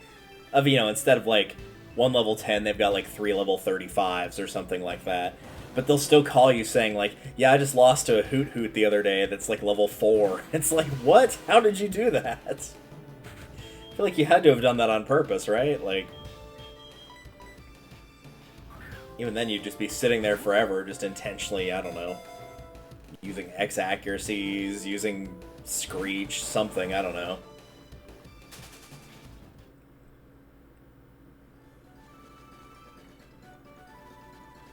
Trying to make that Hoot Hoot feel better about himself.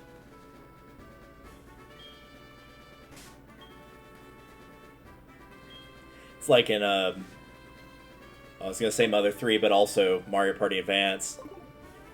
Like, Mario Party Advance, it's one of the story mode things of, like, you have to race against a Cheep, but because he's, like, his confidence is shot, you have to, lose to him, but you have to like lose to him very narrowly to make him look like he actually just barely squeaked out a win. Because if you beat him, he'll just get more sad, and if you let him beat you by a bunch, he'll be like, yeah, you clearly just threw that to me. And then Mother 3 does that too, of like there's a bunch of little games that you have to play towards the end of the game against like a robot. And you have to keep losing to him, but you have to make it like really, really close.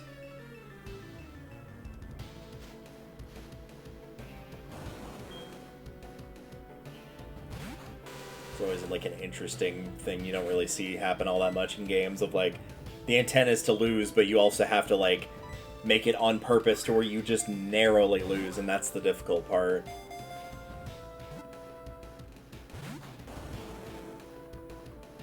Of I've always said, like, one of the hardest challenges that I've ever had to do in Mario Party is, like, intentionally try to come in third place overall. Like, in first, you can just play your best game, and, like, you know, it may not always necessarily work, but you can at least play your best game. You have to be a lot more strategic when you're trying to intentionally end up in a certain position, like third.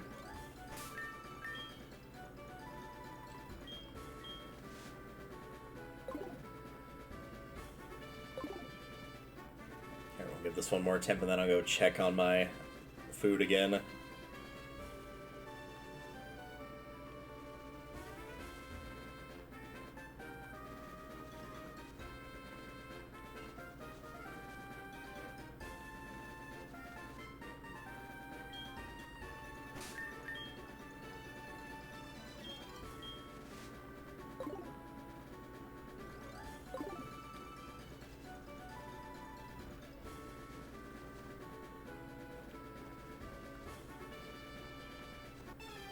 There he is. You know, Entei, if you let me catch you, then we could all go out for pizza. It'd be really nice. Have a nice full belly full of pizza. Everybody likes pizza.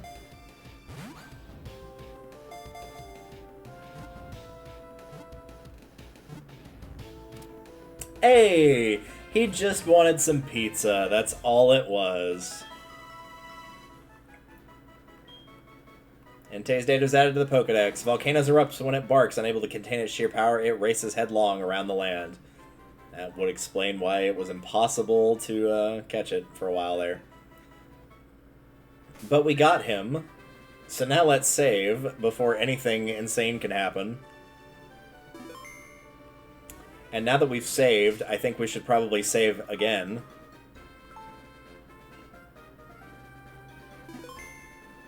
And now I will go check on my food, as it will be a nice reward for catching both of those guys.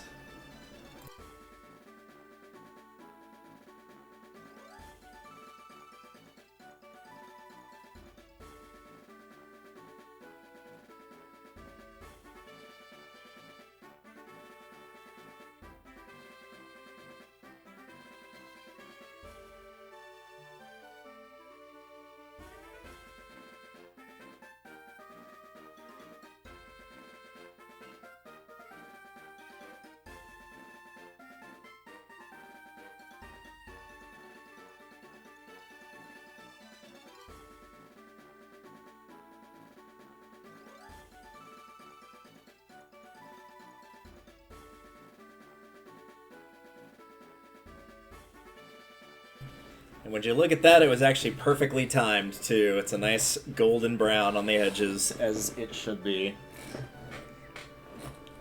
As I also get my blanket I was using to keep warm stuck underneath the wheel of my chair. There we go.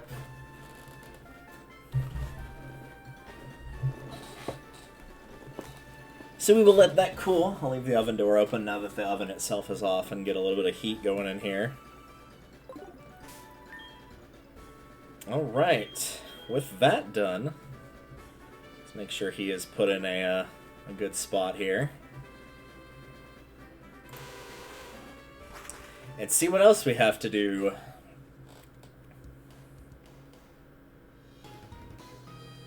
This time I was paying attention, so I know he got put into box 18. They always get put into the last box that you accessed, provided that they can fit in there. If they can't, they'll just move them to the next one.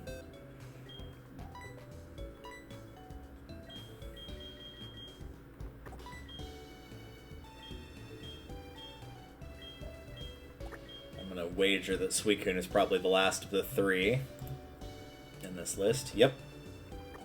So Raikou will go right there. So yeah, if Snorlax is here, this is this will be Venusaur, this will be Charizard. This will be Blastoise, and then these three will be the legendary birds. I do believe we can get Suicune right now.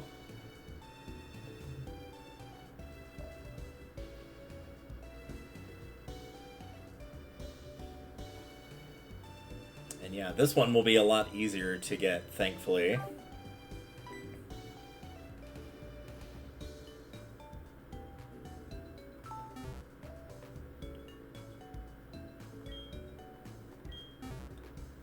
So let's do it.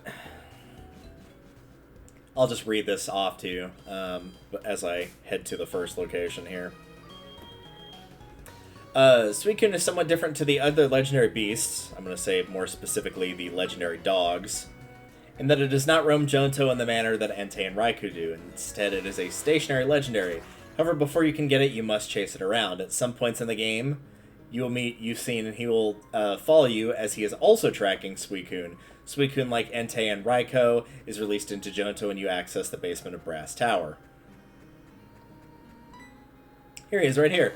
He is seen in the following places, and you must follow it if you wish to capture it. First, it will be found north of Sandwood City, as you just saw right there. Yep, that was Suicune. Oh, and now I have to battle you? Okay. This was probably meant to be done a while ago, so I doubt he's going to be, yeah.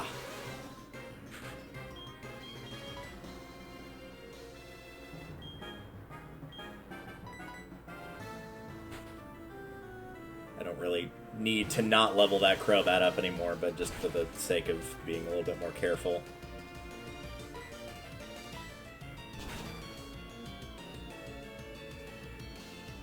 Might end up needing it for Latios.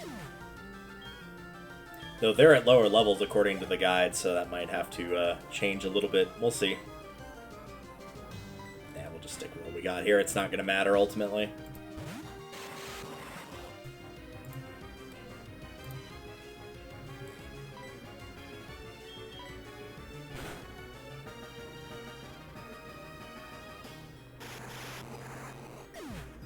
For a split second there, I thought he had like a tiny sliver of health left, and I'm like, what? There's no way he survived that.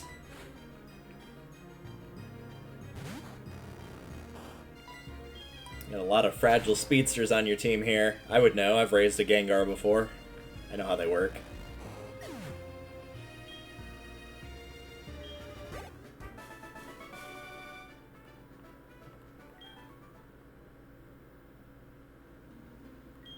Starting to understand why Suicune was keeping an eye on you. I'm going to keep searching for it. I have a feeling we'll see each other again. I mean, at the very least, if you just like want to interact with it after I catch it, like I can release it out of the Pokeball and be like, yeah, feel free to, you know, don't poke and prod it, but if you want to like take pictures or whatever, he'd probably be okay with that. Alright, after that, after you encounter it there, you'll find it shortly outside the entrance of Mount Mortar on Route 42. So, switch Crobat in the front.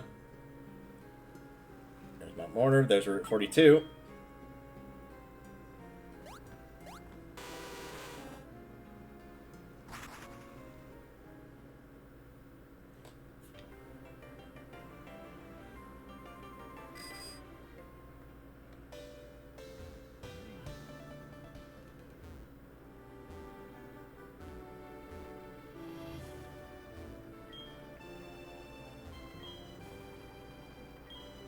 I think I remember seeing this in the guide to show where I need to go into Mount Mortar to get the Tyrogue.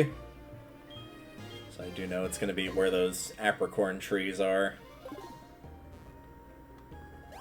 Yep, there he is.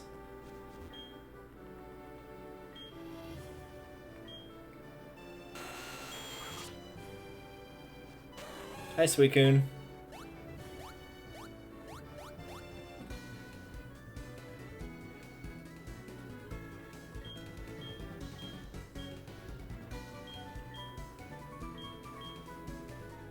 Grandpa was quite a myths. I've heard so many stories about Suicune from him.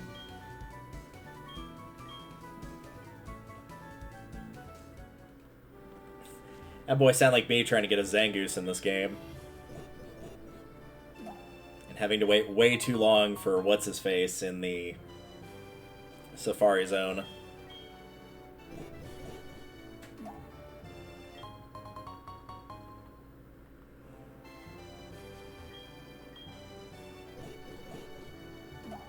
Don't really need these, but you know what? I'm already here. Might as well. Alright, so once you have found Suicune in both of those locations, it will actually leave Johto altogether. and head to Kanto, where you can see it in Vermilion City. So that is where we're going next.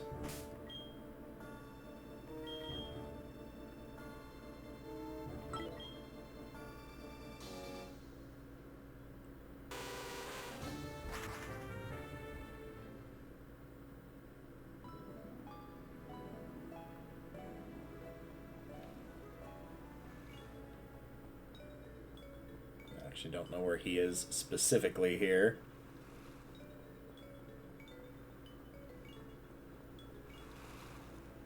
There he is. Hi.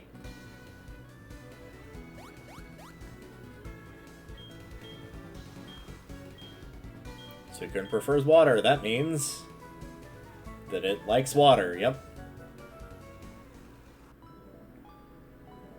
Alright, next is...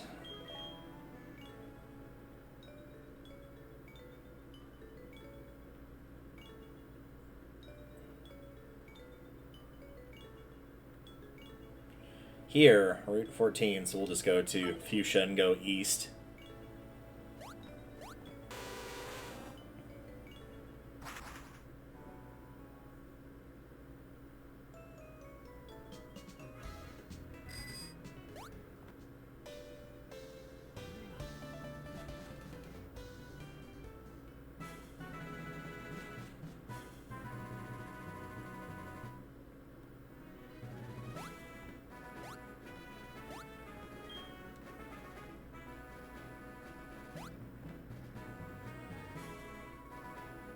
I feel like he's gonna be up here. Nope, I guess he wasn't.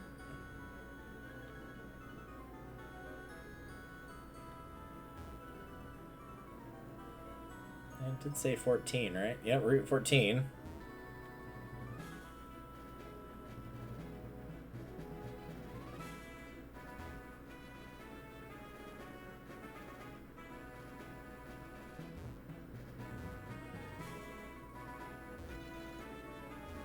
I actually don't know where he could be.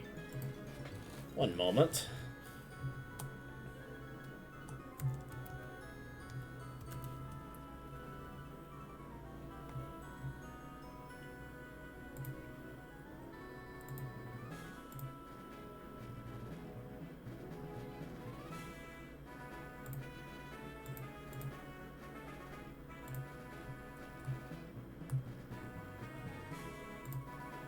Oh, no, I just need to be... Oh, just need to be farther out. There we go. Away he goes. Hi.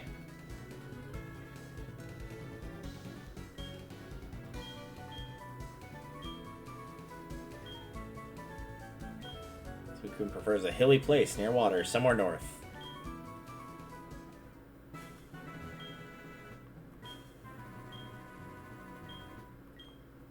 Okay, well, I'll be an honest trainer with you. I know actually exactly where he's going. He's going to this menu. No. He is going to Route 25, way, way up here.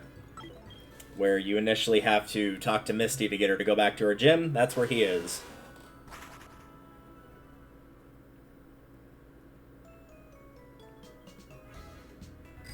To Cerulean, and then we head north.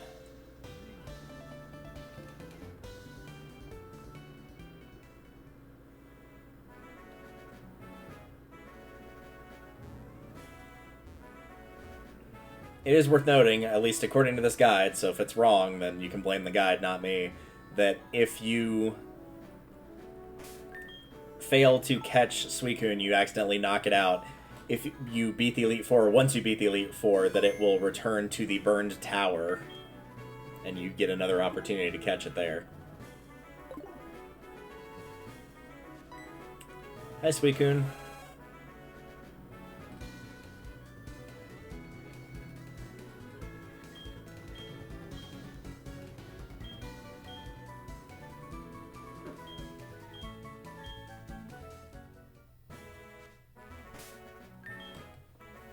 So I don't have to sit through that cutscene again if I do fail this.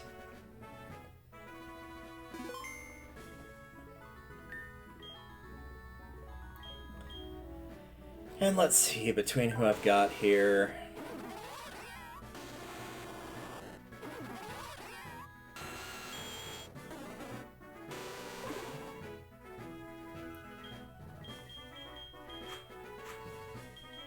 We'll try a quick attack with Typhlosion, but if that's too much, then I'll switch into that Crobat.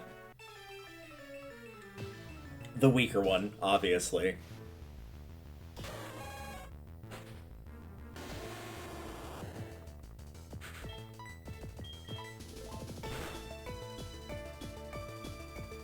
Yeah, that should be perfectly fine. Suicune, for its moveset, has Rain Dance, Gust, Aurora Beam, and Mist, which is interesting that he's got Rain Dance, as he has no moves that can take advantage of Rain Dance. So, not sure why he's got that, but he does.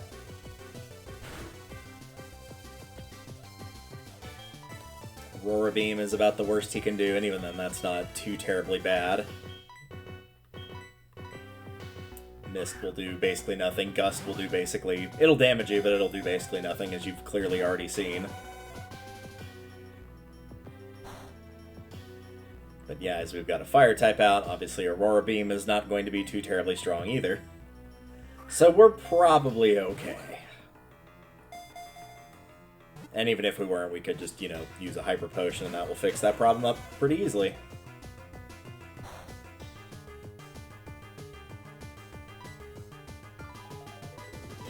Sure, I could technically use Smokescreen to lower his accuracy so he couldn't hit me, but again, if he's going to do that little damage, it's not worth wasting the turns to lower his accuracy to basically nothing.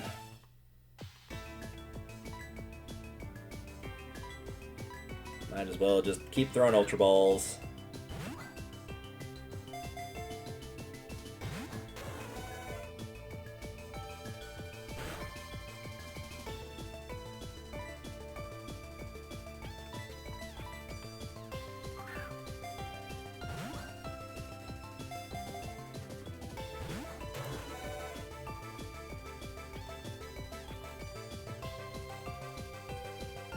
There is something indeed in the mist.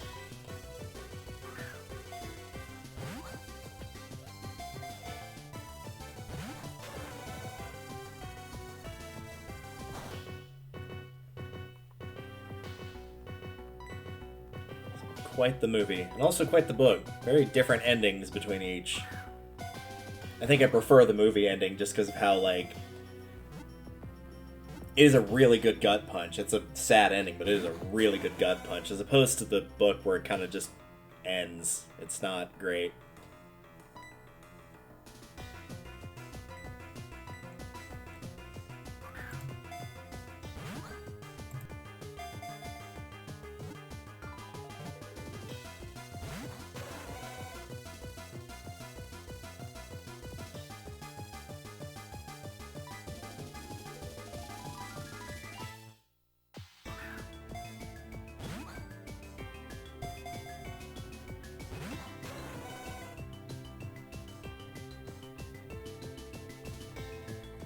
Use Mist, and then it wore off immediately.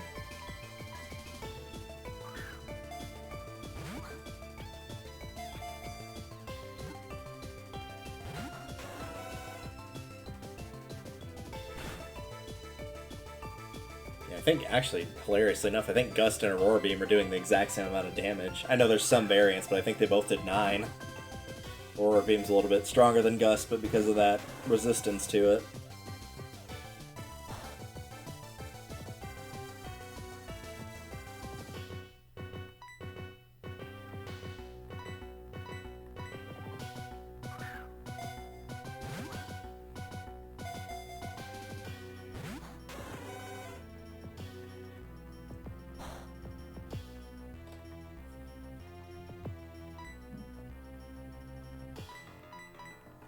I really should have checked before doing this if I could have put, like, Hypnosis on Umbreon or something.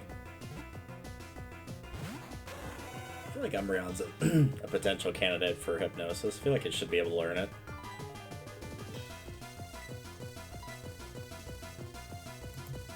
Let's find out while we're pushing a bunch of buttons here and not doing much else.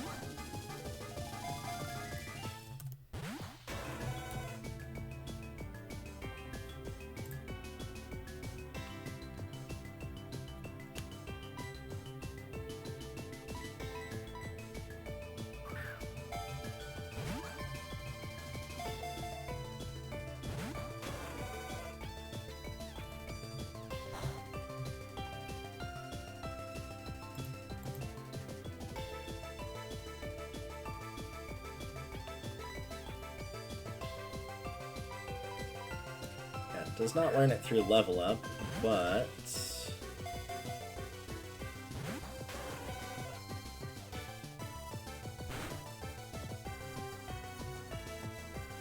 learn it through TMs here.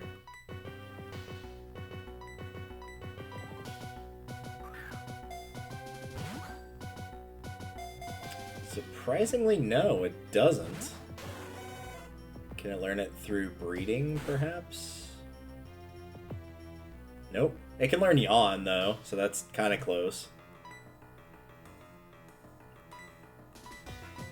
You can get that through the Wooper family, Dunsparce, the Slackoth family, the Bidoof family, and the Hippotos family.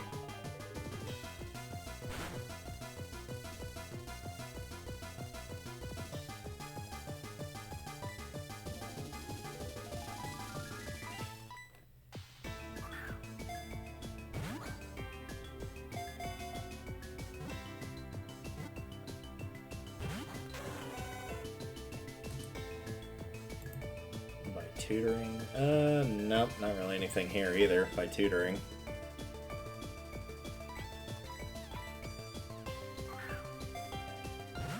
Probably the most useful thing it gets there is either... I was gonna say either Sucker Punch or Headbutt, but it's probably just Headbutt, just for the type diversity. But Umbreon's more of a wall slash status effect stalling type, but nothing here is really screaming helpful for that. I guess technically Helping Hand, maybe?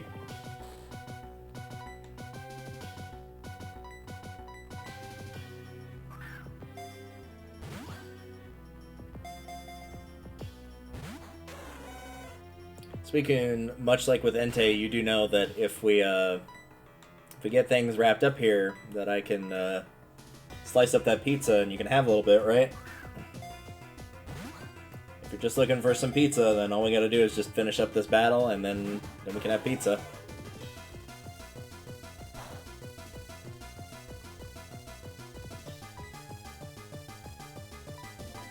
Be interesting to see if it ends up having to use Struggle if it runs out of moves. I think you get a fair few hits of Aurora Beam, though, for power points. As you do with Mist. I think Rain Dance is the only one on there that you don't get a lot of. I think. I'm not sure about Gust. I think Gust has a fair bit as well. I think it's just Rain Dance that's kind of low.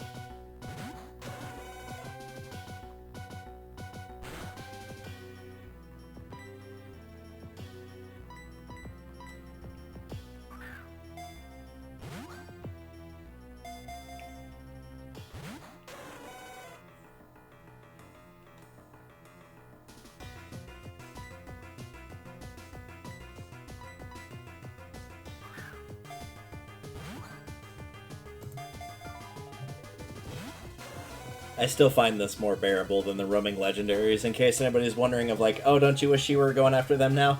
No, not really. Overall, this, even if I had to use up another 20 Ultra Balls, this will still probably be faster.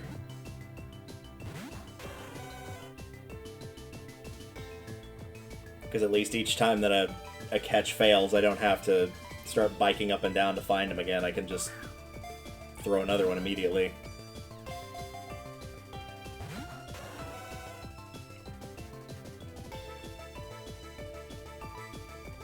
Just for the sake of saying that we did something different. Here, have a Dusk Ball.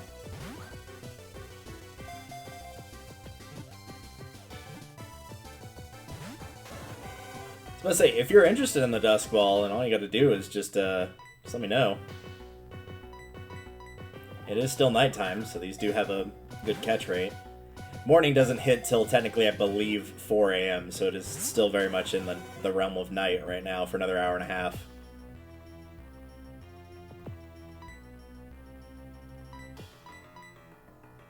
I'm gonna try a couple more of these.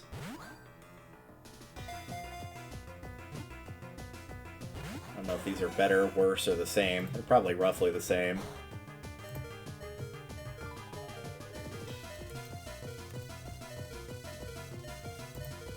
Speaking level 40, got about 10 health left. Alright, let's see.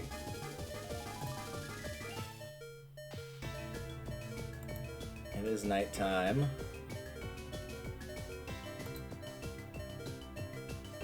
So it's a 3.9, we'll just say a 4% chance with the Dusk Ball. Yeah, it is actually higher with the Dusk Ball.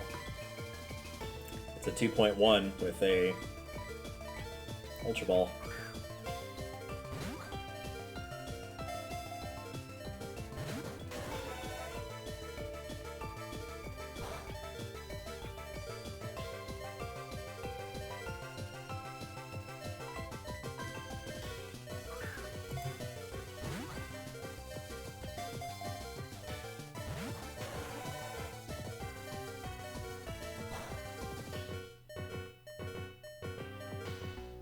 Oh no, my attack fell that I've definitely been using for quite a while now.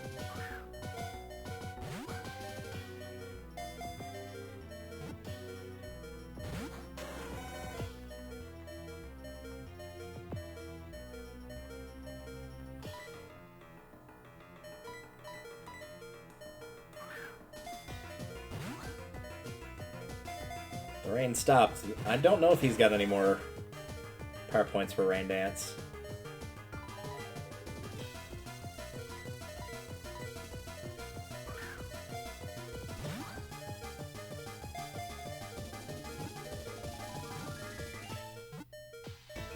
Hey, there we go. Suicune was caught. Said to be the embodiment of north winds that can instantly purify filthy, murky water.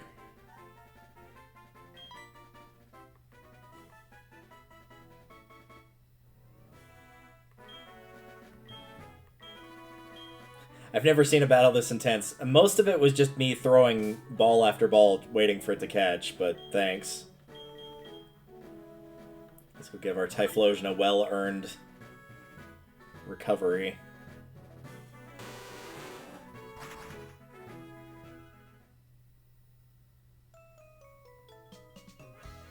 But of course, before that, would rather not lose that data, thanks.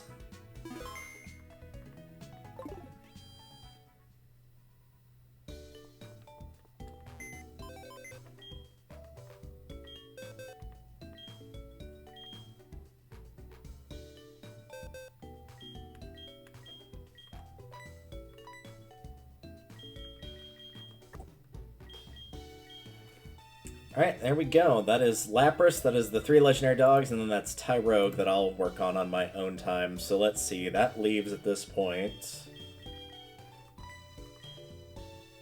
Let's see, all that's missing there is... I guess we can put that Crobat away, we don't really need it anymore. Not for the time being, anyway. That's box 1 done. Box 2 is done. I've got the Nidoking on me, that's why that gap is there. Box 3... I'm trying to remember what that is. Let me check real quick. Oh, that's Golduck. Yeah, Golduck is in my party, so that is just the 3 Hitmones, Leetop, and Chan. Over here, I've got an Umbreon in my party. It's not, well, not in my party right now, but it's in a different box. So, Sneasel, which is in Mount Silver.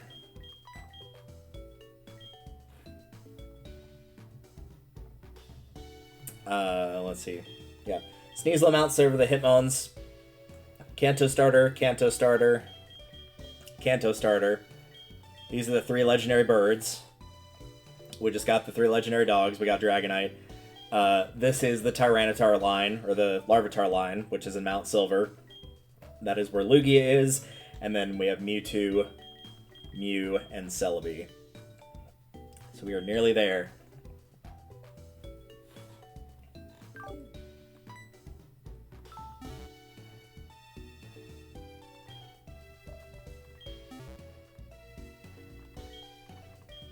I don't remember if I healed or not, but you know what? They've earned a second heal. After dealing with me bike around like a maniac for 4 hours and then just sitting there waiting for Suicune to catch for another probably 20 minutes.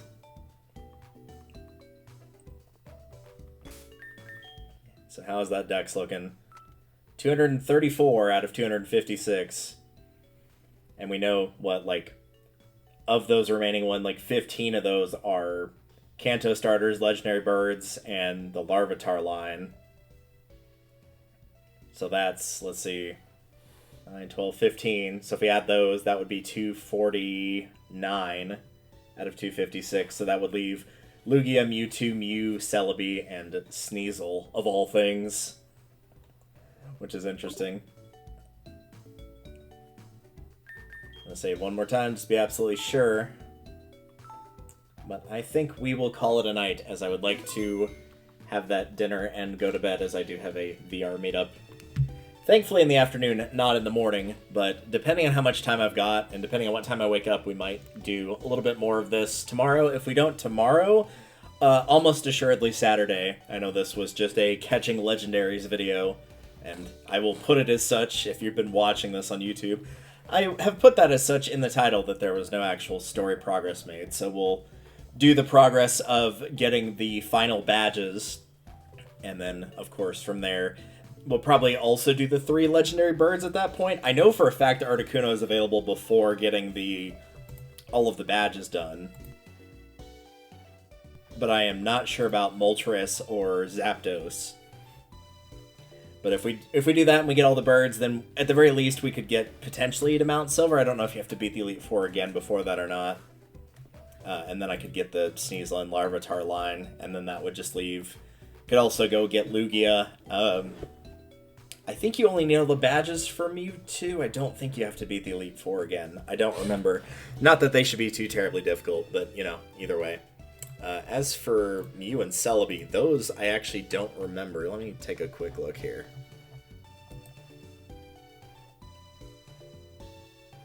Articuno, Zapdos, because, like, it even says on Articuno's, like, yeah, unlike in Gold and Silver, Articuno is obtainable in the Wild and Heart Gold and Soul Silver after you earn all 16 badges. I know that's not true. But yeah, it's at Seafoam Islands. Zapdos is outside of the power plant, Route 10. Moltres is in Silver Cave, which I actually don't know where that is off the top of my head. Mewtwo is in Cerulean Cave. There is also Kyogre and Groudon. To access them, you need to obtain the blue orb in Heart Gold or the red orb in Soul Silver, so I would be getting the blue orb. They're found from Mr. Pokemon after you've obtained the National Dex and received the Kanto Stars from Oak.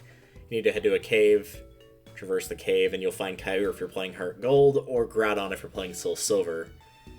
You cannot get both in one game, so you have to trade for both. Rayquaza, I forgot about him. You have to take the Jade Orb to the same cave you obtained Card or Groudon with. To get the Jade Orb, you have to have both of them. This includes the one you captured and one you obtained in a trade. Once you obtain these two, go to Professor Oak and show them. He will give you the Jade Orb with it. You can go to the Embed Tower and get Rayquaza. You can get Dialga, Palkia, or Giratina. But you need Arceus on your team with that. They're level 1. Interesting. Yeah, if you've downloaded the Enigma Stone Wi-Fi event, you can take that to Pewter. Get Latios or Latias. Where do you get Celebi, then? I actually don't know off the top of my head. Is it just an event one?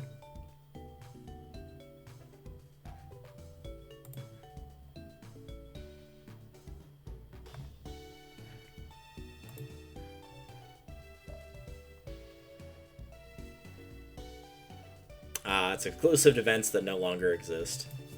I mean, that's fine if I don't get the full dex done. I just wanted to try to get as much of it as I could. Yeah, it even says on here to trade from Diamond Pearl Plat, or, yeah, Diamond Pearl. Is that right? That looks weird for some reason. That looks like it's saying Diamond or Platinum, but not Pearl, but I'm not 100% sure about that. Oh well. Either way, we will go ahead and end things off here, and I will see you guys next time when we get the remaining badges, pick up any legendaries we can, basically get the Johto decks as done as I possibly can. I'm not going to try to go for national decks, for one, because if Johto is not completely doable, then national's obviously not completely doable either. And two, that would take a long time. That'd be a lot of trading between versions. It would just be a headache. So, we'll stick with this for now. Thank you all for watching, and I will see you all either, well, later today or tomorrow. Take care.